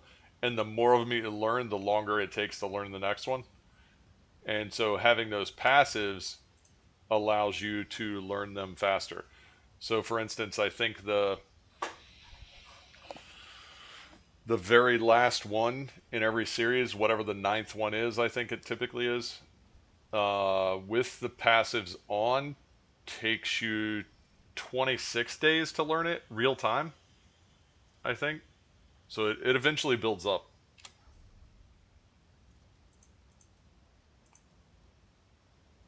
So we're overwhelming this stream with exciting content here.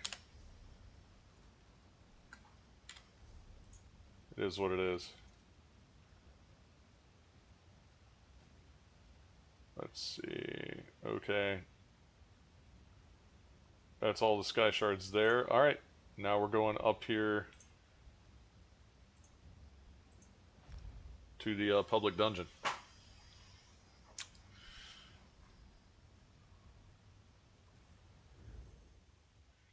Yeah, this is the oldest character I had, so to have this guy be this askew is just not acceptable.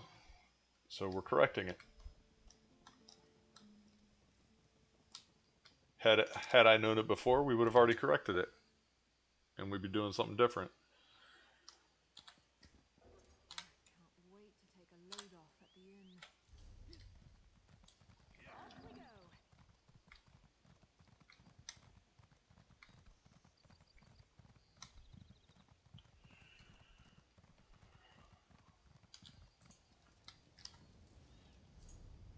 Up. Here we go. All right. Into this public dungeon. Somehow we ran all the way up here and got the sky shard that's off the side of the hill here, but did not go in the public dungeon. I don't know. Doesn't make any sense to me.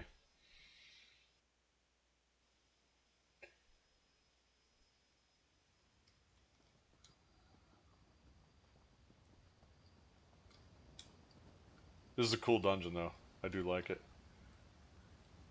Let's see. Yeah, let's go ahead and just run through.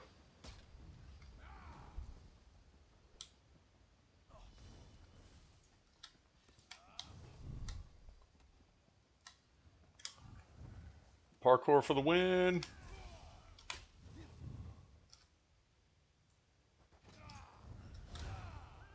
What? I don't even know what to tell you.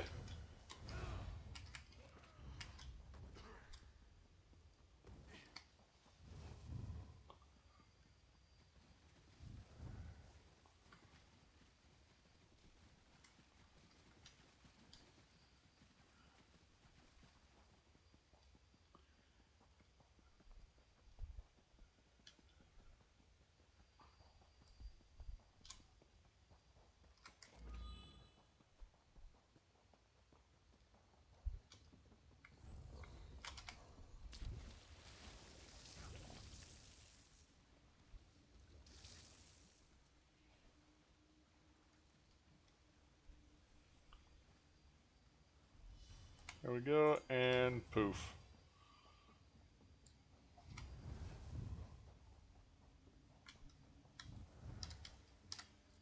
Sky Shard. That's what we're here for.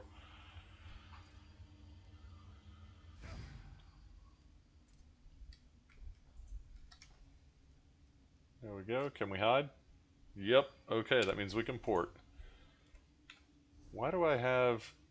Oh, I don't. Oh, no, I do. Talk to this guy. Why do I have a quest marker there? Well, let's go talk to him. Let's find out why we have a quest marker there.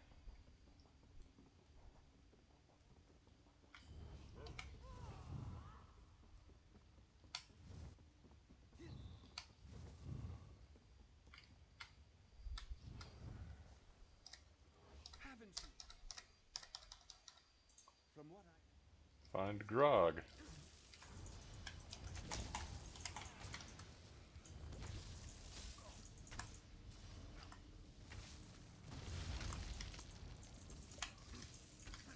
Okay. now we're gonna have a fight.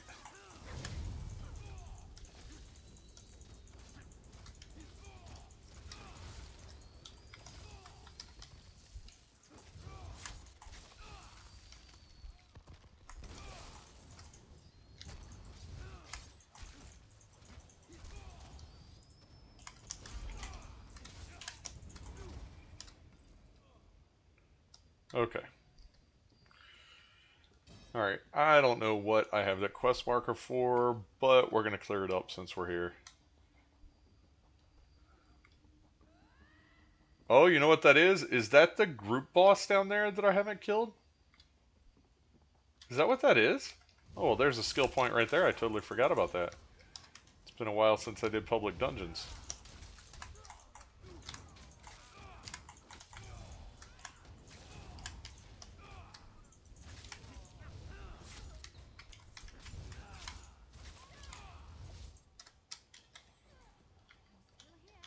Is that right? Yeah, this. And then... Oh.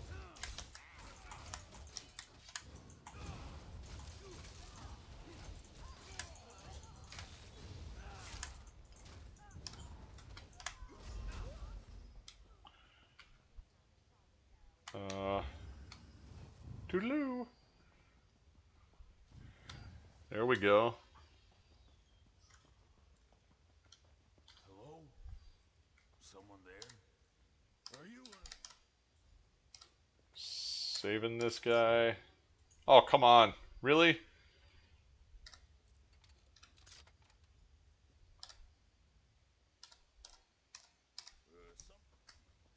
Turn to what's his... Really? Hold on.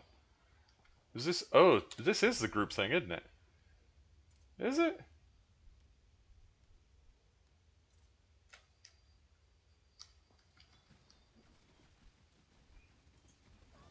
Oh, this is the group thing. How do I not have that? You'll be a nice addition to my soldiers.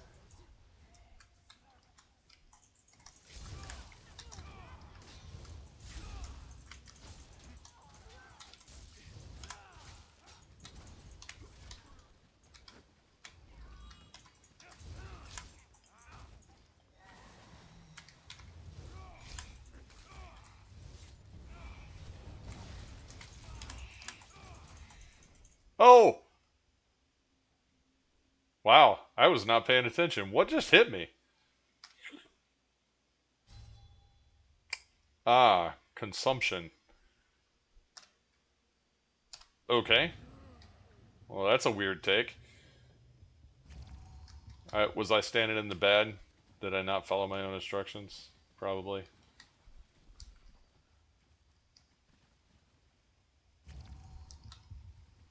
Okay, Grog, help out, man. You got a sword and a board there. Good grief.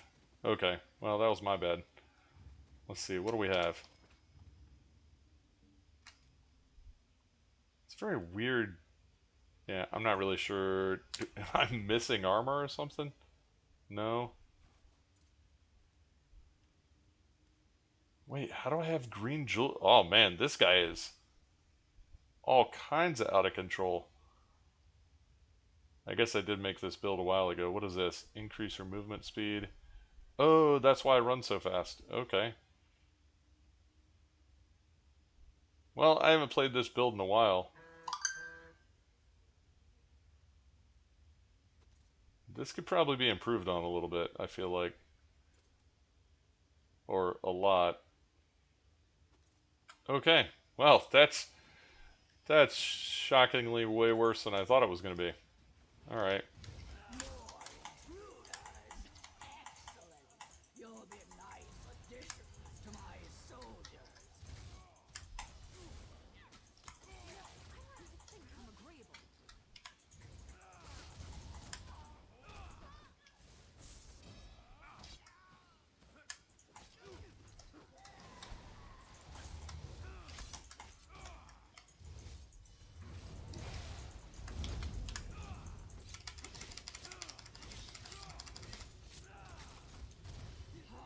Oh, what do you think about that now, son? There we go. not going to catch me off guard twice in a row. That's ridiculous. Alright, here we go. There's another skill point. Alright, let's go back to Goofy over here and get this quest turned in.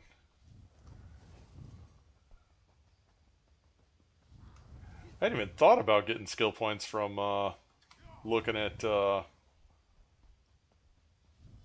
places that I might have missed as public dungeons.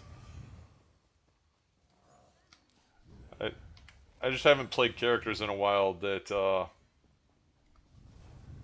missing anything like that. Almost all of them have all the public dungeons, so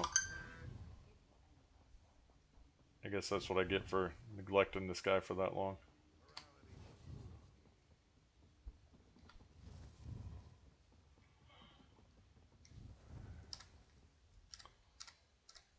Time is of the Talk to Mira. Where's that? In town? Outside? Oh yeah, outside. Oh, okay, cool. Port over, get rid of that quest, then we'll be done with it.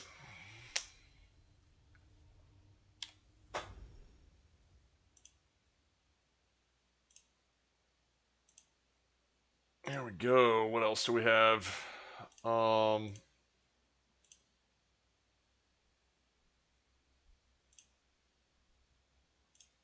Because I think after I turn this one in, I'm going to go take a quick break, get rid of the coffee, and get some more coffee.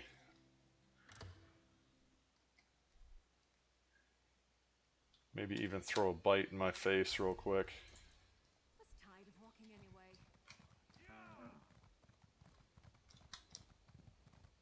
You will challenge me to a duel.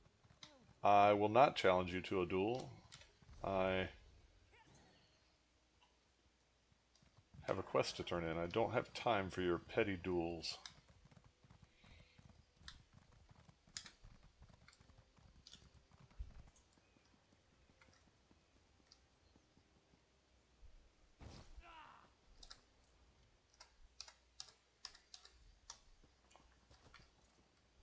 Find the Marines. Oh. What quest is this?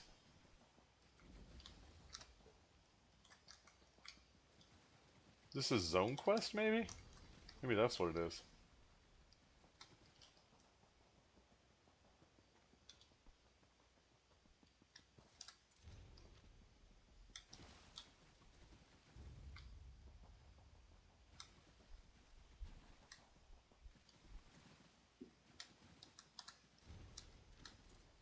One more Marine.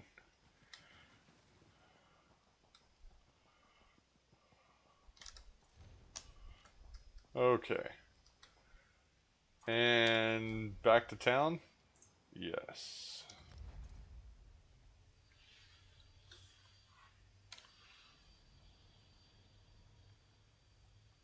Oh, ad breaks again. Wait, how, what?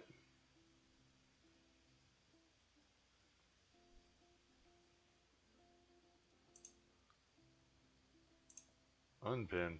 Yeah, why would I have... Oh, here we go.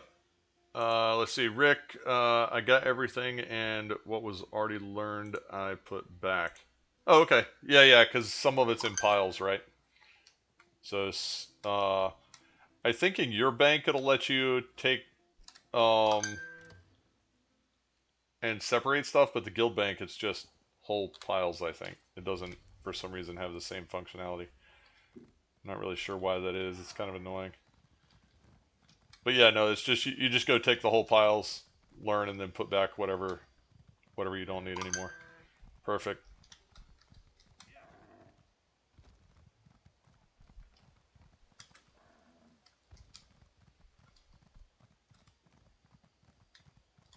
Oh wait. Wait. Oh, it's this one. Oh, this is the... Oh, okay. So this quest turn in right here once you get it all done and you turn it in, Work you did to check this out. See, she's got a daily over her head. So once you complete that quest series, it allows you to get the quests for these right here. So here we can show that real quick, and then we're gonna port over here to this way shrine and get the geyser. It's the daily geyser quest, or in all the different zones, dolmen quest, the daily dolmen.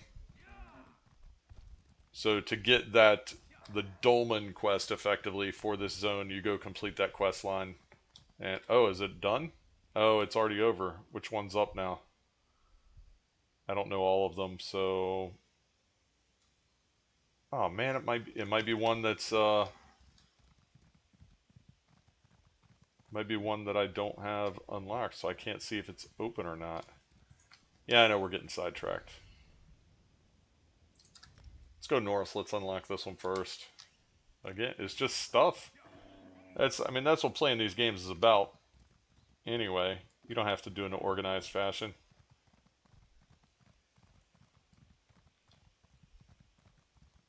Okay, that one's not up. You'd be able to see stuff in the sky. So we're going up here. We're just getting this eyeball because we can.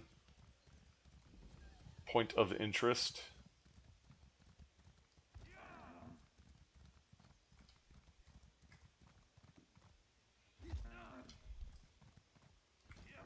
Coming down here. We're just unlocking this, so if you come over, even if there's nothing going on at these locations... Oop, that wasn't part of the plan. There we go. So see, now it's unlocked on the map. And it's white. It's marked on the map now.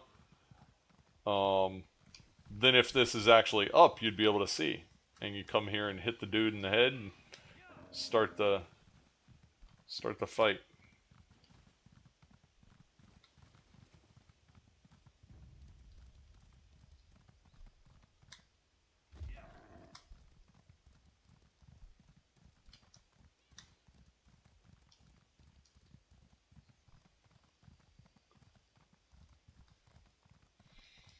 We'll run over and unlock this name that's over here on the map as well. I guess I haven't done a lot of that kind of content on this character, obviously. So you come over here. There it is. Just unlocking stuff. That's how, I mean, you get a shocking amount of experience doing exactly that. Just explore the zone. Running through, getting the points of interest. Running past stuff. Let's see here. I need the south one, I guess, is what we're missing.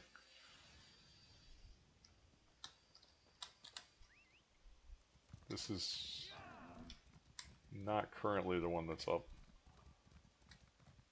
Unless someone hasn't triggered it.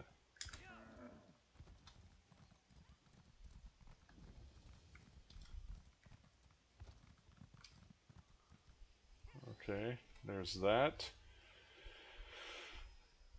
Okay, so you should be able to see... So I have all of them uncovered, besides this one. So this one is probably the one that's up right now, is my bet. Seems like some reasonable math.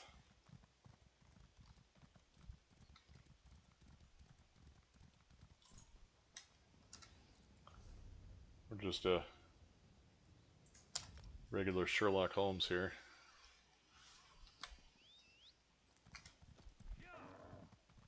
Although, watch it still not be that. That would figure.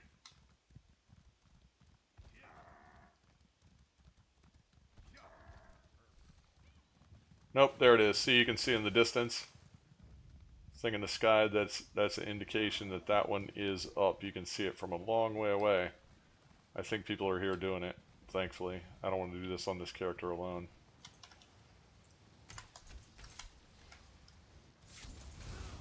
Oh, we're leveling a skill? Oh. Well, let's stay on bow for now then.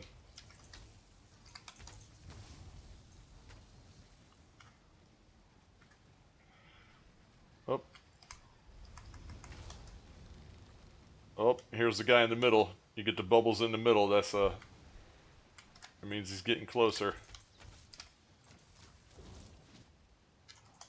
Oh, I forgot. That skill, that skill's a taunt now. Ooh, I gotta be careful with that on this guy. The crossbow skill out of Fighters Guild. That could be dangerous on a... If I went into a dungeon with this guy, or a trial or something, and then peeled aggro off of a tank or something, that wouldn't be cool at all. Kill them to run away. Well, no, I guess you couldn't. Maybe they should try that.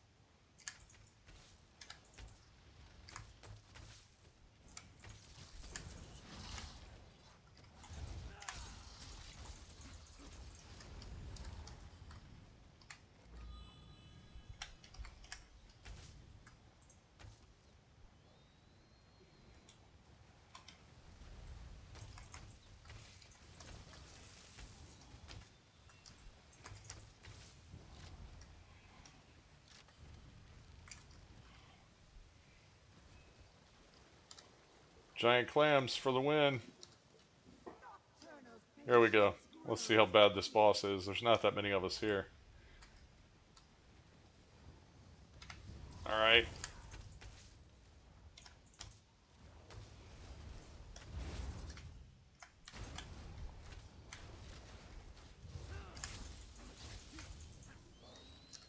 Okay, well that went pretty quick. Nice. Alright. Abysmal Pearl. Okay, no one else wants to hit it. And then you pick up your giant shell with stuff instead of a box. There you go.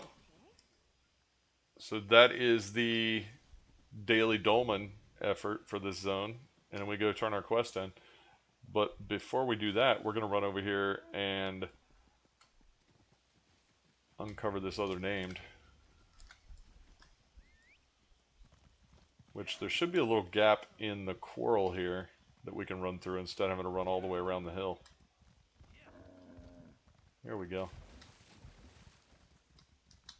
Here's the gap.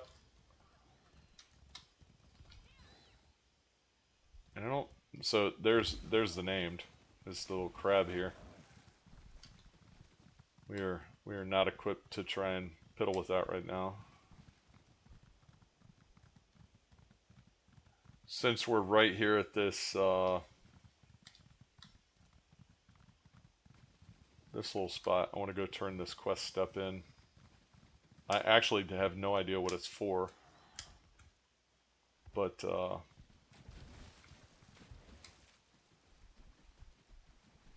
since we're here, I want to run over and just turn it in real quick, be done with it.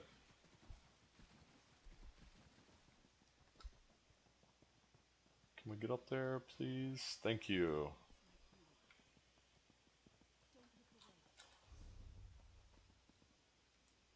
What in the world? Okay. Well, I guess we can go this way. Honestly, I think she plans to do something rash. Alright.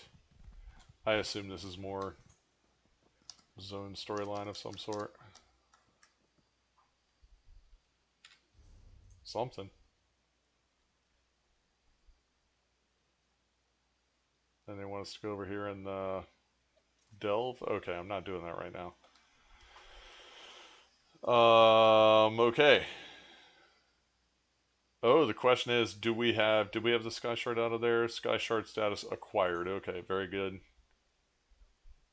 Okay, so if we're doing Sky Shards, let's see. Okay, we have all that. We have all that.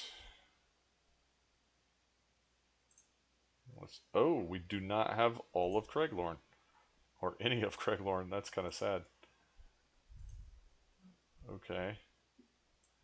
We don't have any of those zones. Do we have this? Yeah, at least we have that. Missing anything of that? No.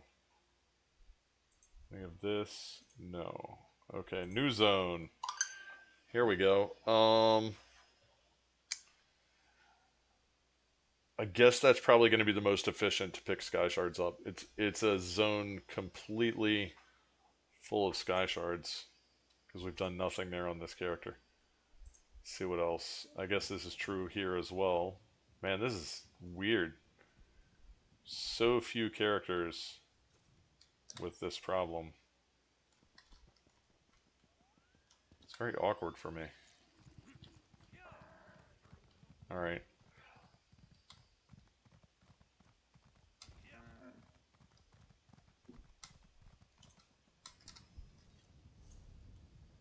Let's go over here to Blackwood. Seems like a fast route. There's a bunch of open world ones that we can just grab really fast.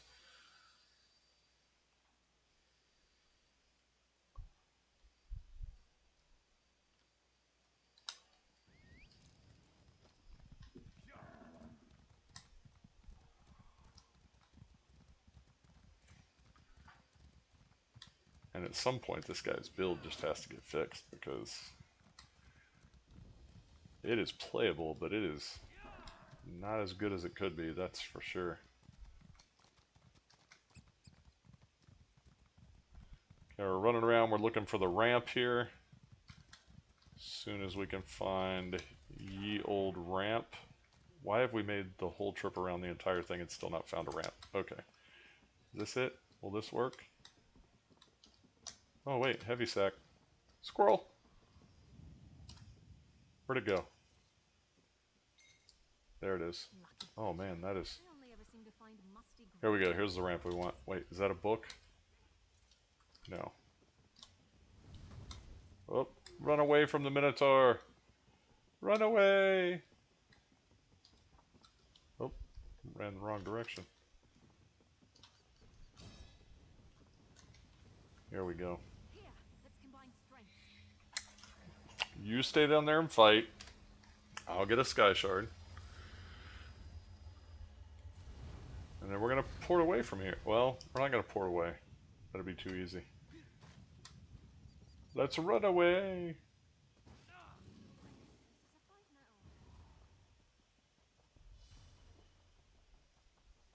Ugh. Let's see. Alright. We'll go hit the Way Shrine north of here.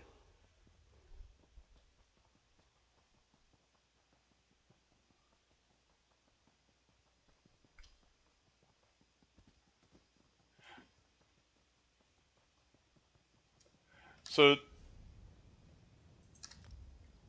okay. Do I have something that's chasing me? Okay, not now.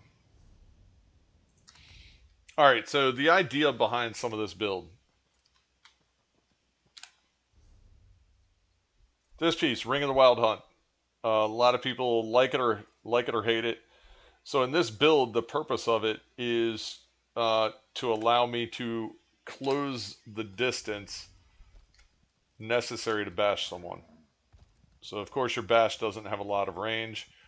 So if I can move faster in and out of combat than the other guy and keep that distance closed, then that is a big problem for them. So that's the reason for wearing it, is because bash does not have the same range as a normal weapon attack. You want to be able to close that distance rapidly.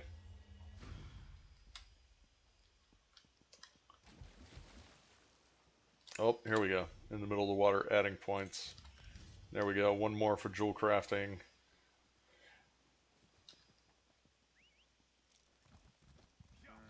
Here we go. So we're going to hit this to get ye old credit. There is an unlock, an achievement for getting each of these Ayleid wells, for those that would like to know. I can't remember what it gets you. I think it actually gets you something like a color or a costume or something. I think there is something you actually get for it. I can't remember what it is. Okay, this way shrine. And yep, that's what I thought. This Sky Shard up here.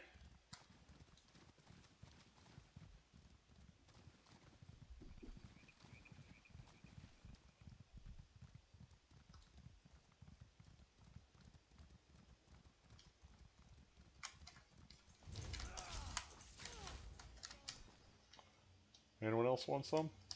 Okay. Oh, I keep just kind of falling down out of my chair. Just awful posture today. Let's see, where else are we going? I guess I need to do both public dungeons. That's between the two. That's almost 3 skill points. So that's pretty handy. I guess from here we're gonna head northeast to this other way shrine. There we go, ram for the win. I like these rams as mounts in general for some reason. The rams and the spiders. I don't have that many rams. I guess the Idrics are pretty similar to the ram actually. Well, hold on. I just saw a box. We can't let that slide.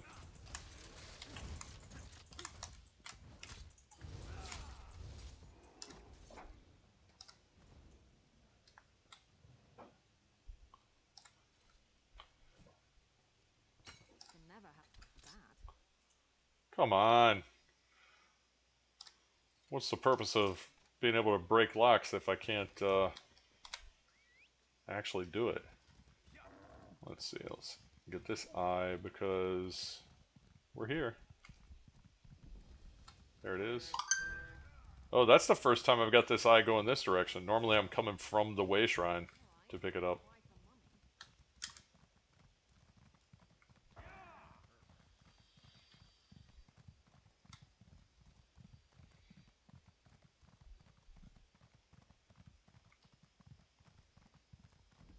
Alright, we hit this. Now we're heading east. Another open world sky shard out here.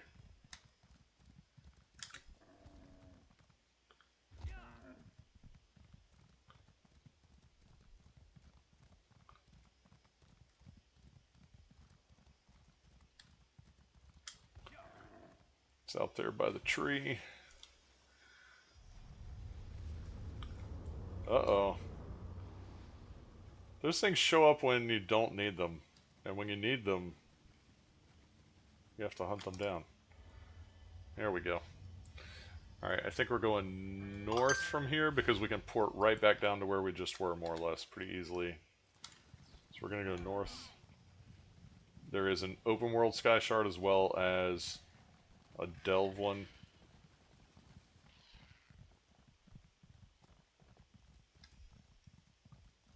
Over here and get a little bit of frog love. Bye-bye.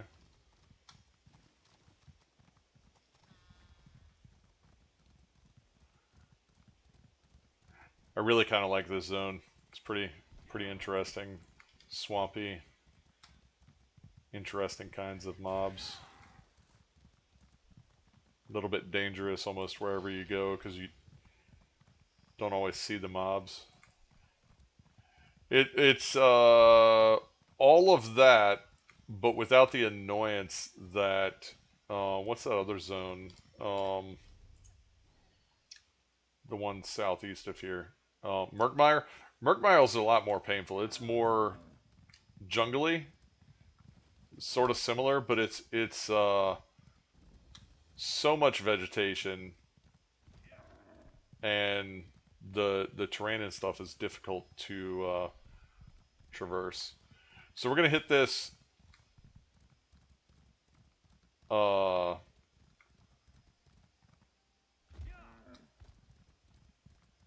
this overland one first, and then we're gonna go in the delve, so that once we're in the delve we can port back out as soon as we get it to the way shrine.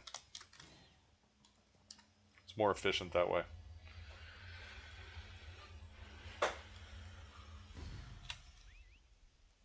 Oh, skill point. Off we go. There we go. Jewel crafting is done. Okay, provisioning. I need 6 skill points, actually. But only 3 for... We'll do woodworking first. Because the provisioning ones are just for good measure. I don't really use the brewing or connoisseur that much on any characters, typically. But on the off chance that I wanted to make some drinks, I would like to be able to do so with those benefits without question.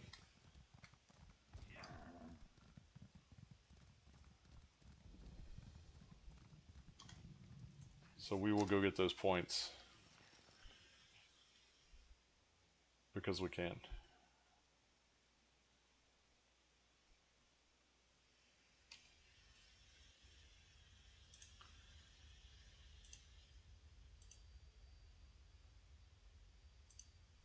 Oh, there we go. Looks like Maddie's on. Nice.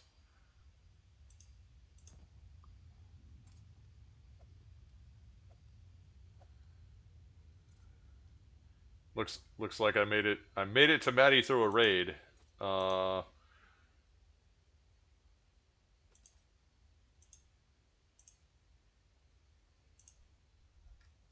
take it though. We'll go say hi to everybody in a little bit. Let's see. We got to go left on this one. Sky Shard is left. It's up on a ledge. Whoo! Smoked.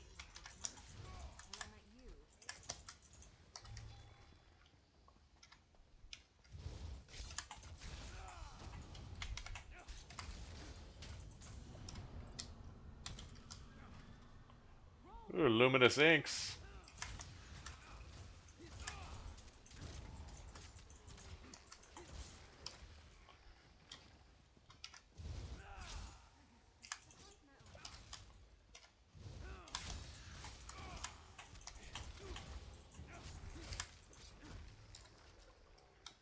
Okay, here we go.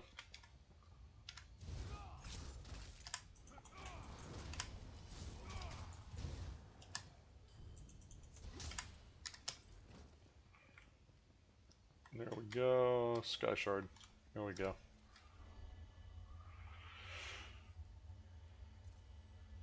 Okay. Oh, that's...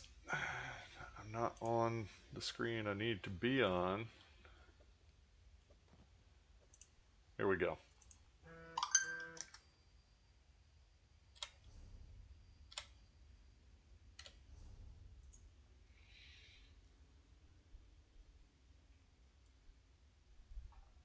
Okay, the next nearest one besides that public dungeon, gonna be this one, I guess. We'll hit that other delve on the way down.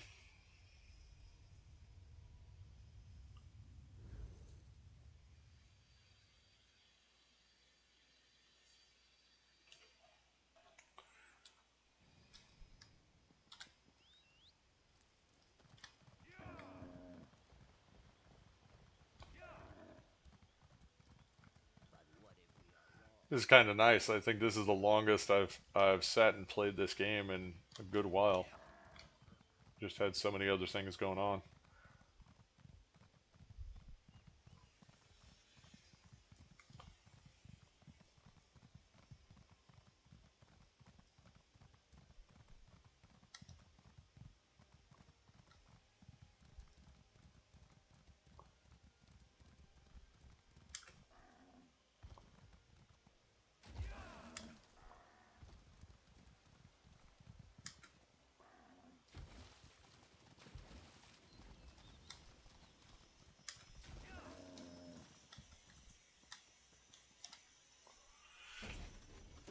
Okay, this delve, while not actually super complex, does, if I recall correctly, it tends to get people lost a little bit. It's a little bit loopy. But we should be able to get through it with relative ease. Which I think for most anyone would probably come if you do it 1,000 times. This is a delve that is often part of the daily quest in this zone, if I recall correctly, so you run through here enough under those kind of terms, and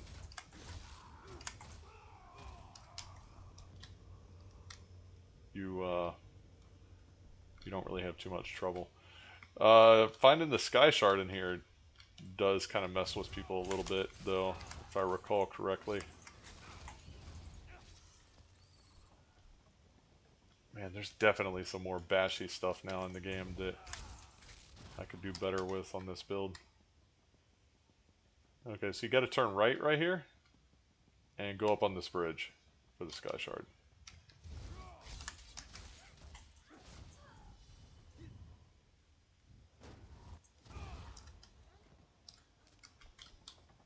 Go in here. The only way to get to this. You could see the Sky Shard.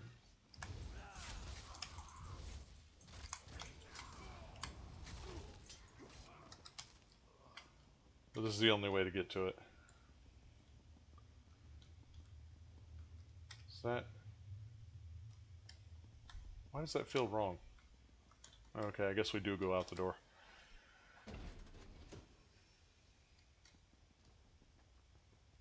Yep, up the hill here.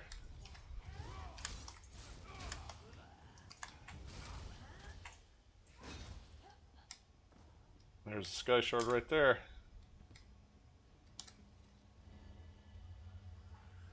That's what we're here for. We're shopping and we found the pudding.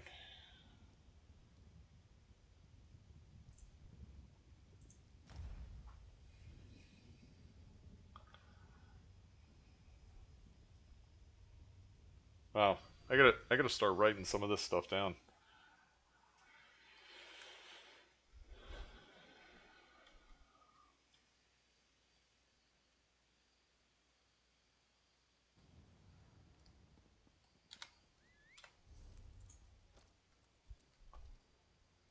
Random nonsense. Okay. So now we're heading into the southern part of the map here. Getting those Sky Shards.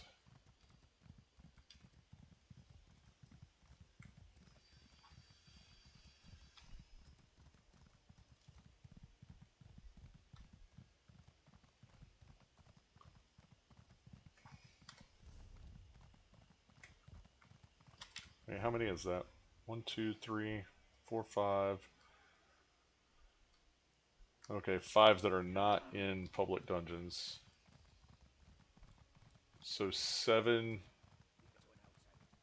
plus 2 skill points for the public dungeons each. It's not horrible.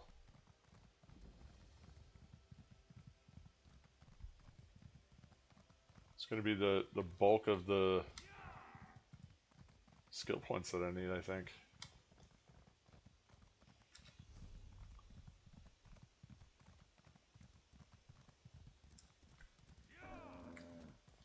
Let's go ahead and hit this one to the west first.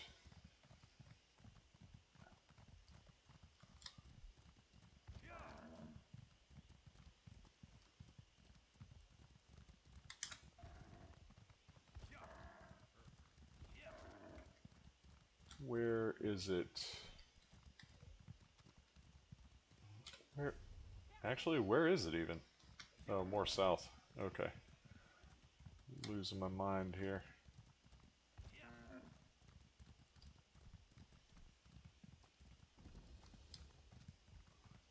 Okay, there should be one up on a hill over here. I think.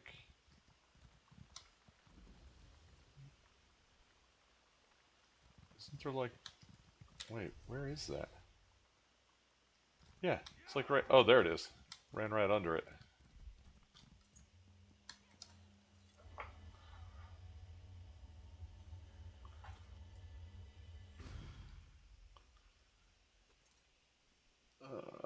Let's see. And I guess in the delve, that's a pretty quick one to run to.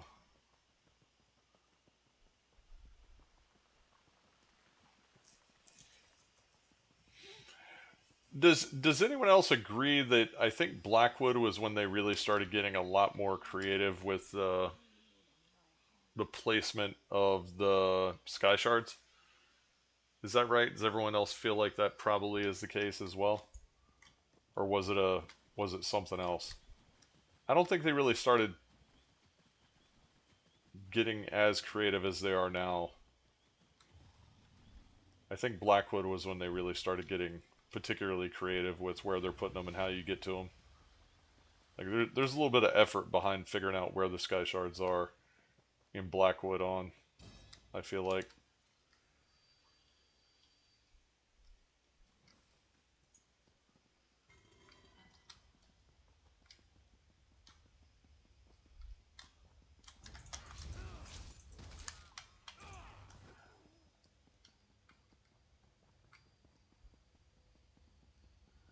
I feel like the Blackwood ones are difficult enough to know where they are that you can you're almost, you know, you can take a little bit of pride in being able to know that you can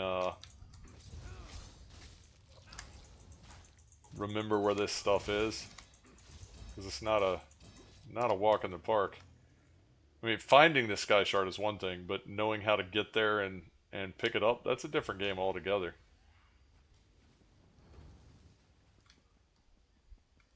Now, most of these, I suppose it can mess with you a little bit because why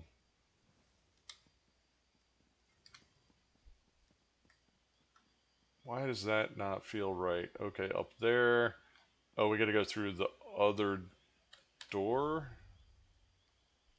Inside, okay. Yep, messed it up. Went outside too early. I need the door on the other side. So normally I'm getting these by doing the quest in the delve instead of just running for the Sky Shard. But I've got an agenda with this guy. We got places to be.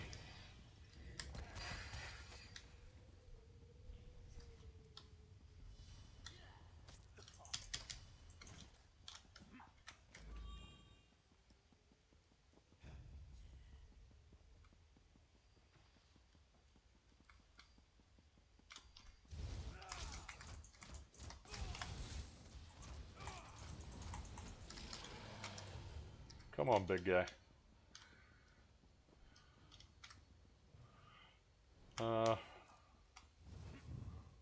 Bye-bye.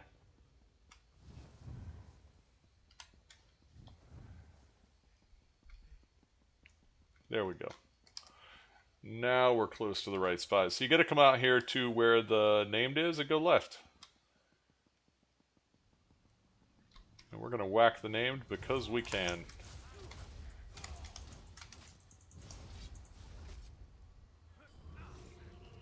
So heavy attacks to regen your stamina.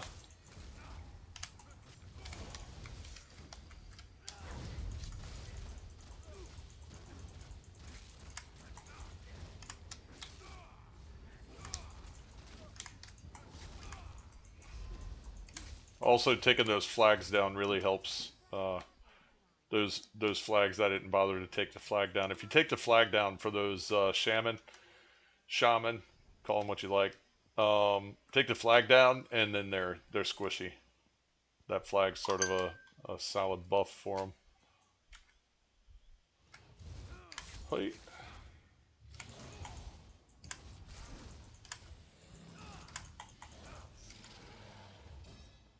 There we go. Sky Shard there.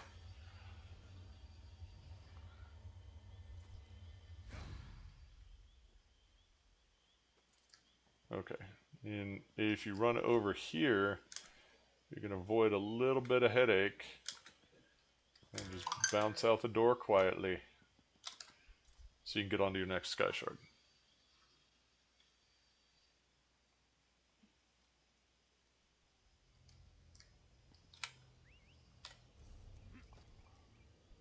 Alright, now we're riding south.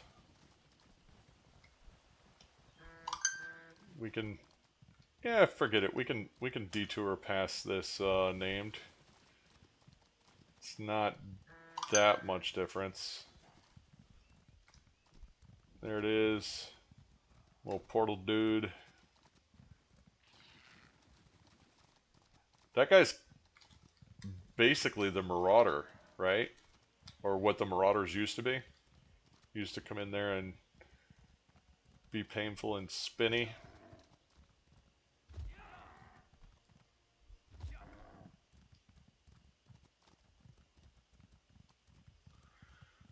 Going down here, a little overland Sky Shard sitting on the ledge, and then we're going to port back to the last, oh, look at there.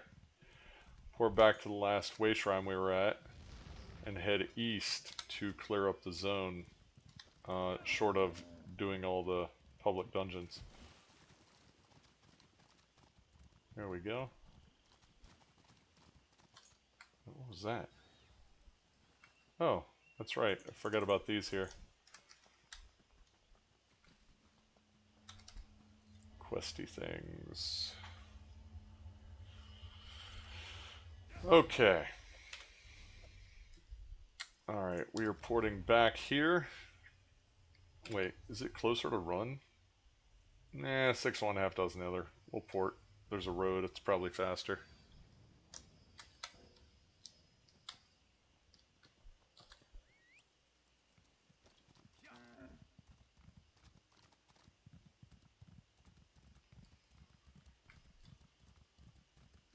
So we're grabbing this way shrine. The upside to this is this will let us travel around this zone a little bit easier later, which doesn't seem to have been a problem for this character in the past, because I haven't cleared this zone and this character's more than 10 years old.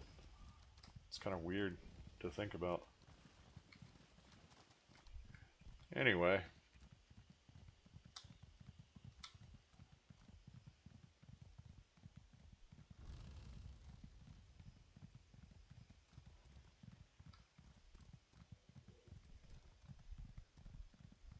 Alright, here we go.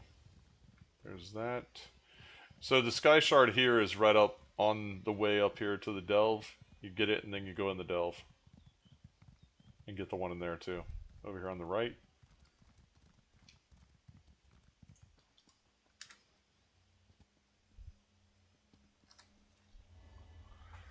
Then we'll walk across this Iliad bridge here. And there we go. We're working first. Iliad bridge here to and you want to there we go, that's what I wanted. You want to hold block right there so you're not moving fast. You'll slide right off those rocks at that particular spot. And you can either take my advice and do that, or do like I did and slide off those rocks 1,000 times before you remember that you should just hold block.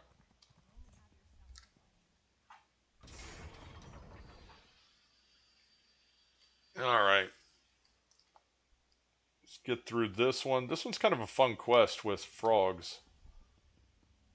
Come in here, do the quest, you'll find out what I mean. We're not doing the quest today.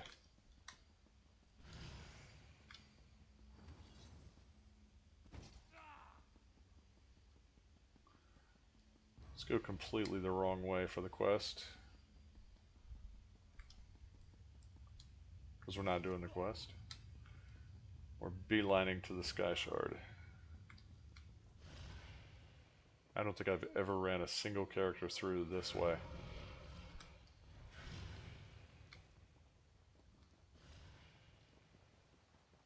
It's kind of awkward, really.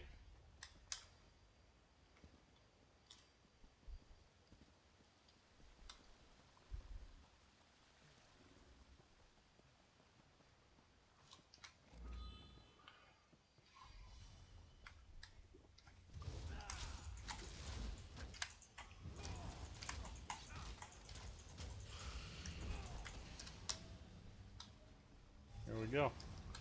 Come on. There we go. Sky Shard. Perfect!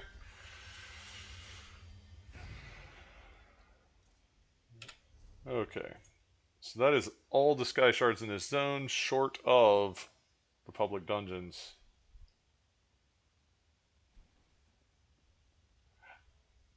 I don't know if it's all the skill points in the zone, but the skill points from the dungeons, of course, are a thing. Let's see if this will let us port out. Are we just forever in combat? Do I need to go enter some combat to get out of some combat? Is it one of those problems?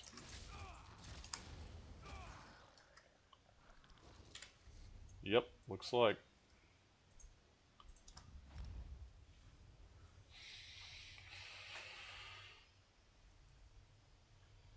Oh my. Okay. Let's sell and repair real fast, and then we're gonna take a brief break, get some coffee, get a bio, figure out which end is up, and then we'll figure out where we're headed from there. We'll find something to get in trouble for sure. Oh, if you like quick, ridiculous quests, right here, which guild is for you? And you come over here. Almost every new zone has this, new chapter, whatever. And you come talk to the guild guy. And he says blah, blah, blah. And you come in there. And then you talk to him again. And come on. Come on, man. Talk to me. And that's it. That's it. He's just trying to show you the guild stuff. So free little quest there with a little XP. No big deal. You call, we talk, no big whoop.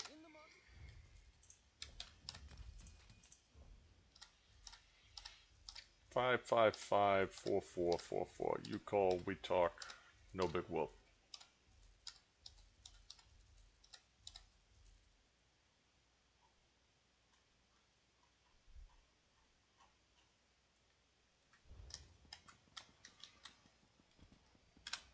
Alrighty. Okay. So, we'll be right back. Let's take 5, bio, coffee, whatever you need to do. We'll be right back.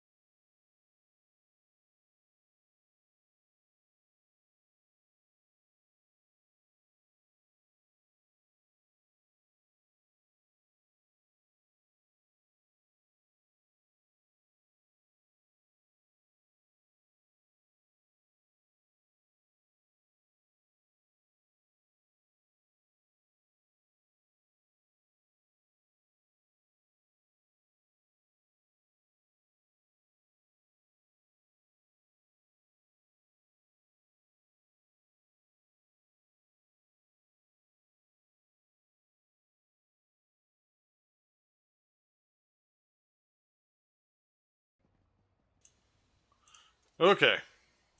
We're back. Or front, or something like that.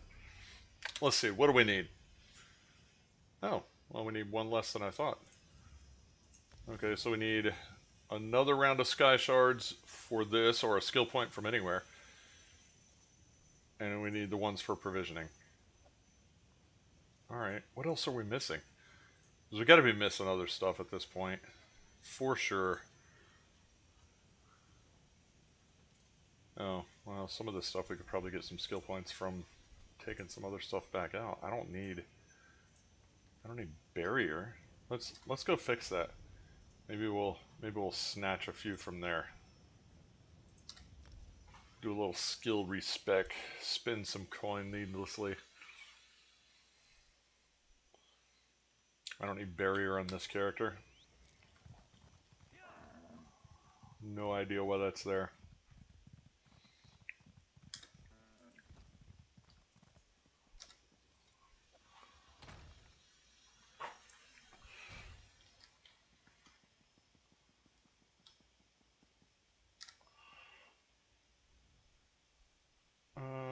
Okay, 1600 for this character.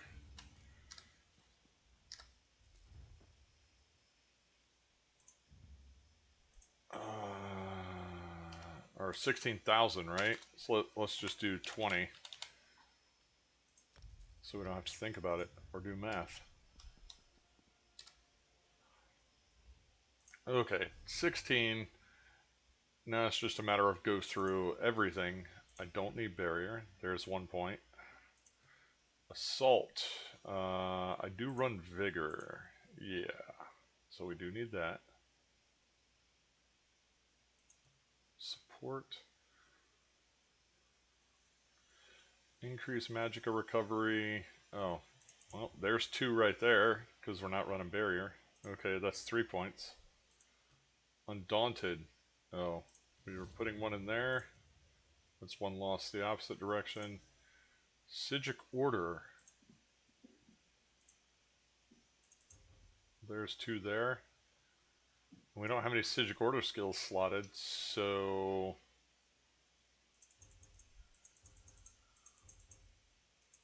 Hey, like that. Whole pile. We just solved the whole problem right there. Respec for the win. Oh, let's fix this too while we're here. Are we using Dawnbreaker at all? I don't remember. Yeah, let's take that back out. Take this out. Are these both taunts? Both morphs are taunts or only the one? If they're not taunted already. Okay, so Silver Leash is a taunt. Vampire Hunter, that's the multi-shot. No, I want the Silver Leash, because I do want that one. Okay, we were already on that one. All of those, yes please.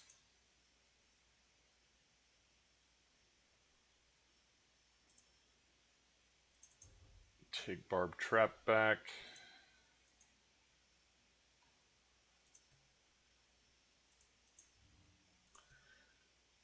Vampire. We're not running stage 3, we're not running stage 4. Keep those.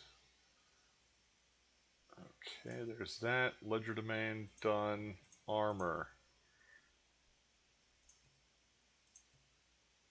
Are we wearing heavy armor? I guess we'll have to come back to that. Sword and Boardy. Okay. Not thinking about those a whole lot. Shadow Image. Nothing in siphoning. Okay. Cool. Yep, that's what we're doing right there. Which means that we now have enough to load these up. Enough to load this up. And even enough to do most of. So we need blacksmithing, clothworking, jewelry, and woodworking. So what is that? 12, 16 points, and we have 9. So we can start learning traits on this guy? Is that what that means? That's what I'm hearing. Okay, blacksmithing's done. Clothworking is done. Jewelry's started. Okay, so we need 3. 7 more. Okay, cool. So much better off than we were. Alright.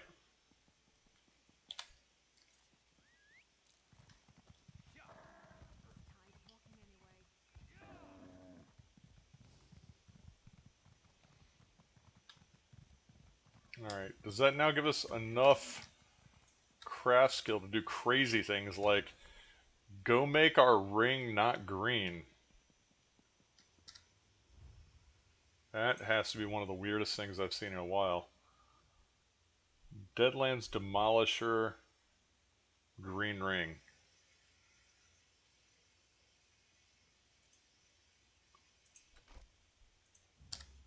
Oh, let's see. Confirm. I'm not even going to worry about is this the right build or anything at this point. I just need to correct this kind of silliness.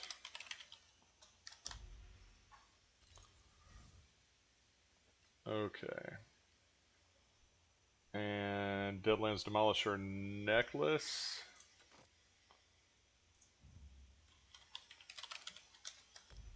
There we go. Also purple. You don't have to have all your stuff gold, but once you get to a certain point in the game, you know, getting all your stuff purple is far easier to do, and you should do it if you can. Let's see. That's locked. I don't know if it's part of a build. I guess it's there in the event that I don't want that speed, maybe?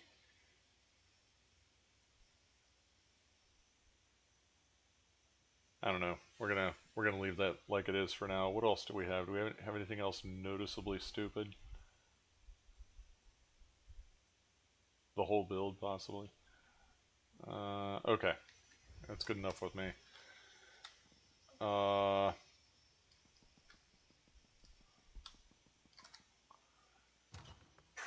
Probably can go.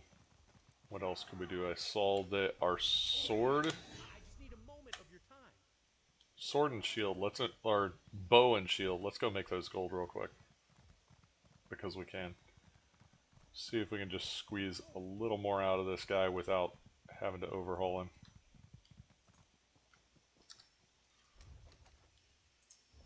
Okay, improvement. Deadlands Demolisher bow.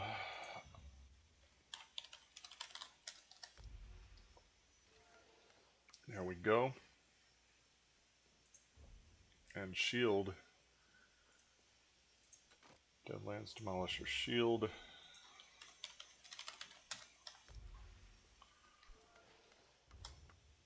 Perfect. Okay. Goldie. Endeavors for the day. For the weekly. Alright.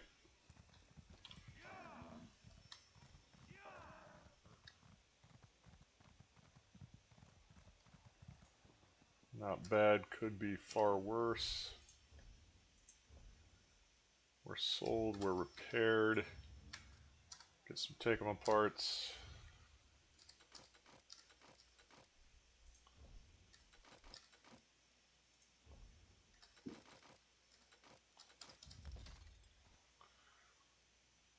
There we go. We don't need jewelry or enchanting stuff on this guy. So let's take what we have.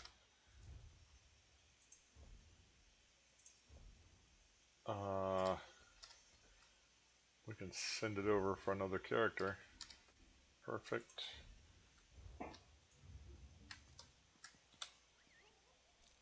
Okay. It's not perfect, but it is an improvement.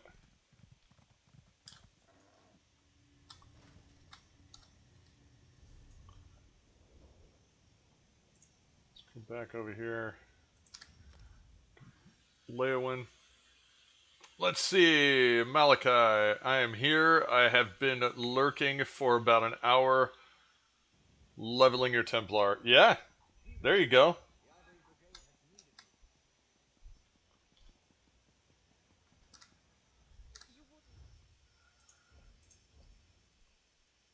Powering through getting those levels. Let's see. So,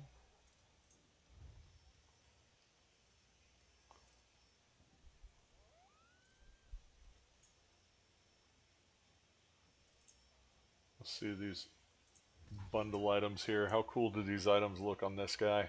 It actually looks kind of neat.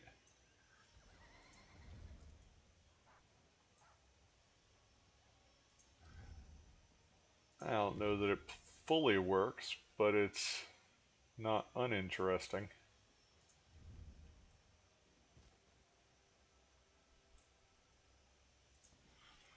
All right.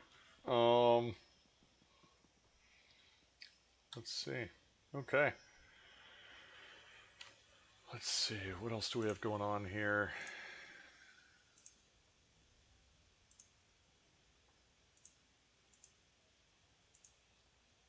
All right. So, let's take and I think we're going to raid out. We've been going for a lot of hours today.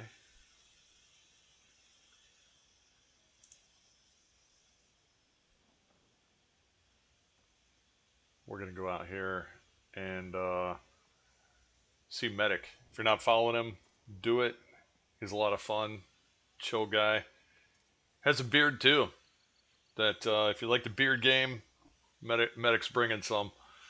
That tell him we said hi, and we will catch you guys on the next one.